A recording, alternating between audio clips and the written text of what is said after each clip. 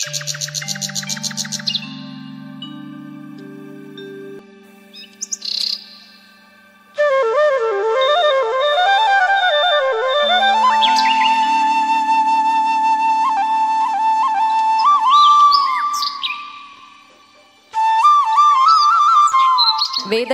ಸುಶೋಭಿತಂ ಕಾವ್ಯಪುಷ್ಪ ಸಮಾಕೀರ್ಣಂ ವಿದ್ವತ್ ಭ್ರಮರ ಭಾಜನಂ.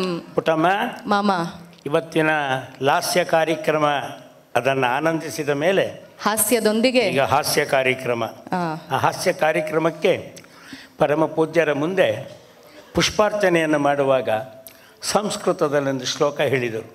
ಆ ಶ್ಲೋಕ ಅಜ್ಞಾನ ತಿಮಿರಾಂಧಸ್ಯ ಜ್ಞಾನಾಂಜಲ ಶಲಾಖಯೋ ಚಕ್ಷುರ್ ಉನ್ಮೀಲಿತಂಗೇನ ತಸ್ಮೈ ಶ್ರೀ ಗುರವೇ ನಮಃ ಅಂತ. ಕನ್ನಡದಲ್ಲಿ ಏನಮ್ಮ ಹೇಳಿ ಮಾಮ, ಒಟ್ಟಿಗೆ ಹೇಳೋಣ. ಅಜ್ಞಾನ ಕತ್ತಲೆಯಿಂದ ಕುರುಡಾಗಿರುವ ನಮಗೆ ಸುಜ್ಞಾನದಿಂದ ಕಣ್ತರಿಸುವಾತನೇ ಸಿರಿಯ ಗುರುವೇ ಪರಮ ಗುರುವೇ ನಿನಗೆ ನಮನ ನಿನಗೆ ನಮನ ನಿನಗೆ ನಮನ. ವಂದನೆಯು ಸಭೆಗೆ ವಂದಿಪೆವು ಸಭೆಗೆ ವಂದನೆಯು ಸಭೆಗೆ ವಂದಿಪೆನು ಸಭೆಗೆ ಪ್ರಾರ್ಥಿಪನು ಇಂತು ಗುರುಗಳ ಚರಣಕ್ಕೆ ಬಂದಿರುವ ಹಿರಿಯರಿಗೆ ನೆರೆದಿರುವ ಕಿರಿಯರಿಗೆ ಅಕ್ಕ ತಂಗಿಯರಿಗೆ ಅಣ್ಣ ತಮ್ಮದಿರಿಗೆ ವಂದನೆಯು ವಂದನೆಯು ವಂದನೆಯು ಸಭೆಗೆ ಪ್ರಾರ್ಥಿಪೆವು ನಾವಿಲ್ಲಿ ಮಾಡಿ ನಿಮ್ಮವರಾಗಿ ನಮ್ಮಿಲ್ಲಿ ನಡೆಸಿಕೊಡಿ ಈ ಹಾಸ್ಯ ಸಂಜೆ ಜುಗಲ್ಬಂದಿಯ ಕಾರ್ಯಕ್ರಮವನ್ನು ಸುಸೂತ್ರವಾಗಿ ನಮಗೆ ವಂದನೆಯು ವಂದನೆಯು ವಂದನೆಯು ತಮಗೆ. ನಾವೆಲ್ಲರಿಗೂ ನನಗಿಂತ ಕಿರಿಯರಿಲ್ಲ, ಪೂಜ್ಯರಿಗಿಂತ ಹಿರಿಯರಿಲ್ಲ. ನರನಿಗೆ ಶರಣು ಹೋದರೆ ಅದು ದಾಸ್ಯ, ನಿನಗೆ ಶರಣು ಹೋದರೆ ಅದು ಸ್ವಾತಂತ್ರ್ಯವಯ್ಯ. ನನ್ನಲ್ಲೇ ನೆಲೆಯೂರಿದರೆ ಅದು ಬಂಧನ, ನಿನ್ನಲ್ಲಿ ನೆಲೆಯೂರಿದರೆ ಅದು ಬಿಡುಗಡೆಗಯ್ಯ. ನನ್ನಷ್ಟಕ್ಕೆ ನಾನ್ ಎಂದರೆ ಅದು ಅಜ್ಞಾನ, ನಿನ್ನಿಷ್ಟದಂತೆ ನಾನ್ ಎಂದರೆ ಅದು ಸುಜ್ಞಾನವಯ್ಯ. ನಾನು ಬರೆದರೆ ಅದು ರಚನೆ, ನೀನು ಬರೆಸಿದರೆ ಅದು ವಚನವಯ್ಯ. ನಿನ್ನಿಂದ ನಿನ್ನಲ್ಲಿ ನನಗಾಗಿ ನಿನಗಾಗಿ ನನ್ನಿಯಾಗುವ ಗುಟ್ಟು ತಿಳಿಸಯ್ಯ ಸ್ವತಂತ್ರ ಧೀರ ಸಿದ್ದೇಶ್ವರ ಅಂತ ಹೇಳಿ ಪೂಜ್ಯರ ಚರಣಾರವಿಂದಿಗಳಿಗೆ ನಾವು ಎರಗುವುದರ ಮೂಲಕ ಅದರ ಜೊತೆಗೆ ಇನ್ನೂ ಒಂದು ಮಾತಿದೆ ಮಾಮ. ಅರಿವು ಅಂದ್ರೆ ಏನು? ಮರುಳಸಿದ್ಧ ಹೇಳ್ತಾರೆ, ನಿನ್ನರಿವೆ ಗುರು ನಿನಗೆ ನಿನ್ನಾತ್ಮವೇ ಲಿಂಗ. ನಿನ್ನರಿವೆ ಗುರು ನಿನಗೆ ನಿನ್ನಾತ್ಮವೇ ಲಿಂಗ. ನಿನ್ನ ಮನ ಸಂಚರಿಪ ಜಂಗಮವು ನೋಡ, ನಿನ್ನ ಮನ ಸಂಚರಿಪ ಜಂಗಮವು ನೋಡ. ಸನ್ಮತಿಯೇ ಭಸ್ಮವು ಸರ್ವಹಿತರತಿ ಮಂತ್ರ ಚೆನ್ನೋಟ ರುದ್ರಾಕ್ಷಿ ಮರುಳಸಿದ್ಧ ಅಂತ ಹೇಳಿ. ನಮ್ಮ ರುದ್ರಾಕ್ಷಿ ಯಾವುದು? ಚಂದಾಗಿರುವಂಥ ನೋಟ. ಹಾಗಾಗಿ ಈ ನೋಟ ತುಂಬ ಚೆಂದಾಗಿರಬೇಕು ಅಂದರೆ ಆಯೋಜಕರಲ್ಲಿ ಒಂದು ಪ್ರಾರ್ಥನೆ ಮಾಡ್ತೀನಿ, ಈ ಚೆಂದಾಗಿರೋ ಮುಖದರ್ಶನವನ್ನು ನಾವು ಮಾಡಬೇಕು ಅಂತ ಬಂದಿದ್ದೀವಿ. ಆ ಸ್ವಲ್ಪ ಬೆಳಕನ್ನು ಕಡಿಮೆ ಮಾಡಿದ್ರೆ ನಮಗೆ ಚೆಂದಾಗಿರೋ ಪ್ರೇಕ್ಷಕರು ಕಾಣ್ತಾರೆ ಅಂಥೇಳಿ ವಿನಂತಿಸ್ಕೊಳ್ತಾ ಇದ್ದೀನಿ. ರುದ್ರಾಕ್ಷಿ ಅಂತ ಹೇಳಿದೆ. ಮಾಮ, ಈಗ ರುದ್ರಾಕ್ಷಿಗೆ ಅಧ್ಯಾತ್ಮದಲ್ಲಿ ಉತ್ತರ ಕೊಡ್ತೀಯ, ಆದರೆ ಬಂದಿರತಕ್ಕಂಥ ಲೌಕಿಕ ಜನಕ್ಕೆ ಅವರವರ ಮನೆಯಲ್ಲಿ ರುದ್ರಾಕ್ಷಿ ಇರುತ್ತೆ. ಹೇಗೆ ಅಂದರೆ ಮನೆಗೆ ಯಜಮಾನ ಕೊಂಚ ತಡವಾಗಿ ಬಂದಾಗ ಮನೆಯವಳ ಕೆನ್ನೆ ಕೆಂಪಾಗಿರಲಿ, ತುಟಿಯು ಕೆಂಪಾಗಿರಲಿ, ಕಣ್ಣು ಕೆಂಪಾಗದಿರಲಿ. ರುದ್ರಾಕ್ಷಿ ಅದಕ್ಕೆ ಮಾಮ ಎಲ್ಲ ಮನೆಯಲ್ಲಿ ದುಡಿತಾರಲ್ವಾ, ದುಡಿದ್ಮೇಲೆ ಮನೆಗೆ ಬೇಗ ಹೋಗಬೇಕು ಅಂತ ಹೇಳ್ತಾರೆ. ಹೆಂಡತಿ ಕೂಡ ಅದನ್ನೇ ಬಯಸೋದು, ಗಂಡ ಬೇಗ ಮನೆಗೆ ಬರಲಿ ಅಂಥೇಳಿ. ಯಾಕೆ ಹೇಳಿ? ಗಂಡ ಮನೆಗೆ ಬೇಗ ಬಂದರೆ ಅಡುಗೆ ಬಿಸಿಯಾಗಿರುತ್ತೆ, ಹೆಂಡತಿ ತಣ್ಣಗಿರ್ತಾಳೆ. ಅದೇ ಲೇಟಾಗಿ ಬನ್ನಿ, ಅಡುಗೆ ತಣ್ಣಗಾಗಿರುತ್ತೆ, ಹೆಂಡತಿ ಬಿಸಿಯಾಗ್ಬಿಟ್ಟಿರ್ತಾಳೆ. ಹಾಗಾಗಿ ಅದಾಗಬಾರ್ದು ಅಂತೇಳಂದರೆ ಮನೆಗೆ ಬೇಗ ಬರಬೇಕು, ಆವಾಗ ಹದವಾಗಿರುತ್ತೆ, ಕಣ್ಣು ಕೂಡ ಕೆಂಪಾಗಲ್ಲ, ಚೆನ್ನೋಟ ರುದ್ರಾಕ್ಷಿಯಾಗಿಯೇ ಇರುತ್ತೆ. ಹಾಗಿದ್ದ ಮೇಲೆ ಯತಿಗೆ ಪತಿಗೆ ಏನು ವ್ಯತ್ಯಾಸ? ಏನು ಮಾಮ ಅದು? ಯತಿಗೆ ಪತಿಗೆ ಏನು ವ್ಯತ್ಯಾಸ? ಮತಿ ಚೆನ್ನಾಗಿರ್ಬೇಕು ಅಂತನಾ? ಅದು ಹಿರಿಯರ ಮಾತು. ನೀತಿ ಸರಿಯಾಗಿರ್ಬೇಕು ಅಂತನಾ? ಯತಿಗೆ ಪತಿಗೆ ಏನು ವ್ಯತ್ಯಾಸ? ಯತಿಗೆ ಕೈಯಲ್ಲೊಂದು ದಂಡ, ಇನ್ನೊಂದು ಪ್ರಸಾದದ ಪಿಂಡ ಇದ್ದರೆ ಸಾಕು. ಅದೇ ಪತಿಗೆ ಸಂಸಾರ ನಿರ್ವಹಣೆ ಮಾಡದಿದ್ದರೆ ಇದೇ ಹೆಂಡತಿ ಹೇಳುತ್ತಾಳೆ ನೀನು ದಂಡಪಿಂಡ ಅಂತ. ಆದ್ದರಿಂದ ಯತಿಯ ಜೊತೆಗೆ ಪತಿ ಬಂದರೆ ಆಗ ಅವನು ಅವರ ಕೃಪೆಯಿಂದ ಶರಣಸತಿ ಲಿಂಗಪತಿ, ಇಲ್ಲದಿದ್ದರೆ ಕಿತಾಪತಿ, ಇಲ್ಲದಿದ್ದರೆ ಕಿತಾಪತಿ. ಆ ದೃಷ್ಟಿಯಲ್ಲಿ ಪರಮ ಪೂಜ್ಯರಿಂದ ಇಷ್ಟು ಜನ ಬಂದು ಕೂತಿರ್ತಕ್ಕಂಥವರು ಏನಕ್ಕಾಗಿ ಬಂದಿದ್ದಾರೆ? ಹಾಗಾದ್ರೆ ಇವರ ಜೀವನದಲ್ಲಿ ನಗು ಅನ್ನೋದು ಇಲ್ಲವೇ ಇವಾಗ ಇಲ್ಲವೇ? ನೋಡಿ ಮಾಮ, ಸುಂದರ ದೃಶ್ಯ ಕಾಣ್ತಾ ಇದೆ ನಮಗೆ. ಚೆನ್ನೋಟ ರುದ್ರಾಕ್ಷಿ ಇವಾಗ ನಮಗೂ ಸಿಕ್ದ ಹಾಗಾಯ್ತು. ಆಯ್ತು, ಅವರ ಸುಂದರವಾದ ದೃಶ್ಯ ನಿನಗೂ ಕಾಣುತ್ತೆ, ನಿನ್ನ ಸುಂದರ ಮುಖವೂ ಅವ್ರಿಗೂ ಕಾಣುತ್ತೆ, ನನ್ನ ವಕ್ರಮುಖವೂ ಅವರಿಗೆ ಕಾಣುತ್ತೆ. ಚಕ್ರಮುಖ, ಅದು ನಾಮದ ಚಕ್ರಮುಖ. ಹೌದು ಹೌದು. ಅದೇ ನಮಗೆ ಯಾವತ್ತು ನಮ್ಮ ನಾಮ ಚೆನ್ನಾಗಿ ಕಾಣಬೇಕಾದ್ರೆ ವಚನನೇ ಬೇಕು, ನೇಮ ಚೆನ್ನಾಗಿರ್ಬೇಕು. ಇಲ್ಲ ವಚನನೇ ಬೇಕು. ಯಾಕೆ ಹೇಳಿ? ನಮ್ಮ ನಾಮದ ಬಗ್ಗೆ ಹೇಳೋದು ವಚನವೇ. ವಚನದಲ್ಲಿ ನಾಮಾಮೃತ ತುಂಬಿ ಅಂತ. ಈ ನಾಮಾಮೃತ ತುಂಬದೇ ವಚನದಲ್ಲಿ. ನೋಡು ಪುಟಮ್ಮ, ಸಂಪ್ರದಾಯಗಳಲ್ಲಿ ಈ ಜಾತಿನ ಸೇರಿಸೋದು ಕಷ್ಟ, ಹೌದಾ? ಹೌದು. ತತ್ವಗಳಲ್ಲಿ ಜಾತಿನ ಸೇರಿಸೋದು ಕಷ್ಟ. ಹೌದು. ಉಪದೇಶವಾಗಿ ಕೇಳ್ತಾರೆ. ಆದರೆ ಇವನ್ನೆಲ್ಲ ಕೇಳಿ, ಸಂಸಾರದಲ್ಲಿ ನಾವು ಸಾಮರಸ್ಯ ತರಬೇಕು ಅಂತ ಹೇಳಿದರೆ ಕಣ್ಣೆರಡು, ನೋಟ ಒಂದೇ, ಕಿವಿ ಎರಡು, ಶ್ರವಣ ಒಂದೇ, ಹೊಳ್ಳೆ ಎರಡು, ಉಸಿರೊಂದೇ, ತುಟಿ ಎರಡು, ದನಿಯೊಂದೇ, ಕೈ ಎರಡು, ಕಾರ್ಯ ಒಂದೇ, ಕಾಲೆರಡು, ನಡಿಗೆಯೊಂದೇ, ಶ್ವಾಸವೆರಡು, ವಿಶ್ವಾಸ ಒಂದೇ. ಅದು ನಮ್ಮ ಸಾಮಾಜಿಕ ನ್ಯಾಯದಲ್ಲಿ ಸಿಕ್ಬಿಡುತ್ತೆ. ಸಂಪ್ರದಾಯದಲ್ಲಿ ಶಿಷ್ಟಾಚಾರ ಹತ್ರಕ್ಕೆ ಬರೋದಿಲ್ಲ, ಆದರೆ ವ್ಯವಹಾರದಲ್ಲಿ ಬಂದುಬಿಡ್ತಾರೆ. ಎಲ್ಲಿ ಅಂದರೆ ನಾ ಬರ್ತಾ ಇದ್ದೆ, ನೋಡ್ತಾ ಇದ್ದೆ, ಎಲ್ಲರೂ ಕೇಳೋರು, ಏನಯ್ಯ ನಿಮ್ಮ ಆತಿರ್ತೀರಿ ವಚನ ಅಂತ ಹೋಗ್ತೀಯಲ್ಲ ಅಂತ ಹೇಳಿದ್ರೆ ತಮಿಳ್ನಲ್ಲಿ ಕೇಳಿದ್ರು, ಏನೇ போயிண்டா இருக்கேனே நீ போய் பேசுறிய அவர்கிட்ட என்ன கிடைக்கும் உனக்கு? 2 பேர் சேர்த்து இருக்க முடியுமான்னு? முடியும். ಏನೇ ಹೋಗ್ತೀಯ ಅವ್ರ ಜೊತೆ ಇಬ್ಬರು ಒಟ್ಟಿಗೆ ಇರೋಕ್ಕಾಗತ್ತಾನು? ವಾ ಎವಡಿ ಮುಡಿಯೋ ಅಂದರು. ಮುಡಿಯೋ ಯಾವ ರೀತಿ ಸಾಧ್ಯ ಅಂದೆ. ಹೇಗೆ ಅಂದರು, ನೋಡಪ್ಪ ಶ್ರೀ ಬಸವೇಶ್ವರ ಅಯ್ಯಂಗಾರ್ ಬೇಕ್ರಿ ಅಂತಿದೆ, ಅಲ್ಲೆರಡು ಒಟ್ಟಿಗೆ ಸೇರ್ತಾ ಇಲ್ಲೋ? ಬಸವೇಶ್ವರನಿಗೆ ಅಯ್ಯಂಗಾರ್ ಬೇಕ್ರಿ, ಅಯ್ಯಂಗಾರಿಗೆ ಬಸವೇಶ್ವರ ಬೇಕ್ರಿ, ಅಯ್ಯಂಗಾರು ಬಸವೇಶ್ವರನ ಎರಡು ಸಂಪ್ರದಾಯದವರು ತಿನ್ನೋರಿಗೆ ಬೇಕ್ರಿ. ಅದರಿಂದ ತಿನ್ನೋದ್ರಲ್ಲಿ ಬೇಕರಿ ಒಳಗೆ ಬೇಕರಿ ಅನ್ನೋದು ಒಂದಾಗುತ್ತೆ. ಇಲ್ಲಿ ಸಾಕ್ರಿ ಅಂದ್ರೆ ಆಗೋದಿಲ್ಲ. ಅದಕ್ಕೆ ನಮ್ಮ ಸ್ವಾಮೀಜಿ ಏನು ಮಾಡಿದ್ದಾರೆ, ಈ ವಿವೇಕ ಅಂತಕ್ಕಂಥದ್ದು a single thought is better than 10 years studies ಅನ್ನೋದಕ್ಕೋಸ್ಕರವಾಗಿ ಇದೊಂದು ಸುಸಂಸ್ಕೃತವಾದಂಥ ಹಾಸ್ಯ ಕಾರ್ಯಕ್ರಮವನ್ನು ಆರಂಭಿಸಿ ನಮ್ಮ ಬದುಕು ಬಚ್ಚಲ ಮನೆಯಲ್ಲಿ ಮಾತ್ರ ಹಲ್ಲು ಬಿಡೋದಲ್ಲ, ಮನೆಯಲ್ಲೂ ಸಂಸಾರಸ್ಥರಲ್ಲಿ ಸಮಾಜದಲ್ಲೂ ಹಲ್ಲು ಬಿಡೋದು ಕಲಿಬೇಕು, ಹಲ್ಲು ಕಡಿಯೋದಲ್ಲ ಅನ್ನತಕ್ಕಂಥದ್ದಕ್ಕೆ ಒಂದು ಗೌರವಯುತವಾಗಿ ಒಂದು ಕನ್ನಡಗಳ ಮೂಲಕ ಮಸಾಜ್ ವಿತ್ ಮೆಸೇಜ್ ಅನ್ನೋದನ್ನು ನಮಗೆ ಕೊಟ್ಟಿದ್ದಾರೆ. ಆ ದೃಷ್ಟಿಯಲ್ಲಿ ಸ್ವಾಮೀಜಿ ಕೂತ್ಕೊಂಡಿದ್ದಾರೆ, ನಮ್ಮ ಸಭಾ ಕಲ್ಪತರು ಮಂದಿ ಎಲ್ಲ ಕೂತಿದ್ದಾರೆ. ಒಂದು ತುಂಬಿ ಅನ್ನುವ ಹೆಸರಿಗೆ ನಮ್ಮ ಬೇಂದ್ರೆ ಗುರುಗಳಿಂದ ನಾವೇನು ತುಂಬಿಕೊಳ್ತೀವಿ ಅನ್ನೋದಕ್ಕೆ ಮಾತಾಡ್ತಾರೆ. ಅದಕ್ಕೆ ಎಷ್ಟು ಸೊಗಸಿದೆ ಅಂದರೆ ಅದಕ್ಕಾಗಿ ಜನ ಬರೋದು. ಗುರುವಿಂದ ತುಂಬಿ, ಗುರು ಅರವಿಂದ ತುಂಬಿ, ನಂದೆಂದು ತುಂಬಿ, ತಂದೆಂದು ತುಂಬಿ, ಅಂಬಿಕೆಯ ತುಂಬಿ, ನಂಬುಗೆಯ ತುಂಬಿ, ಆ ಮಾತ ತುಂಬಿ, ಈ ಮಾತ ತುಂಬಿ, ಬಲುಮಾತ ತುಂಬಿ, ಅದ ತುಂಬಿ, ಇದ ತುಂಬಿ, ತುಂಬಿ ತುಂಬಿ ತುಂಬಿ ತುಂಬಿ ನಮ್ಮನ್ನ ಮಾಡುವರು ದುಂಬಿ, ನಮ್ಮನ್ನ ದುಂಬಿ ಮಾಡಿದ್ದಾರೆ. ಹಾಗೆ ದುಂಬಿ ಅಂತಕ್ಕಂಥದಕ್ಕೆ ಸಂಸ್ಕೃತದಲ್ಲಿ ಒಂದು ಝೇಂಕರಿಸುತ್ತೆ. ಅದಕ್ಕೆ ಹೆಸರೇನು ಸಂಸ್ಕೃತದಲ್ಲಿ? ಏನಂತ? ಭ್ರಮರ. ಭ್ರಮರ ಹೇಗೆ ಝೇಂಕರಿಸುತ್ತೆ?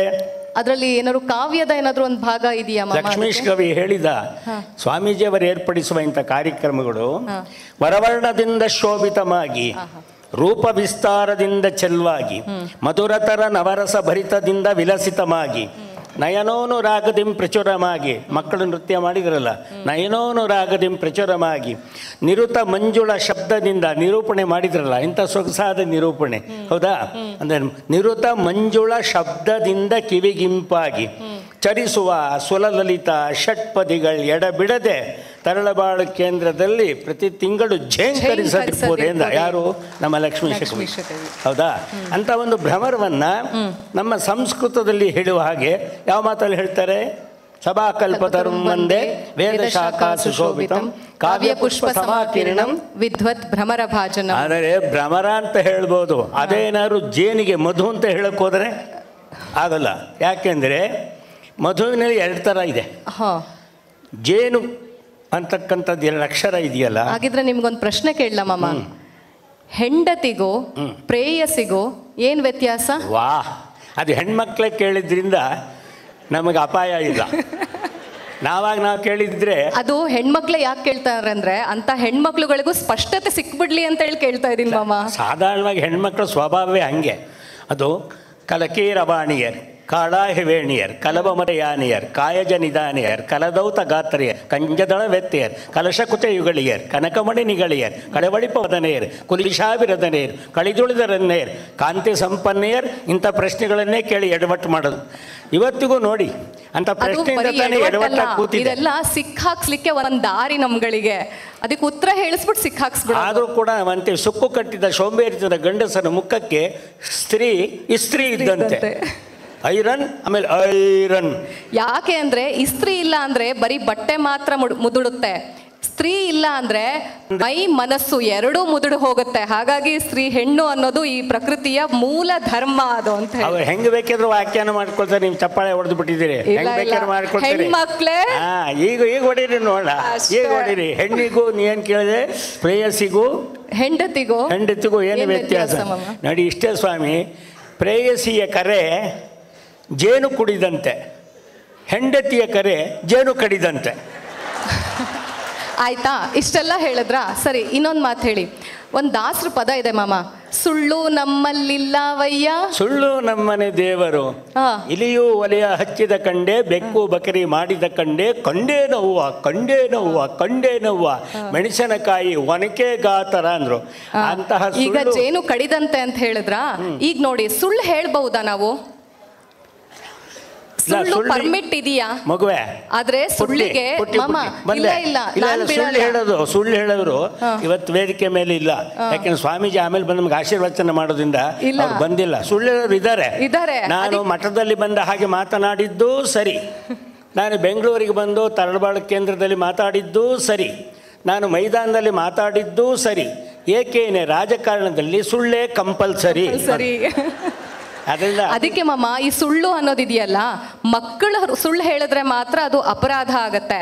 ನೀವು ಹೇಳ್ದಂಗೆ ಈಗ ರಾಜಕೀಯದವರಿಗೆ ಅವ್ರಿಗದು ಅನಿವಾರ್ಯ, ಅದೇ ಉದ್ಯೋಗಿಗಳಿಗೆ ಅದೊಂದು ವೃತ್ತಿ ಧರ್ಮ, ವ್ಯಾಪಾರಿಗಳಿಗೆ ಅದೊಂದು ವೃತ್ತಿ ಧರ್ಮ, ವಕೀಲರಿಗೆ ಅದು ಕರ್ತವ್ಯ. ಯಾಕೆ ಹೇಳಿ? ಎರಡು ಕಡೆ ವಾದ ಆಗ್ತಿದೆ ಅಂದ್ರೆ ಒಬ್ರು ಸತ್ಯ ಹೇಳ್ತಿದ್ದಾರೆ ಅಂದ್ರೆ ಇನ್ನೊಬ್ರು ಸುಳ್ಳೇ ತಾನೆ. ಹಾಗಾಗಿ ಅದು ಕರ್ತವ್ಯ ಆಗಿರುತ್ತೆ. ಅದೇ ಪ್ರೇಮಿಗಳಿಗೆ ಅದೊಂದು ಕಲೆ. ಹಾಗಾಗಿ ಜೇನು ಕುಡಿದಂತೆ ಆಗಿರೋದು. ಪ್ರೇಯಸಿದ್ ಹೆಂಡತಿದ್ ಯಾವಾಗಲೂ ಸತ್ಯವಾಗಿರುತ್ತೆ ಮಾತು, ಅದಕ್ಕೆ ಜೇನು ಕಡಿದಂತಿರುತ್ತೆ. ಪ್ರೇಮಿಗಳಿಗೆ ಸುಳ್ಳು ಹೇಳುವುದು ಕಲೆ. ಅದೇ ಗಂಡಿಗೆ ಅದು ಸಹಜ ಧರ್ಮ, ಹೆಣ್ಣಿಗೆ ಜೀವನ ಧರ್ಮ. ಆಯ್ತಾ? ಗೊತ್ತಾಯ್ತಲ್ಲ. ಯಾಕೆ ಅಂದ್ರೆ ಅದಕ್ಕೆ ಉತ್ತರನೂ ಕೊಟ್ಬಿಡ್ತೀನಿ. ಹಿಂಗೆ ಒಬ್ಬ ಹೋಗ್ತಾ ಇದ್ನಂತೆ, ಕೇಳಿದ್ರಂತೆ ಒಬ್ರು, ಏನಪ್ಪ ನಿನ್ ಮನೆಯಲ್ಲಿ ಮಾತ್ರ ಇಲಿ ಅಂತೆ, ಬೀದಿಲ್ ಮಾತ್ರ ಹುಲಿ ಅಂತಲ್ಲೋ, ಏನೋ ನಿನ್ ಕರ್ಮ ಅಂತೇಳಿ. ಯಾರೋ ಹೇಳಿದ್ ನನಗೆ, ನಾನು ಬೀದಿಲ್ಲೂ ಹುಲಿನೇ ಮನೆಯಲ್ಲೂ ಹುಲಿನೇ, ಒಂದೇ ವ್ಯತ್ಯಾಸ, ಮನೆಯಲ್ಲಿ ಹುಲಿಯಾಗಿ ಓಡಾಡ್ತಿರ್ತೀನಿ, ಮೇಲ್ ಚಾಮುಂಡೇಶ್ವರಿ ಕುತ್ಕೊಂಡಿರ್ತಾಳೆ ಅಷ್ಟೇ ಅಂತ ಹೇಳಿ. ಹಾಗಿದ್ಮೇಲೆ ನಾವು ಹೆಣ್ಣು ಮಕ್ಕಳು ಮದುವೆ ಆದ ಕೂಡಲೇ ಗಂಡನ ಮನೆಗೆ ಹೋದಾಗ ಗಂಡನ ತಂದೆ ಫಾದರ್ ಇನ್ ಲಾ ಅಂತ ಕರಿತೀವಿ ಇಂಗ್ಲೀಷ್ನಲ್ಲಿ, ಹೌದಾ? ಬೆಂಗಳೂರಿನಲ್ಲೆಲ್ಲ ಇಂಗ್ಲೀಷ್ ಜಮಾನ ಅಲ್ಲ. ಇವತ್ತು ಬರ್ತಾ ಏನೋ ನೋಡಿದ್ವಿ, ಟ್ರಾಫಿಕ್ನಲ್ಲಿ ಎಲ್ಲ ಒಂದು ಕಡೆಗೆ ನಿಂತ್ಕೊಂಡ್ವಿ. ಮುಂಚೆ ಎಲ್ಲ ಬಂದಾಗ ಈ ಬೇಡ್ಲಿಕ್ಕೆ ಬರ್ತಾರಲ್ಲ, ಅವ್ವ ಅಣ್ಣ ಅಪರೇ ಅಂತೇಳಿ ಹೇಳೋರು. ಇವತ್ತು ನೀವು ಗಮನಿಸಿದ್ರ ಮಾಮ, ಒಬ್ರು ಬಂದರು ಬೇಡ್ಲಿಕ್ಕೆ ಟ್ರಾಫಿಕ್ ಹತ್ರ, ಸಾರ್ ಮ್ಯಾಮ್ ಅಂತಾರೆ. ನೋಡಿ ಬೆಂಗಳೂರು ಎಷ್ಟು ಪಾಶ್ ಆಗೋಗ್ಬಿಟ್ಟಿದೆ, ಎಷ್ಟು ಮಾಡ್ರನ್ ಆಗಿಬಿಟ್ಟಿದ್ದಾರೆ. ಬೇಡೋರು ಇಂಗ್ಲೀಷ್ನಲ್ಲಿ ಬೇಡೋ ಹಂಗಾಗೋಯ್ತಲ್ಲ ಅಂತ ಒಂದು ತಮಾಷೆ ಆಯಿತು. ಅದಕ್ಕೋಸ್ಕರ ಮದುವೆ ಆಗಿ ಹೋದಾಗ ಗಂಡನ ತಂದೆ ಫಾದರ್ ಇನ್ ಲಾ, ಗಂಡನ ತಾಯಿ ಮದರ್ ಇನ್ ಲಾ, ಗಂಡನ ಅಣ್ಣ ತಮ್ಮ ಬ್ರದರ್ ಇನ್ ಲಾ, ಗಂಡನ ಅಕ್ಕ ತಂಗಿ sister in law. Then what is wife is called as? Can it be called as wife in law? No, because wife itself is law. ಹಂಗಾಗಿ ವೈಫ್ ಇನ್ ಲಾ ಅಂತ ಕರೆಯಂಗಿಲ್ಲ, ಶಿ ಇಸ್ ಇಟ್ ಸೆಲ್ಫ್ ಲಾ. ಅವಳೇ ಕಾನೂನು ಮಾಡೋಳು ಅಷ್ಟೇ ಮಾಮ. ನೀವು ಜೇನು ಕಡಿದಂತೆ ನೀವು ಏನೇ ಹೇಳಿ. ಪ್ರಾರಂಭದ ಮಾತೇನು ಹೇಳಿದೆ? ಪ್ರಥಮ ಇದರಲ್ಲಿ ಸುಳ್ಳು ನಮ್ಮಲ್ಲಿಲ್ಲ. ಇಂಗ್ಲಿಷ್ನಲ್ಲಿ ಏನು ಹೇಳಿದ್ರಿ? ಮ್ಯಾಮ್ ಅಂತನಾ? ಅದಕ್ಕೆ ಮುಂಚೆ ಏನು ಹೇಳಿದ್ರಿ? ಏನಂತ ಕರೀತಾರೆ ಅಂತ? ಫಾದರ್ ಇನ್ ಲಾ, ಆಮೇಲೆ ಮದರ್ ಇನ್ ಲಾ, ಆಮೇಲೆ ಬ್ರದರ್ ಇನ್ ಲಾ. ಅದೆಲ್ಲ ಯಾಕೆ ಕರೀತಾರೆ ಅಂದ್ರೆ, ಹೆಣ್ಣು ಮಕ್ಕಳು ಅವ್ರು ಭಾಳ ಚೆನ್ನಾಗಿ ಅಂದ್ರೆ ನಾವೆಲ್ಲ ನಂಬ್ಕೊಂಡ್ಬಿಟ್ರೆ ದೇವರೇ ಗತಿ. ಎಂಥ ಮುದುಕನು ತೆಪ್ಪಗೆ ಹೋಗ್ತಿರ್ತಾನೆ. ತಾಪತ್ರಯ ಮಾಡೋದು ಯಾರು ಅಂತಂದ್ರೆ ಈ ಹೆಣ್ಮಕ್ಳೇ. ಗಾಂಧಿ ಬಜಾರಿನ ಬಸ್ಸಿನ ಬಳಿ ತುಂಟು ನೆಗೆಯನ ಬೀರುವಳೆ, ನೀ ಸೆರಗನ್ನು ಬೀಸುತ್ತ ಬಂದರೆ ಸಾವಿರ ಕಣ್ಣಿಗೆ ತೊಂದರೆ, ನಿನ್ನಯ ನೋಟಿಕ ಮೈ ಮರೆತು ಮುದುಕರು ನಿಂತರು ಬಸ್ ಮರೆತು ಅಂತ ತಾಪತ್ರಯ ಮಾಡ್ದವ್ರೆ. ತಾಪತ್ರಯ ಮಾಡೋರೇ ಇಲ್ಲ, ನೀವು ಸರಿಯಾಗಿ ಅರ್ಥ ಮಾಡ್ಕೊಳ್ಬೇಕು ಮಾಮ. ಅರ್ಥೈಸ್ಕೊಳ್ಳೋಕೆ ಸೋತ್ರೆ ನಾವೇನ್ ಮಾಡೋಣ? ಹೇಳ್ದೆ ಅಮ್ಮ ಅಪ್ಪ ಅಂತ ಅದೆಲ್ಲ ಬಿಟ್ಟು ಹೋಯ್ತು ಅಂತ. ಪಾಪ ಅವನ ಧರ್ಮ ಅಂತ ಹೇಳ್ಕೊಂಬಂದ. ಅಮ್ಮ ತಾಯಿ ಮಹಾಲಕ್ಷ್ಮೀ ಭಿಕ್ಷೆ ನೀಡಿಮ್ಮ ಅಂದರು. ಗಂಡ ತನ್ನ ಪಾಡಕ್ಕೆ ತಾನು ಕೂತ್ಕೊಂಡಿದ್ದ. ಗೊತ್ತಾಯ್ತಾ? ನಾವು ಮಾತಾಡ್ತಾ ಇರೋದು ನ್ಯಾಯಾಧೀಶರ ಮುಂದೆ, ಅದು ಇರಬೇಕು. ಮಾತಾಡ್ತಾ ಇದ್ದ ಅವನು ಪತ್ರಿಕೆ ಸುಳ್ಳು ಸತ್ಯಗಳನ್ನ ಪತ್ತೆ ಮಾಡೋರು. ಪತ್ರಿಕೆ ಓದ್ತಾ ಇದ್ದ. ಇವಳು ಹೆಂಡತಿ ಬಂದೆ, ಮುಖಕ್ಕಿಷ್ಟು 20 ವರ್ಷ ಆಯಿತು ಮದುವೆ ಆಗಿ, ಯೋಗ್ಯತೆಗೆ ಅವ್ನು ನೋಡ್ರಿ ಎಷ್ಟು ಚೆನ್ನಾಗಿ ಕರಿತಿದ್ದಾನೆ, ಅಮ್ಮ ಅಪ್ಪ ಮಹಾಲಕ್ಷ್ಮಿ ಅಂತ. ಒಂದು ಸತಿನಾದರೂ ಹಾಕಿ ಕರೆದ್ರೇನ್ರಿ ನಿಮ್ಮ ಯೋಗ್ಯತೆಗೆ ಅಂದಾಗ ಅವನು ಬಿಡ್ತಾನ. ಓದ್ತಾ ಇದ್ದ, ನೋಡ್ದ. ನಾನು ಯಾಕೆ ಕರಿಬೇಕೆ ಒಂದು, ಯಾಕೆ ಕರಿಬೇಕು ಅಂದರೆ ಕಟ್ಕೊಂಡು ಸಂಸಾರ ಮಾಡೋ ಮನುಷ್ಯ ನೀವು ಇವಾಗ ಹಿಂಗೆ ಕೇಳ್ತಿರಲ್ಲ, ನಿಮ್ಗೆ ನಾಚಿಕೆ ಆಗಲ್ವಾ? ನನಗೆ ಯಾಕೆ ನಾಚಿಕೆ ಆಗುತ್ತೆ, ಅವನಿಗಾಗಬೇಕು ಅಂದರು. ಯಾಕೆ?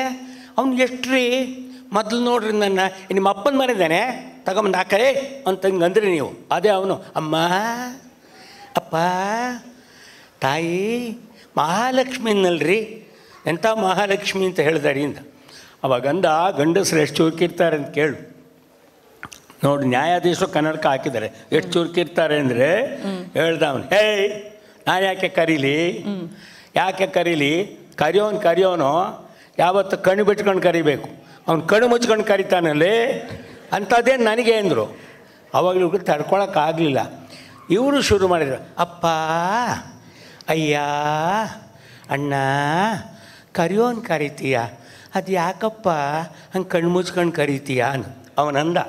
ಸುಪ್ರೀಂ ಕೋರ್ಟು ಸಂದೇಶ ಕೊಟ್ಟಂಗೆ ಕೊಟ್ಟ, ಏನು ಮಾಡೋಣವಾ, ಕಣ್ಣು ಬಿಟ್ರೆ ನೀವು ಹಂಗಿಲ್ವಲ್ಲವಾ, ಅದಕ್ಕೆ ಕರೆದೇನು. ಕಾರ್ಯೇಶು ದಾಸಿ ಕರುಣೇಶು ಮಂತ್ರಿ ರೂಪೇಚ ಲಕ್ಷ್ಮಿ ಕ್ಷಮಯಾ ಧರಿತ್ರಿ ಭೋಜ್ಯೇಶು ಮಾತಾ ಶಯನೇಶು. ಸ್ವಾಮೀಜಿದಾರ ಹೇಳೋದಿಲ್ಲ ನಾವು. ಶಯನೇಶು ಷಡ್ಧರ್ಮಯುಕ್ತ ಕುಲಧರ್ಮ ಪತ್ನಿ. ಇವಾಗ ಹಂಗಿದೆಯಾ? ಕಾರ್ಯೇಶು ಪರಾರಿ ಕರ್ಣೇಶು ಮಾರಿ ರೂಪೇಚ ವಿಕಾರಿ ಕ್ಷಮೆಯೇಶು ಬಿಕಾರಿ ಶಯನೇಶು ಚೋರಿ ಷಡ್ಧರ್ಮಯುಕ್ತ. ನಾಳೆ ಕೇಸ್ಗೆ ಸಾಕ್ಬಿಟ್ಟಾರ. ಅದಕ್ಕೆ ಇವತ್ತು ಧೈರ್ಯ ನ್ಯಾಯಾಧೀಶ ಇರೋದ್ರಿಂದ ಧೈರ್ಯ. ಇಷ್ಟೆಲ್ಲ ಹೇಳ್ತಿರಲ್ಲ, ಈಗ ಈ ಪ್ರಶ್ನೆಗೆ ಉತ್ತರ ಕೊಡಿ. ಏನೋ ನಮ್ಮ ಹೆಣ್ಮಕ್ಳನ್ನೆಲ್ಲ ಉಡಾಯಿಸ್ತಾ ಇದ್ದೀರಾ, ಈ ಗಗನ ಸಖಿಗೂ ಫ್ಲೈಟಲ್ಲೆಲ್ಲ ತಿರುಗಾಡಿದ್ದೀರಾ, ಎಲ್ಲ ಏರ್ ಹೋಸ್ಟೆಸ್ ಹತ್ರ ಎಲ್ಲ ಸರ್ವಿಸ್ ತಗೊಂಡಿದ್ದೀರಾ. ಅಂದಮೇಲೆ ಈ ಗಗನ ಸಖಿಗೂ ಹೆಂಡತಿ ಎನ್ನುವ ಪ್ರಾಣ ಸಖಿಗೂ ಏನು ವ್ಯತ್ಯಾಸ? ಅದು ನಂಗೆ ಗೊತ್ತಿರಲಿಲ್ಲ. ಗಗನ ಸಖಿದ್ ಮಾತ್ರ ಗೊತ್ತಾಯ್ತು. ಏನಂತ ಹೇಳಿದರೆ, ನಮ್ಮ ಗದಗಿನ ನ್ಯಾಯಾಧೀಶ ಜೊತೆ ಅವರು ಬಂದಿದ್ದರು ಅಕ್ಕ ಸಮ್ಮೇಳನಕ್ಕೆ ಹೋಗೋಣ ಅಂತ. ನಾನು ಕೂತ್ಕೊಂಡಿದ್ದೆ, ಅವ್ರು ನೋಡ್ತಾ ಇದ್ದರು. ನಾನು ಕನ್ನಡ ಪೂಜಾರಿ ಅಲ್ವಾ, ಅವ್ರು ನೋಡ್ತಾ ಇದ್ದಾಗ ಅವ್ರಿಗೆ ಹೇಳಿದೆ, ಏನು ಭಟ್ಟರೇ ಊರಲ್ಲಿದ್ದಾಗ ಮುಟ್ಟಲಿಲ್ಲ ಕೊಕ್ಕ ಕೋಲಾ, ಅಮೇರಿಕಕ್ಕೆ ಬರುವಾಗ ಏರ್ ಹೋಸ್ಟರ್ ಕೊಟ್ಟರೆ ಅರಗಳಿಗೆಯೂ ಬಿಡಲೇ ಇಲ್ಲ, ಕುಡದೇ ಬಿಟ್ಟಿರಲ್ಲ. ನಾನು ಒಡನೆ ಅವ್ರಿಗಂದೆ, ನೀವು ನ್ಯಾಯ ಕೊಡುತ್ತೀರಿ, ಅದು ನಿಮಗೆ ಶಾಸ್ತ್ರ ಗೊತ್ತಿಲ್ಲ. ನೀವು ನ್ಯಾಯ ಕೊಡ್ತೀರಿ, ಶಾಸ್ತ್ರ ಗೊತ್ತಿಲ್ಲ. ಭೂಸ್ಪರ್ಶವಲ್ಲದ ಜಲಕ್ಕೆ ಗಗನದಲ್ಲಿ ದೋಷವಿಲ್ಲ. ಆಪೋ ವಾ ಇದಗಂ ಸರ್ವಂ ವಿಶ್ವಭೂತಾನ್ಯಾಪ ಪ್ರಾಣವ ಆಪ ಪಶವ ಆಪೋನ್ನಮಾಪೋ ಮೃತಮಾಪ ಸಮ್ರಾಡಾಪೋ ಸ್ವರಾಡಾಪ ಚಂದಾಗಸ್ಯಾಪೋ ಜ್ಯೋತಿ ಗಸ್ಯಾಪೋ ಎಷ್ಟಿದೆ ಎಲ್ಲ ಕಡೆನೂ ಅದೇನೆ. ಅದಕ್ಕೇನೆ ಆ ಸಂದರ್ಭದಲ್ಲಿ ಅವ್ರು ಇನ್ನೊಂದು ಕೇಳಿದರು. ಹಿರೇಮಗಳೂರು ಕಣ್ಣ ಬಿಟ್ಟರು ನ್ಯಾಯಾಧೀಶರಾದ ಗದಗಿನವರ ಜೊತೆಯಲ್ಲಿ ವಿಮಾನಕ್ಕೆ ಅಮೇರಿಕಾಗೆ ಹತ್ತೇ ಬಿಟ್ಟರು. ವಿಮಾನದಲ್ಲಿ ಓಡಾಡುವಾಗ ಪ್ಯಾರಿಸ್ ಗಗನ ಸಖಿಯರು ಭಯದಿಂದ ನ್ಯಾಯಾಧೀಶರನ್ನು ಬಿಟ್ಟು ಮಡಿಯಿಂದ ಕಣ್ಣಭಟ್ಟರನ್ನೇ ಮುಟ್ಟಿಬಿಟ್ಟರು. ಒಡನೆ ಅವರು ಕೇಳಿಯೇ ಬಿಟ್ಟರು, ಕಣ್ಣಭಟ್ಟರೇ ಮೈಲಿಗೆ ಆಯಿತೆ, ಮೈಲಿಗೆ ಆಯಿತೆ, ಮೈಲಿಗೆ ಆಯಿತೆ. ಒಡನೆ ಕಣ್ಣಭಟ್ಟರು ಹೇಳಿಯೇ ಬಿಟ್ಟರು, ಛೇ ಇಲ್ಲಪ್ಪ, ಛೇ ಇಲ್ಲಪ್ಪ, ಅಂತರಿಕ್ಷದಲ್ಲಿ ಪ್ಯಾರಿಸ್ ಗಗನ ಸಖಿಯರು ದೇವತೆಗೆ ಸಮಾನ ಎಂದು ಬಿಟ್ಟರು. ನಾವೆಲ್ಲರನ್ನು ಆ ರೀತಿ ನೋಡ್ತೀವಿ. ಚಂದ್ರಮ ಮನಸ್ಸೋ ಜಾತಃ ಚಕ್ಷೋ ಸೂರ್ಯೋ ಗಜಾಯತ. ಅದರಿಂದ ಮಗುವೆ ಶುಕವತ್ ಭಾಷಣಂ ಕುರ್ಯಾತ್, ಗಜವತ್ ಸ್ನಾನಮಾಚರೆ, ಅಜವೇತ್ ಸರ್ವಣಂ ಕುರ್ಯಾತ್, ಬಕವತ್ ಧ್ಯಾನಮಾಚರೆ. ತನ್ನ ಮಾತನಾಡುವ ಮುಂಚೆ ಗಜದಂತೆ ಸ್ನಾನ ಮಾಡಬೇಕು, ತದನಂತರದಲ್ಲಿ ಅಜದಂತೆ ಚರ್ವಿತ ಚರ್ವಣ ಮಾಡಿ, ನಂತರದಲ್ಲಿ ಬಕದಂತೆ ಧ್ಯಾನ ಮಾಡಬೇಕು. ಆ ಧ್ಯಾನ ಮಾಡಿದಾಗ ಮಾತ್ರ ಒಳ್ಳೆ ವಿಚಾರಗಳು ಬರೋದು. ಇಲ್ಲ ಅಂದ್ರೆ ಬರೀ ಏರ್ ಹೋಸ್ಟೆಸ್ ಹತ್ರ ಮಾತ್ರ ನಮ್ ಗಮನ ಇರುತ್ತೆ. ಸ್ವಲ್ಪ ಪ್ರಾಣ ಸಖಿ ಕಡೆಗೂ ಬನ್ನಿ ಮಾಮ. ಯಾವತ್ತಿದ್ರು ನೋಡಿ, ಗಗನ ಸಖಿಗೂ ಪ್ರಾಣ ಸಖಿಗೂ ಇಷ್ಟೇ ವ್ಯತ್ಯಾಸ. ಗಗನ ಸಖಿ ಅವಳು ಹೈ ಲೆವೆಲ್, ಗಗನ ಸಖಿ ಅವಳು ಹೈ ಲೆವೆಲ್, ಪ್ರಾಣ ಸಖಿ ಅವಳು ಐ ಲೆವೆಲ್, ಅವಳು ಐ ಲೆವೆಲ್. ಹಾಗಾಗಿ ಏನೇ ಹೈ ಲೆವೆಲ್ ಆದರೂ ಐ ಲೆವೆಲ್ಲೇ ನಮಗೆ ಮುಖ್ಯ. ಹಾಗಾಗಿನೇ ಹೆಲ್ಮೆಟ್ಗೂ ಹೆಂಡತಿಗೂ ಏನ್ ವ್ಯತ್ಯಾಸ? ಇಲ್ಲವಮ್ಮ, ನಿಮ್ಮ ಚಾಣಾಕ್ಷತನಕ್ಕೆ ನಮ್ಮ ಹೆಣ್ಮಕ್ಳನ್ನ ನಾವು ಎತ್ತಿ ನಿಲ್ಲಿಸ್ಲೇಬೇಕು. ಇವಾಗ ಸ್ಟ್ರಾಂಗ್ ಅಲ್ಲಿಗೆ ಮತ್ತೆ ನಮಗೂ ಒಂದ್ ಸ್ವಲ್ಪ ಸಮಯಾವಕಾಶ ಕೊಡ್ಬೇಕು ತಾನೆ. ಕೇಳ, ಅದು ನಿಜವೇ ಇಲ್ಲ ಅಂತ ಹೇಳಲಿಲ್ಲ ನೋಡಿ. ಉಪಾಯ ಯಾವ್ದು? ನಮಗೆ ಪಾರ್ಲಿಮೆಂಟ್ ಅಲ್ಲೂ ನಮಗೆ ಜಾಗ ಕೊಡಲ್ಲ, ವೇದಿಕೆ ಮೇಲೆ ಜಾಗ ಕೊಡಲ್ಲ. ಮೈಂಡ್ ಹೌದು. ಅದರಿಂದ ನಮ್ಮ ಗೌಡ್ರು ಬಂದಿದ್ದಾರೆ, ಕೇಳಿ ಅವನು ಏನ್ರೇ face is an index of the mind. ಹೌದಾ? ಹಂಗಂದಮೇಲೆ ಉಪಾಯ ಯಾವುದು, ಅಪಾಯ ಯಾವುದು? ಮುಖದಲ್ಲಿ ಯಾವುದು? ನಾಲಿಗೆ ಅಪಾಯ, ಕಣ್ಣು ಉಪಾಯ. ಯಾಕೆ ಗೊತ್ತಾ? ಇವ್ರು ಹೇಳಿದ ಮಾತು ನಂಬ್ಕೊಂಡು ಹೋಗ್ಬಿಟ್ರೆ ಹಂಗೆ ಆಗುತ್ತೆ ನಮಗೆ. ಹೊಡೆದಿದ್ದ ಕಣ್ಣು, ಉದುರಿದ ಹಲ್ಲು, ಊದಿದ ಕೆನ್ನೆ, ಉದುರಿಸಿದ್ದು ಎಣ್ಣೆ. ಅದು ಹಂಗಲ್ಲ ನೋಡಿ. ಕಣ್ಣು 2 ಕೊಟ್ಟಿದ್ದಾನೆ ದೇವರು, ಬಾಯಿ ಮಾತ್ರ ಒಂದೇ ಕೊಟ್ಟಿದ್ದಾನೆ. ಯಾಕಂತ? ಅದು ಬಹಳ ಚೆನ್ನಾಗಿದೆ. ಕಣ್ಣು ನೋಡ್ರಿ, ಕಣ್ಣು ಮುಚ್ಚಿದ್ರೆ ಒಟ್ಟಿಗೆ ಮುಚ್ಕೊಳ್ಳುತ್ತೆ. ಹೌದಾ? ಕಣ್ಣು ಬಿಟ್ರೆ ಒಟ್ಟಿಗೆ ಬಿಡುತ್ತೆ. ತುಟಿನೂ ಅಷ್ಟೇ, ಮುಚ್ಚಿದ್ರೆ ಒಟ್ಟಿಗೆ ಮುಚ್ಕೊಳ್ಳುತ್ತೆ, ಒಟ್ಟಿಗೆ ತೆರ್ಕೊಳ್ಳುತ್ತೆ. 2 ಕಣ್ಣು ಒಟ್ಟಿಗೆ ಹೇಳುತ್ತೆ. ಅದೇ ಒಂದು ಹುಡುಗಿ ಸಿಕ್ಬಿಟ್ರೆ ಒಂದ್ ಕಣ್ಣು ಹೊಡಿಗತ್ತೆ, ಒಂದ್ ಕಣ್ಣು ಬಿಡುತ್ತೆ. ಅದಕ್ಕೆ ಕಣ್ಣು ಹಲ್ಲು ಉದುರಿಸ್ಕೊಳ್ಬಾರ್ದು ಅಂದ್ರೆ ಕಣ್ಣು ಹೊಡಿಬಾರ್ದು. ಅದಕ್ಕೆ ನೋಡಿ, ಎಲ್ಲೋ ಒಂದು ಮರ ಇರುತ್ತೆ, ಮರದಲ್ಲಿ ಹಣ್ಣು ಬಿಟ್ಟಿರುತ್ತೆ. ಆ ಹಣ್ಣುಗೆ ನಾವು ಬೀಳಿಸ್ಬೇಕು ಅಂದರೆ ಕಲ್ಲು ಹೊಡಿತೀವಿ. ಅಲ್ಲಿಗೆ ಕಲ್ಲು ಹೊಡೆದರೆ ಹಣ್ಣು ಉದುರುತ್ತದೆ, ಕಲ್ಲು ಹೊಡೆದರೆ ಹಣ್ಣು ಉದುರುತ್ತದೆ, ಹಣ್ಣು ಹೊಡೆದರೆ ಹಲ್ಲು ಉದುರುತ್ತದೆ. ಹಾಗಾಗಿ ಹಲ್ಲು ಉದುರಬಾರ್ದು ಅಂದರೆ ಸೌಖ್ಯವಾಗಿರ್ಬೇಕು, ದಂತಕತೆ ಆಗಬೇಕೇ ಹೊರತು ನಮ್ಮ ಜೀವನ ದುರಂತಕತೆ ಆಗಬಾರ್ದು. ದುರಂತಕ್ಕೂ ದಂತಕತೆಗೆ ಏನು ವ್ಯತ್ಯಾಸ? ಒಳ್ಳೆಯ ಹಲ್ಲನ್ನು ವೈದ್ಯರ ಬಳಿ ಹೋಗಿ ಕೀಳಿಸಿಕೊಂಡರೆ ಅದು ದಂತಕತೆ. ಅದೇ ಹಲ್ಲನ್ನು ಹುಡುಗಿಯ ಹೊಡೆಸಿಕೊಂಡು ಕೀಳಿಸಿಕೊಂಡರೆ ಅದು ದುರಂತಕತೆ. ಹಾಗಾಗಿ ಹಂಗಾಗ್ಬಾರ್ದು. ಶರಣಸತಿ ಲಿಂಗಪತಿಯಲ್ಲಿ ದಂತಕತೆ ಹೇಗೆ ಅಂದ್ರೆ, ಸ್ವಾಮೀಜಿ ಅವ್ರ ಜೊತೆ ವಿದೇಶಕ್ಕೆಲ್ಲ ಹೋಗಿ ಬಂದಾಗ ವಿದೇಶದೊಬ್ಬ ಬಂದಂತೆ, ಸಿರಿಗೆರೆ ಎಲ್ಲ ಸುತ್ತಾಕೊಂಡು ಬಂದ, ಬೆಂಗಳೂರಿಗೆಲ್ಲ ಬಂದ. ಒಂದು I want to visit one Hindus house, how much they are actually living is together hotly not mentally ಅಂತ ಕರ್ಕೊಂಡೋಗಿ ಸ್ವಾಮೀಜಿಯವರು ಹೇಳಿದಂತೆ ಶಿಷ್ಯನಿಗೆ ಅವ್ರ ಮನೆಗೆ ತೋರಿಸು ಅಂತ. ಅವನು ನೋಡ್ದ, ನಿಂತ್ಕೊಂಡಿದ್ದ. I think your aged couples ಅಂದರೆ ಯಾ ಅಂದರು. ಈಗಿನ ಕಾಲದ ಹೆಣ್ಮಕ್ಳು ಯಾ ಅನ್ನೋದು. ಅದು 60 ವರ್ಷಕ್ಕೆ ಹೇಳ್ಕೊಳತ್ತೆ. ಈಗ ಯಾಕೆ ಹೇಳ್ಕೊಳ್ತಾರೆ ಗೊತ್ತಾ? ಅದರಿಂದ ಅಲ್ಲಿ ಕೂತ್ಬೇಕಾದ್ರೆ ಊಟ ಮಾಡ್ತಾಯಿದ್ರು. ಅವನು ಇವ್ರಿಗೆ ಬಡಿಸಿದ ಮೇಲೆ ಇವಳು ಅವ್ರಿಗೆ ಬಡಿಸಿದ ಮೇಲೆ ಅವನು ಇವ್ರಿಗೆ ಊಟ ಮಾಡಿಸ್ಬೇಕು, ಇವರು ಊಟ ಮಾಡಿದ ಮೇಲೆ ಅವಳು ಊಟ ಮಾಡಬೇಕು. ಅವನಂದ, I don't want any explanation about this couples.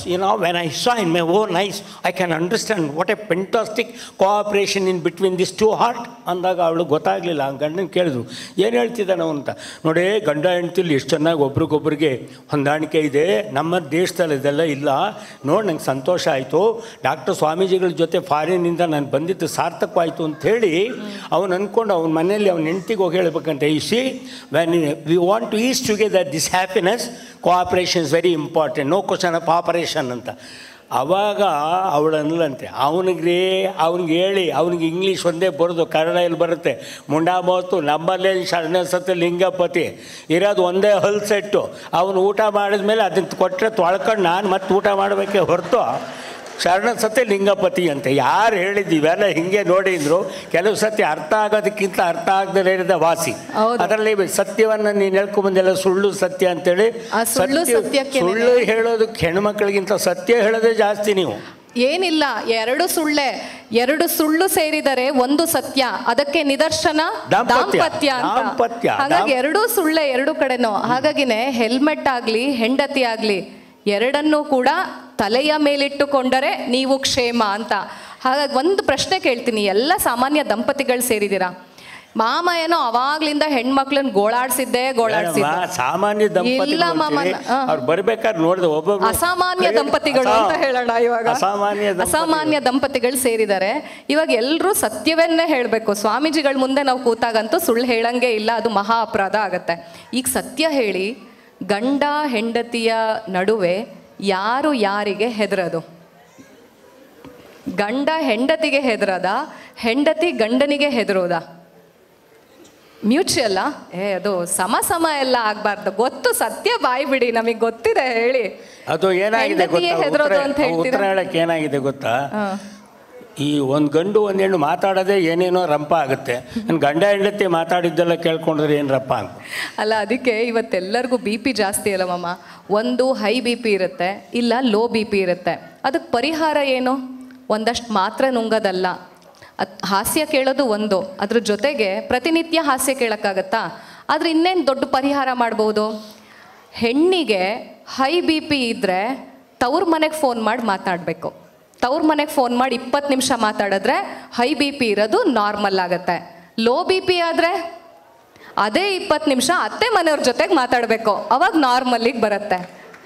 ಅದೇ ಗಂಡ ಏನು ಮಾಡಬೇಕು? High B P low B P ಆದರೆ ಎದ್ರ ಮನೆಗೆ ಹೋಗಿ ಮಾತಾಡಬೇಕು.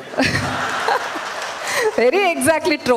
ಅದೇ ಲೋ ಬಿ ಪಿ ಆದರೆ ಹೇಳಿದ್ರಲ್ಲ ನೀವಾಗಲೇ, ಜೇನು ಕೊಡಿದಂತೆ ಅಂತ ಹೇಳಿ, ಹೆಂಡತಿ ಜೊತೆ ಮಾತಾಡಿದ್ರೆ ನಾರ್ಮಲ್ ಆಗುತ್ತೆ. ಹಾಗಿದ್ಮೇಲೆ ಈಗ ಹೇಳಿ, ಯಾರಿಗೆ ಹೆದರೋದು? ಸಾಮಾನ್ಯನ ಹೆಂಡತಿನೇ ಗಂಡನಿಗೆ ಹೆದರೋದು ಅಂತೇಳಿ? ಹೌದಾ? ಮ್ಯಾಕ್ಸಿಮಮ್ ಒಪ್ತಿರ ತಾನೆ, ಹೆಂಡತಿ ಹೆದರ್ತಾಳಪ್ಪ ಗಂಡನಿಗೆ ಅಂತೇಳಿ. ಆಯಿತು, ಒಂದು ಸ್ವಲ್ಪ ಹಿಂದೆ ಹೋಗಿ, ರಿವರ್ಸ್ ಗೇರಿಗೆ ಹೋಗಿ, ಮದುವೆಯ ಕ್ಷಣಗಳನ್ನು ನೀವು ನೆನಪು ಮಾಡ್ಕೊಳ್ಳಿ. ನಿಮ್ಮನ್ನು ನೋಡೋಕ್ಕೆ ಅಂತ ಬಂದ್ರಲ್ಲ, ಹೆಣ್ಣು ನೋಡೋಕ್ಕೆ ಅಂತ ಬಂದ್ರಲ್ಲ, ಬಂದಾಗ ಎಷ್ಟು ಜನ ಬಂದರು ನಿಮ್ಮ ಮನೆಗೆ? ಅವನು ಒಬ್ಬನೇ ಬಂದ ಗಂಡು? ಅಪ್ಪ ಅಮ್ಮ ತಂಗಿ ತಮ್ಮ ಅಕ್ಕ ತಂಗಿ ಯಾರೋ ಒಂದು 3-4 ಜೊತೆಗೆ ಕರ್ಕೊಂಡು ಬಂದರು, ಹೆಣ್ಣು ನೋಡಿದ್ರು, ಹೋದರು.